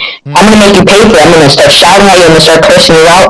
And he just kind of let them walk all over him. It was very upsetting to see and very disappointing because, Emmanuel Stewart and Sugar Hill Stewart, they're great people, great trainers, and it's tragic, what they're doing to his image. And if I was him, I would have definitely taken a different approach. Out of the mouth of babes. Max on fire right now. Yeah, I know, but it's true. He's shitting on the crunk gym. But let me ask you a question. Was this a recent interview? I'm sorry, I don't mean 5 days, 6 days, 6 days ago. 6 days, 6 days Okay. old. Yeah. Hey, the thing, look, guys. What? It's like power with a boxer, right? And some guys got power, some guys don't. Something that you're born with. You got that your elbows, your points. They just made to punch a guy and knock him the fuck out, right? Well, it's the same thing with charisma. Some people have it and some don't. Emmanuel Stewart had charisma. He could, draw you in with the things he said and the way he described them. His son don't 100%. have it, man. His son don't fucking have it. So, if that was Manny Stewart and those idiots was talking to Manny Stewart, man, he would have ate them up, bro. And then Is that his nephew? I'm sorry. I thought it was his nephew. Everybody just don't fucking have it, right? Or his uncle or whatever. But even still, some people have it. Like Terrence Crawford, he don't have charisma. He's just dry as a fucking summer leaf. You know what I mean? Like this dude just don't have. Yeah, he'll smack you like you did to the auto body guy. D, just to give you an example of what you just said. I'm a certain way, right? My brothers are more or less. My brothers are more or less the same way, right? But I have one brother that's really quiet. He won't debate you, even if he knows he's right. He just won't debate you. He's just like, all right, whatever. That's what you believe. That's what you believe. He's probably tired. He's probably tired it's trying to get through to your hard-headed ass. Sugar Hill looks like that type of person because I've seen interviews of him prior to the Fury Wilder rematch. He seemed really calm. and Zen. Yeah. So he's probably like, all right. I mean, they even called his character into question as a police officer. I mean, everything was Oh, crazy. wow. You know what I mean? I know you, but you're a police, man. You can't. Yeah, You and die for each other. I mean, Drew Titan's it's crazy. talking about people being police, but he was a former police officer who got fired off the job because he was for mental health issues, and these are facts, you know. So I don't know what Drew Titan is talking about because Drew, you know, are you you're IA or something? Wait, who former got cop fired? Wait, too. say that. Wait, say that Justin, again, who got fired? Hold on. Who got fired? Drew Titan. No. Oh, whoa. Yes, he did. I'm not even lying. He was a former police officer. Drew Titan was a police officer. Yes, Drew Titan. Wait, time out. Bucho, please. I wanted. Did you just say No, the guy that's making the accusation is an ex-cop? Don't believe this. No, he is. I'm not champ even lying. is Like, MMA yo, I'm champ. not even lying, though. All right. Well, Yeah, listen. Allegedly. Wait. That was a joke, right? That was a joke. Okay, that was a joke. No, this is not. No, he's saying This he's is okay. not Hold on, a D. joke. Hold on. This guy, Justin, is saying that he's serious. We don't know. That's what he's saying. Allegedly. Listen to what look. I'm gonna say this Is he one on more the time. phone? Ask him again. I'm gonna say to everybody on the YouTube world. I'm gonna tell everybody in the YouTube world: be careful who you talk to online. This kid's like 13 fucking years old. I mean, All right, Justin is not 13 DG. years old. there you are. Justin, All right. in your 15 years experience, how in your 15 years investigative and life experience, how did you come across the fact? You get the IA file for the Wait, Okay, let him speak. Though. I Would want to hear Stay him speak. Real said in one of his videos. You know Would Stay Real, right? Yeah, I know what. Okay, yeah, he said, is he credible? So your source is a Would Stay Real video. That's your source. That's what he said on the video. Is he credible? I know what I just said. Is that your source? Is that your source? Yes, it is my What did he source. say? That's a good source if it's coming from him. Yeah. But what did he say exactly? Repeat that. I didn't hear him. It was like 8 people talking. Okay, he said that that Drew Titan was a former police officer. He got fired for like mental health reasons, stuff like that. He did some crazy stuff. So the dude in the do-rag, the fatigue do-rag in matching tank top, he's an ex-police officer from New York City? Yes. Oh my God. Yes. You know what? Allegedly. Right. This is getting crazy. Because he's from the Bronx. No, Wood fucks around a lot though. He jokes around a lot. New York? Yeah, he's from New York. He's from Baltimore. Oh, trust me, brother. Trust me. I thought he said he was from the Bronx. Wood, who he's talking about, the guy Wood. You want to talk about the most corrupt? Hold on, Justin. I want to. The guy that's on the phone. So he said he was a cop for 15 years and got fired for mental health issues. Is that what he said? He's joking around. No, I never said 15 years, my guy. Yeah, he never said that. Sorry about that. Listen. If the police is watching, Would Stay Real said this. If anything, if Drew Titan wants to sue, Would Stay Real said this first, allegedly. So allegedly, he said Drew Titan has a video saying that he was an ex-cop. He's an ex-cop. I don't know where Would Stay Real got this from. This is what he said out of his mouth. Allegedly. I got it right here. It's on Wood's channel, but it's not. It says profanity-laced tirade from LDBC member Drew Titan. It's from a month ago. But what does it say about him? What's it say? I don't know. I mean, what am I, fucking lip reader? I don't fucking. No, I'm on the phone with you guys. Anything about him being an ex? Yeah. You guys, if you they say in the chat that he said on the live stream too. Oh, he said it on the live stream. Dude, this kid, I know this kid. Wait, come on. How do you know that he's Justin. lying? Maybe he did say that. Maybe he. Look at the maybe chat he's too. lying. Like I'm not even playing around. Yeah, They're guys. saying he's Justin, hold on. Everybody in the chat is saying that they've heard him say this is a cop, and somebody said NYPD, NYPD, and all that shit. So, yeah. I'm sorry. I'm going to stick up for the caller here. If the caller is saying he said that, then you take it up with Drew Titan if he's lying. He's the one if people are right about it, that he actually said out of his own fucking vocal cords that he was a cop, then we take it up with him whether he's lying about that or not. That's what I was saying that Drew Titan was lying, not Justin. Oh, okay. Because not Justin. I'm sorry. The guy. I don't know who Justin. I don't know which caller is who. Justin is the one that made the claim. Yeah. Justin. Allegedly. And that supposedly he said that out of his own mouth, right? Yes. Well, the key word was allegedly, and I do appreciate allegedly. Yeah. How is Drew Titan going to talk about people being a police officer, but he did some crazy stuff and got kicked out of the police department, allegedly, he said himself.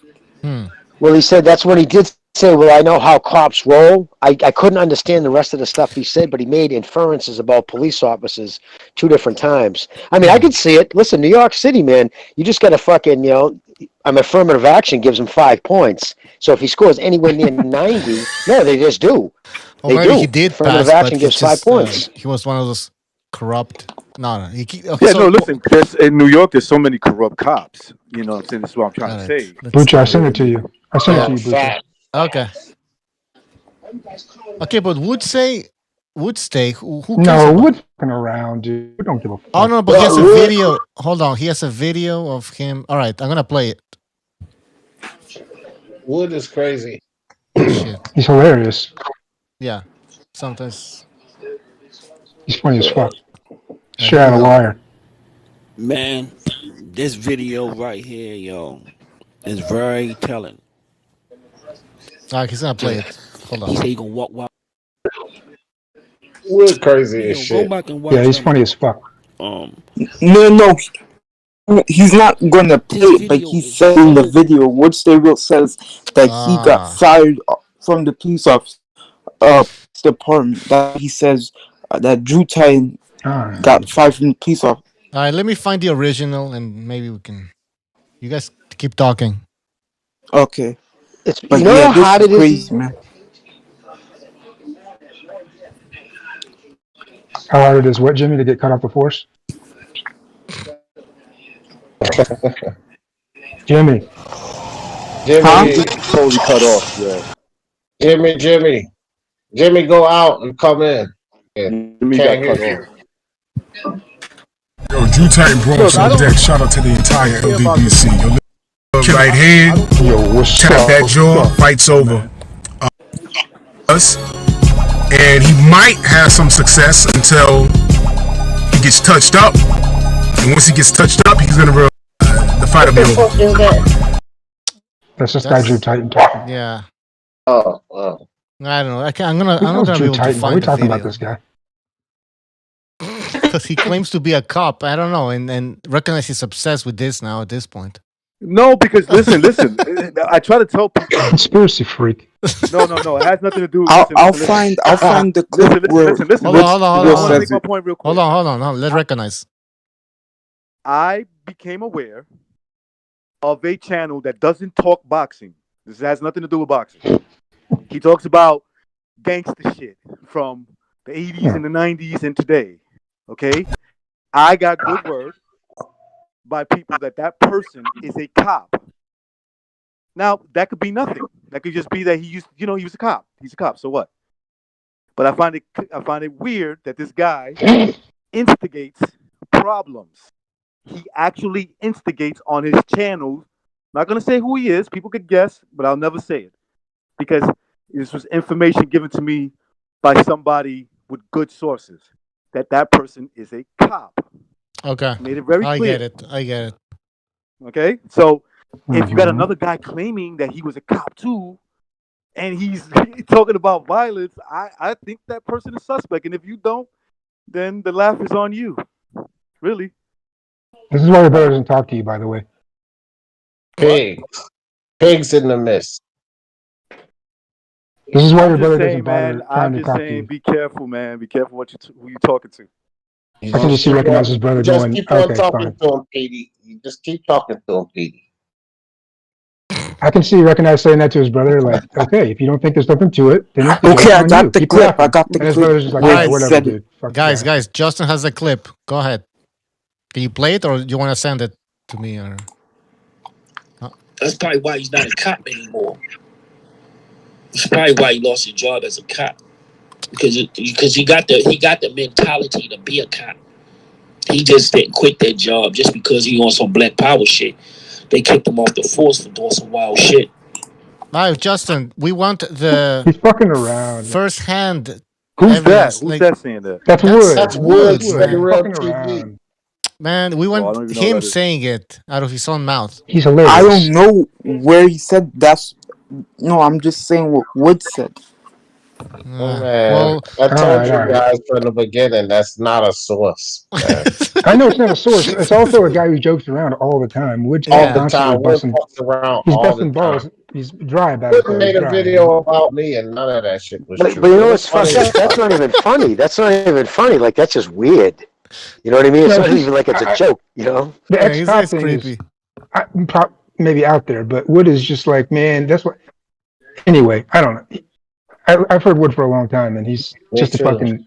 Okay, I have the original video where apparently he says that he's a cop, but it's a 9-minute video, so I would have to Scan go through the through whole it. video. I can't do that though. How long ago is it for? I'll do it. How long ago was it from? Okay, let me send you the video. 1 month ago. Fucking do the work, damn it. Yeah, I'll do it. I'm the clerk. I'm Bicho's clerk. Yeah, Pete's gonna say. This is what Pete's gonna say. If he hears the guy saying he was a cop, how do you know that? How do you know he was a cop? That's gonna be Pete's answer. How do you know he's a cop? I don't care if he's a cop or not. I don't give a shit if he's a cop now. Pete, check the video. Right, check the video, Pete. I'm on it. It's Yes, 9 sir. minutes. Yes, sir. Such a nice guy. Pete, you're such a nice guy. Thank you. If he listen, the New York City police, I mean, just because they hire knuckleheads, it's still not the easiest department to get on, too. So, I mean, either he knew somebody, or I mean, they do necklaces, but he's got to be a smarter kid than he leads on to. If he really was, I'm just saying, if there was any leg to that I don't know about story. you guys. Anybody who is a cop or ex-cop instigating problems, I have a problem with that. I don't know what Yeah, about. I don't know I about want you you guys. to recognize. I'm with you, fam. Fuck all that. I just find that to be suspect, man. Real suspect. Call me crazy. Niggas still playing for the same team. That's how I see it. Yep. Call me crazy, but if you're kidnapping drug dealers and you're a cop and stealing their money, I think there's something wrong with that. I could be crazy. All right, dude, 100%, 100%, dude. Listen, dude, you know who my girlfriend, right? And I told you about her, who her father was, right?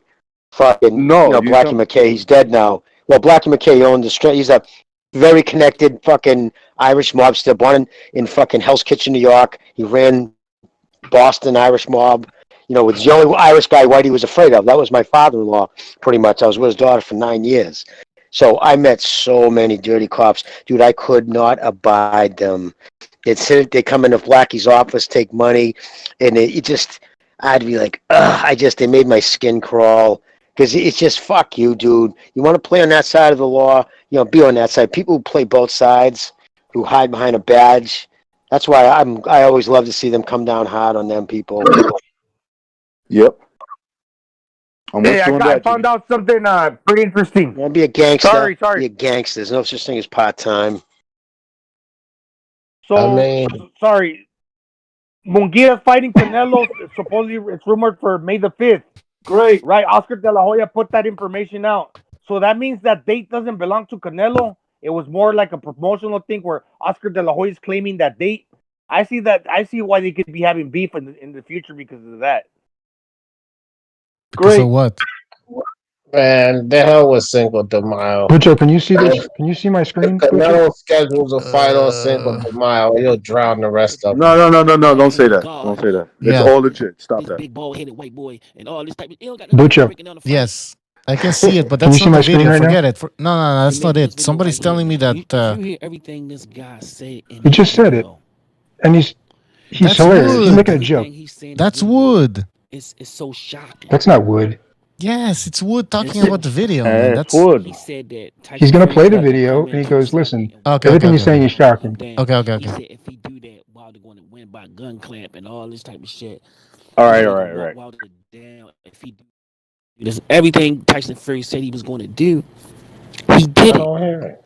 Now I don't hear nothing When either. is he gonna say it? They was too sure Okay, Pete, is he playing the video at some point? just by touching that jaw. Yeah. Just he on some black power. Well, he shit. just said about that. He said, "Look, this guy's mentally unstable. He's probably got 15 different medications he's on right now. And He's got mental issues. He probably got at least 10 or 15 medications with his name on it that he had to take before he go to the gym. Wi-Fi not working. He look crazy as a motherfucker. Great. He look like Okay. a man. Goddamn thing. Nothing. I can't All right, hear stop this shit, nothing Pete. either. My face, man. We're just fucking around. You ain't gonna be growling. Your audio fucking bite, dude. What am I in charge of this shit? Yes, Capucho. Pete. Probably Yes, got me you turned down are. or some shit. Yes, you are. I don't know. You got suck ass audio because everybody can't hear it. Well, this It's was the video that terrible idea. Capucho just me. If he plays it, you could hear it. I'm not in charge of this shit. All right. This guy Skyline in the chat is telling me that Titan said that he was a cop when he was with Barbershop and Sugar Hill. I think that's what he said. Oh, listen, who cares, All right. man? So, Who gives a the shit? cop who got kicked off the force. What the fuck difference does it make, man? Yeah, who gives a shit? He didn't say he got. Yeah, Wood is saying that this guy is mentally unstable. He's talking about shooting everybody. He's out of control. He's too much in his feelings. He's saying the same shit that we're saying. That's all. Well, I got a word for a guy like that. You know what I call him? You Titan, you idiot. Yeah, That's you it. idiot, man. You idiot. In the chat, Elias is saying he definitely seems like the kind of cop that will unintentionally escalate situations.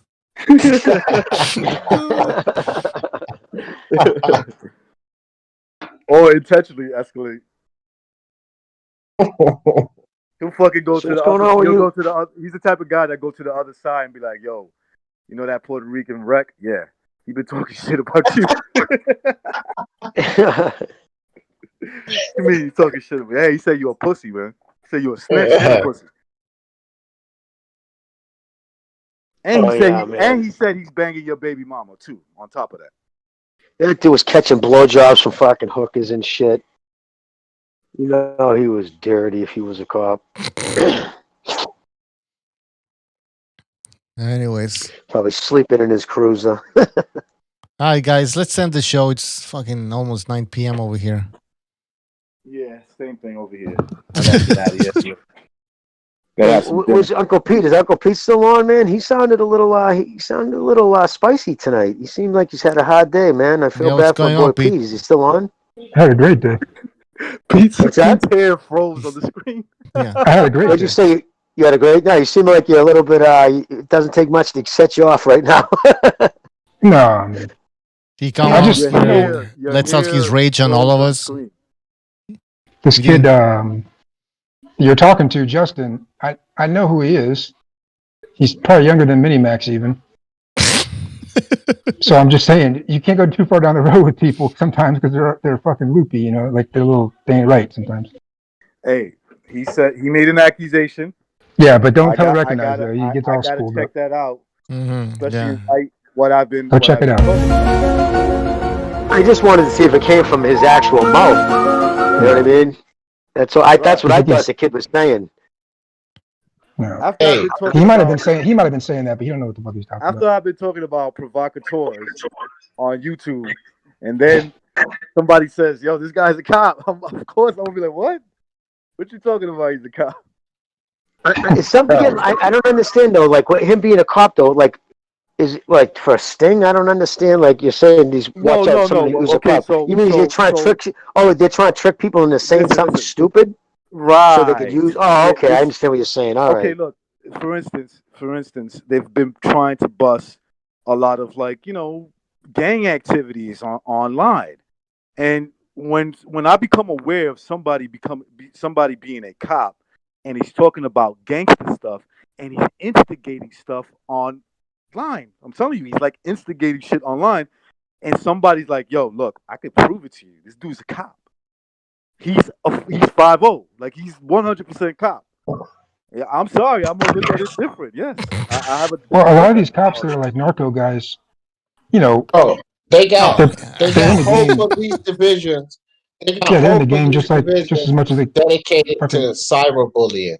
So Exactly. Yeah. that's taking it a step farther when you talk about somebody, talk about what you do to them online, and then you actually do it. They have like a whole division of police dedicated to cyberbullying. I guess that would be And considered. to catch pedophiles too. Yeah, yeah. So I mean, it could be some truth to what Recognize is saying.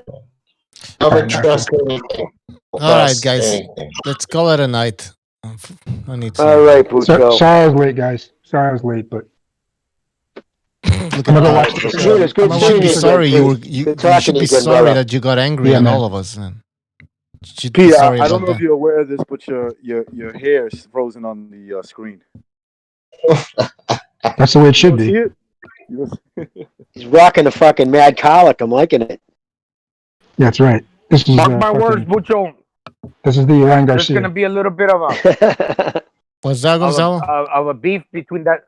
There's going to be a little bit of a beef between that May 5th date between Canelo and De La Hoya. Watch, because De La Hoya Oscar inherited it from Oh, true. Golovkin and Oscar inherited it from fucking Mayweather. Yeah. And it's been his date. Yeah, and supposedly Munguia's fighting Triple G on the 5th. That's what De La Hoya just put out. That's a slap in his face. Yeah. What they should do is they should have Triple G. They should have Triple G Munguia on the 4th, Friday night, right before it. That works. Oh, so then, is that when they're having it on the 4th? No, they should. That's what Minimax is saying. Okay. Yeah, but that's cool. showing respect to Canelo. But why does Canelo have a date set? He wants May 5th. He wants February and May 5th. Cinco de Mayo. Oh, they always try to do the If Cinco. Canelo came out on that date, it would fuck their fight. Yeah, Canelo's way bigger than Golovkin against. Yeah. It doesn't surprise me though. It doesn't surprise His me dance though. partner does These guys matter. piss on each other. These guys piss on each other. Every fight night, there's a. You guys notice lately, especially every fight night, there's another card on, even if it's a shit card. Like they're even splitting the small little viewership that they. You know what I'm trying to say? But isn't that because of COVID and they had to push all of these fights? No, cram they're them just up at the end pissing of on the each year? other. They're just shitting on each other. It's some kind of a network promotion. Remember, it started a while We'll back. see if Remember that when still happens. PBC went and go ahead. No, we'll see if that Canelo still get happens ready this to year. fight Andy Yildirim on the 27th, I think, of February. Yes. And then he's going to fight a champion. Now, if he goes to fight BJS or either Callum Smith, it doesn't matter. And he puts that fight on the 5th. He's going to smash that fight. Man. Yep. He come on, people are gonna watch Canelo. I mean, I'm more interested in Munguia against. Actually, not really. Who the fuck is Munguia? I don't know, but They put him on the same night, but they put him like. Remember, DAZN had to wait. Remember, Canelo had to wait until the goddamn UFC. You know, it was just like a fucking. They've been doing it for a couple of years now. I've seen it. It's stupid to me. I mean, if you really want people to watch the Munguia fight, don't put it on at the same night. I mean, you know, Canelo's going to fight on Cinco de Mayo. That's all there is to it. There's nothing else to it. Anyways, And he can't fight Triple G. Hey, he can't fight Triple G. Yo. He can't fight Triple G. Triple G can't fight the same night as Canelo because it's a DAZN broadcast. That can't happen. No. He can go to the PBC and get a fight with Caleb Plant, and that's like a thorn in their side because then PBC will have to fight, and he'll be drowning out their fucking fight with GGG and I name Munguia. I bet you PBC. Did anybody tell Caleb Plant that yet? Whoa. Let's back up Anybody? Let's back up a step. First of all, someone said GGG Munguia. Did I miss that? Or did I? Yeah, that's not going to happen the same night as Canelo because they're on the same fucking broadcast. But now PBC could put a card on and Aaron could put a card on if they were stupid enough. But Canelo's not signed to DAZN, Petey. Well, it's not that he's not, though. It's not that he's not airing his fights on DAZN. They're airing them on DAZN. I just watched He can him. fight where he wants, though. He can fight. Yeah, but He's a free agent. He doesn't need a carrier. He's a free You know what I agent. mean? No, but He's he's a carrier. not a fight with Caleb Plant. That would be PBC. Yeah, he's a free That fucking makes me laugh agent. every time Caleb Plant. Yeah, I know. That's the thing. Get ready for the tears. This guy's No, gonna I kill just you. don't think Caleb Plant will ever fight anybody. I just don't see that in him. I think he's a paper champ. That's just my opinion. I know, some might not agree with me. I don't see the fucking sack in that kid. I just don't. All right, guys, let's end the show. It's been 4 hours and more than. I know almost it's five. twice. It's the third time we said that. Sorry. My bad. Me and D get into a conversation. He's telling us that. Sorry about that, brother. Take care, guys. Thanks for having me on. I appreciate it. No problem, man. All right, guys in the chat, thank you for joining us. Long ass show. A lot of chills and thrills. But that's what we want on a BDA Kumite edition. Thank you very much for joining us. And don't forget to hit that like button. Check out our merchandise store. I should promote this during the show instead of at the end. We're gonna be adding more merchandise there soon, so just check it out for now if you're interested. And yep, thank you for joining us. We will see you next time. Take care.